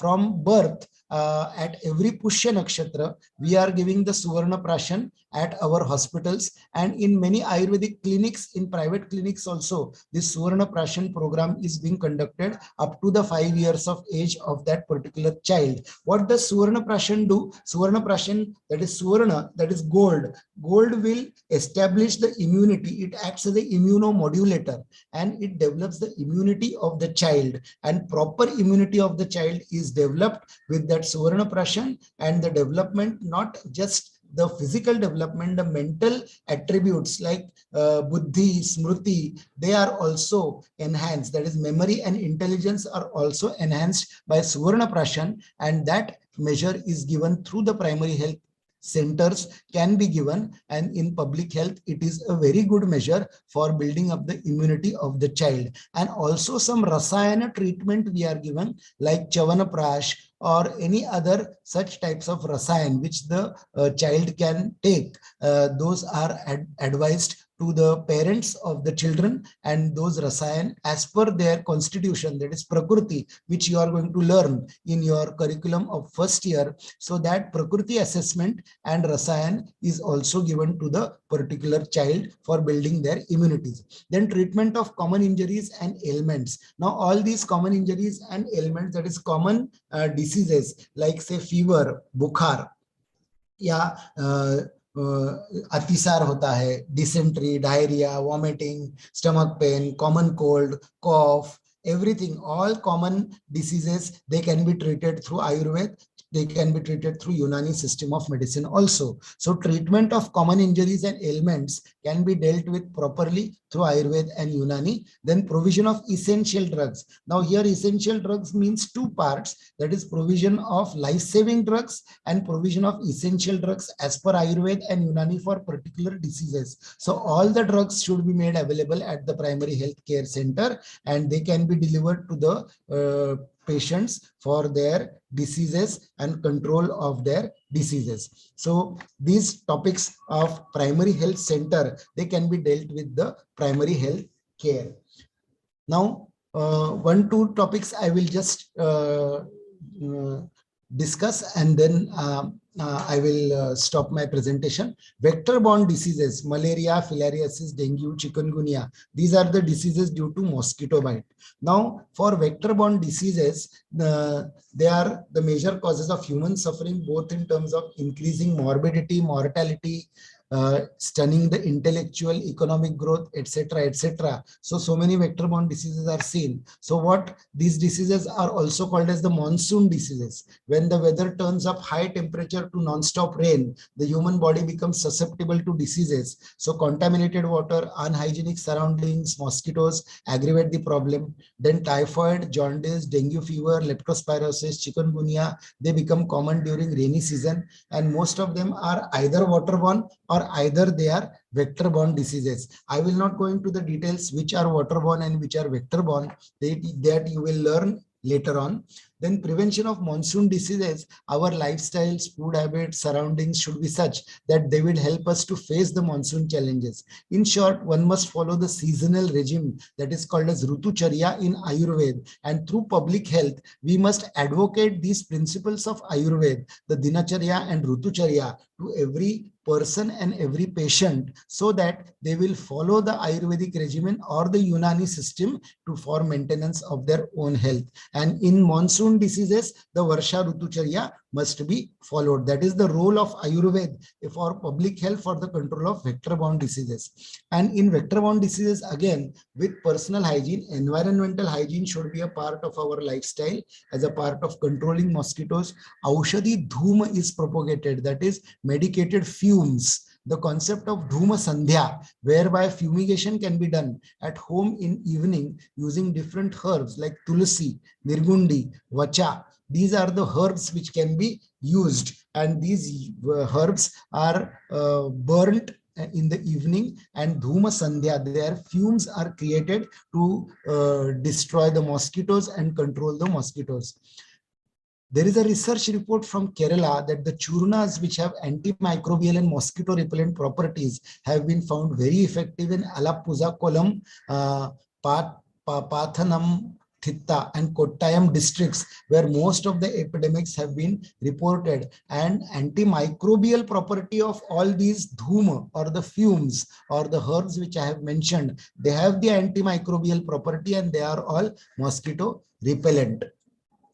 So in Ayurveda, when we consider these all diseases, they are called as Anukta Vyadhis, which you are going to study later on. Then malaria is considered as a jvara or a special type of fever, especially Vishama jvara. Then there is a chikitsa of Vishama jvara mentioned in the Ayurvedic Samhitas. I will not go into the details. The decoctions of these herbs, Kalingaka, Patolo, Patra and Katurohini, that is Kutaki, all these herbs are to be taken for the Vishama Jvara Samprapti, and they are very much essential and beneficial also. Then there are many herbs which are useful for the treatment of Vishama Jvara. Vishama Jvara can be malaria, Vishama Jvara can be typhoid. There are so many correlations with the modern diseases.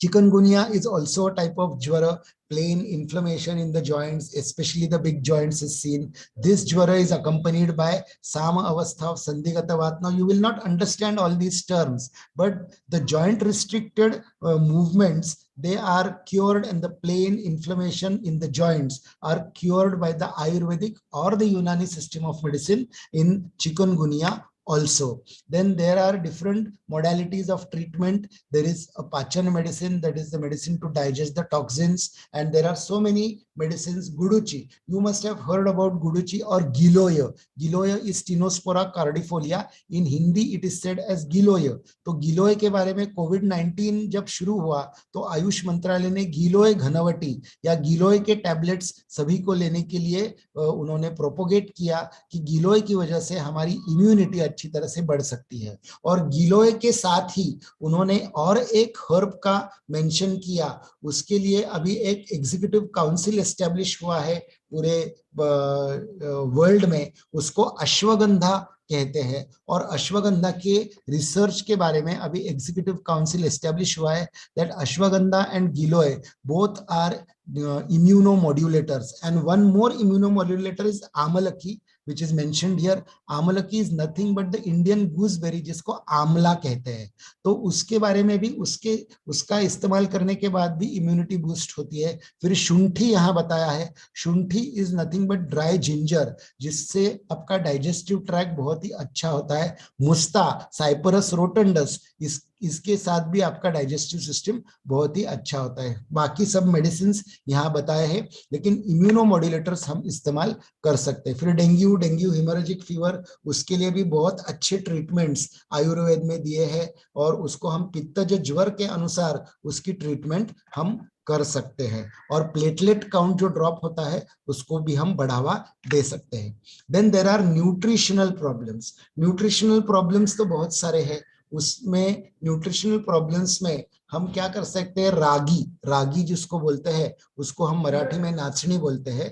So that रागी का लड्डू वो हम दे सकते हैं for nutritional problems. It contains iron, it contains vitamin C and so many nutrients it contains, and it will give you the nutritional supplements.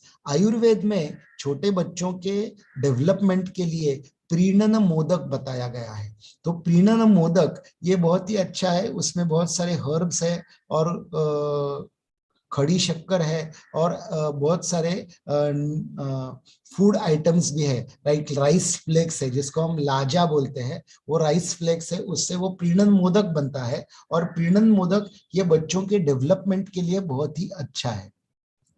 जो non infectious diseases है जो public health में आजकल दिखते हैं, जो नॉन इन्फेक्शियस डिसीजेस जिसको हम नॉन कम्युनिकेबल डिसीजेस भी बोलते हैं, और लाइफस्टाइल रिलेटेड डिसीजेस, उसमें कार्डियोवैस्कुलर डिसीजेस है, उसमें डायबिटीज मेलिटस है, ओबेसिटी है, हाइपरटेंशन है, स्ट्रोक है, कैंसर है, ये सब डिसीजेस अभी बहुत बढ़ने लगे हैं। और इन सब डिसीजेस के बारे में तो आयुर्वेद में बहुत अच्छे लाइफस्टाइल मॉडिफिकेशंस बताए हैं।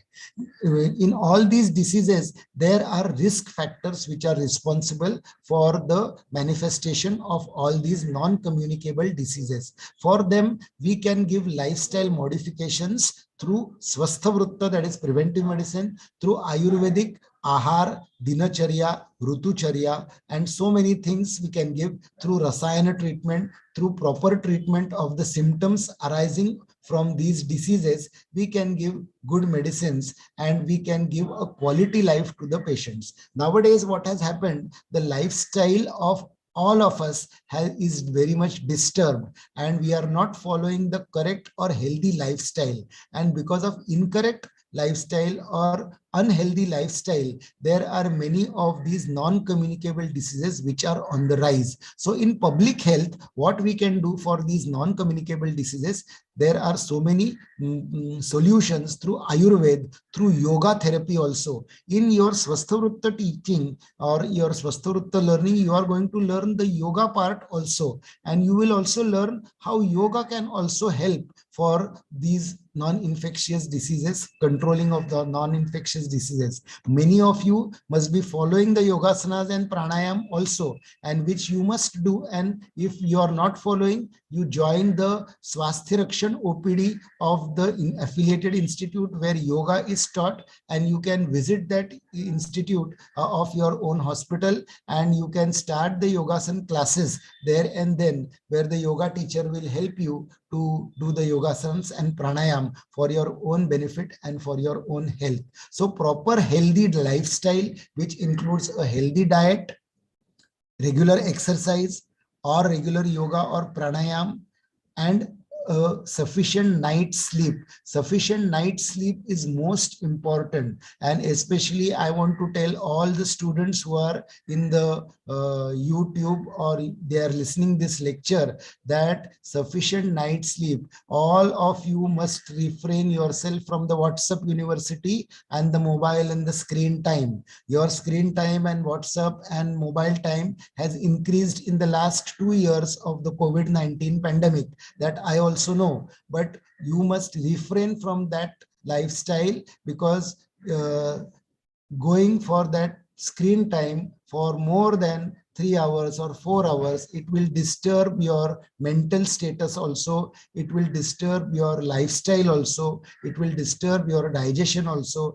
and it will lead to many health problems. So it is a request from me that all the students should refrain from using mobiles at late nights, go to sleep at 10, 10:30, wake up at 5:30 and start your studies. Now this, you are entering the new era of your life. You are entering into the professional course of learning Ayurveda or Siddha medicine or Unani medicine, and ultimately you are going to become an Ayurvedic doctor or a Unani doctor, who is going to help the society to be away from diseases. So first, maintain your own health through a proper healthy lifestyle and a proper healthy diet. Then sanitation and safe drinking water. These for this also now many purification plants are there, and for water purification, household purification also, AquaGuard and RO water and so many things are installed house to house, and even in colleges for maintaining the safe drinking water in the campus. Now, so in brief, what I have told you, that role of Ayurveda in public health and primary health care is dealing with nutrition, that is awareness of the concept of Ahar, Nidra and Brahmacharya, from the Ayurvedic concept, that is Ayurvedic diet, awareness of the concept of Hitabhuk, Rutubhuk and Matravat Ashana. What is Hitabhuk? What is good for your health is Hitabhuk, that you are going to learn in your first year course. What is Rutubhuk? As per the season. Rutu is season. So as per the season, what is good for your health, that you are going to learn. Matravat Ashana, that is in quantity. In proper quantity you should eat. You should neither eat in excess quantity, neither in low quantity, but whatever quantity is suitable as per your Agni or your digestive power, that you must consider. And then the next part is maternal and child health. Well, I told you about Garbhini and Sutika Paricharya. Then I told you about school health. In school health, there are so many programs related to school health. There are school health checkup programs for the health status of primary school children, secondary school children, higher secondary school children. And in school health also, so many things are to be dealt with, the health and development of the child physically and mentally. Then immunization, Suvarna Prashana Vidhi, Rasayana and Lehana, they are dealt with. Lehana is Chavanprash, and so many types of Leha are prescribed in Ayurveda. Then treatment of common diseases, which I told you, like fever, cold, cough, stomach problems, dysentery, diarrhea, vomiting. So many common diseases are there for treatment. You go now, since you are admitted to the course of Ayurveda or Unani, you must go for the treatment of your common diseases through your own pathy first, that is through Ayurveda or through the Unani system at your own affiliated hospital, whichever hospital is attached to your own college. You must go to the OPD of the hospital for treating your common illnesses and diseases. And especially for the students who are going to stay in the hostels, I will recommend that they should go to their own hospital for treatment of their common illnesses and maintain a proper diet, even though you are not liking the diet from the mess, and you will not like the diet from the mess in the beginning, but then eventually you will get used to, we call it as satmya, you will get used to or satmya to that particular ahar, because most of the children and everybody is used to the ahar or the food which is prepared at home by your own mother. So हमारे mummy के हाथ का जो खाना होता है वही हमको अच्छा लगता है, लेकिन अभी मेस का खाना भी हमको अच्छा लगना चाहिए और उसके लिए भी हमको आदत डालनी चाहिए. सो इसके लिए भी हमको हमारा मन और हमारा शरीर तैयार करना चाहिए. एंड लास्टली, इम्प्लीमेंटेशन ऑफ दिनचर्या, ऋतुचर्या measures. सदवृत्त is a topic of code of ethics which will be also dealt with in the transitional curriculum. Through public health, we can also make aware of the code of ethics to be followed in a society and for personal health. So this was the role of Ayurveda in public health. I think I have given a nice elaboration about Ayurveda, Unani, Siddha medicine in public health. I thank the organizers and especially Maharashtra University of Health Sciences and Datta Patil sir, Milind Nikum sir, Kanetkar madam, and all the officials in the university for giving me a chance to present myself on the topic of role of ASU in public health. I thank all the organizers. I thank everybody for a very sound listening. Thank you all once again. If there are any questions, they are welcome. Thank you very much, sir. Definitely, as far as question hour is session, we have not planned for it. But definitely the way you have elaborated all the details about the role of ASU, particularly Ayurveda and Unani system of medicine in public health, which is the need of our to look for the other medicinal pathy to get the society rid of diseases. Thank you very much on behalf of organizers. Over to you, Dr. Vaibhav Birada. Thank you, sir. Thank you, Datta Patil sir. Yes. Thank you sir, thank you very much. आपण आयुर्वेद विद्यार्थ्यांचा role, डॉक्टरांचा role आणि PHC मध्ये त्यांचं कशा पद्धतीने काम आहे यावर खूप छान मार्गदर्शन केलेलं आहे.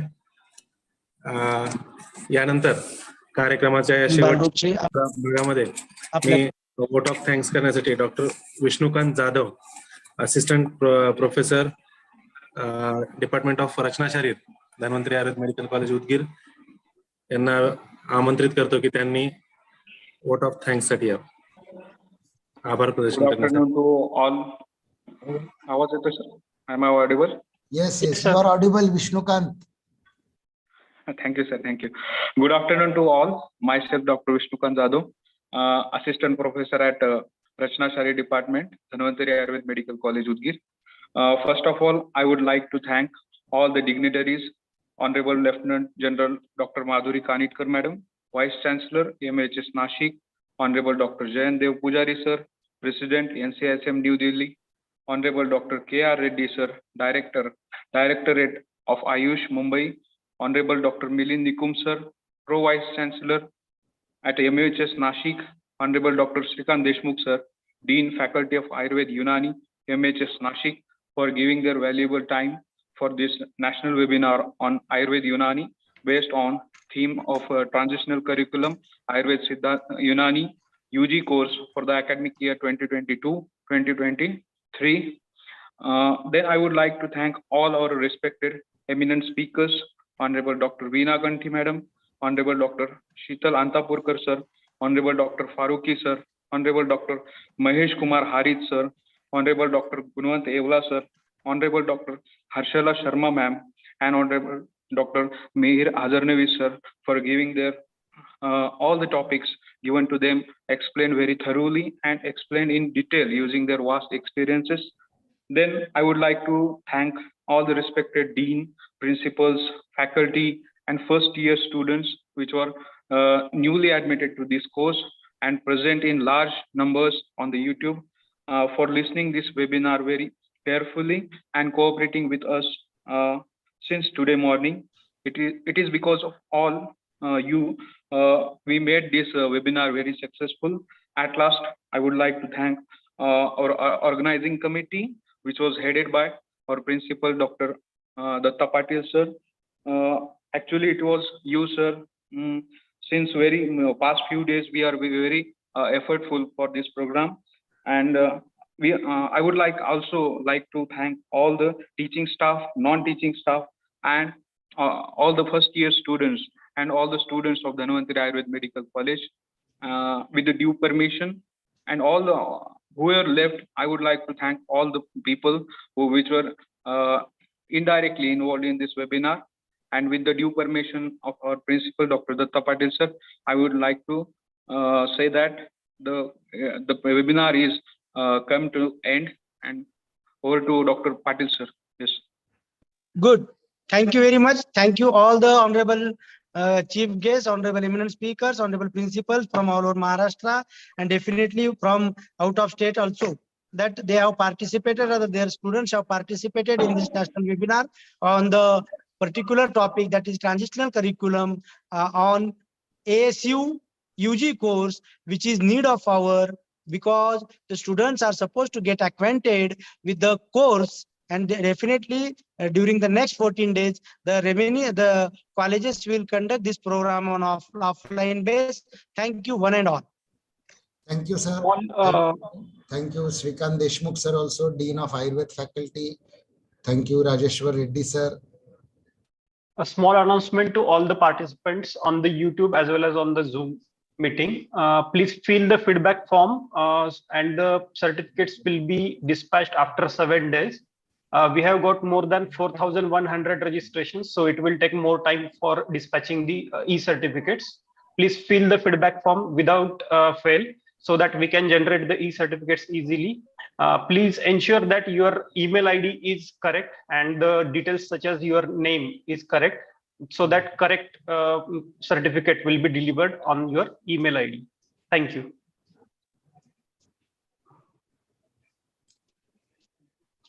Thank you, sir. Thank you, Deshmukh sir. Srikant Deshmukh sir.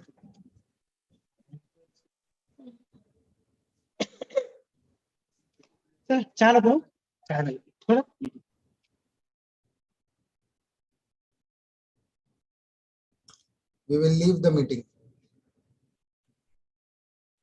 Yes, sir. Yes.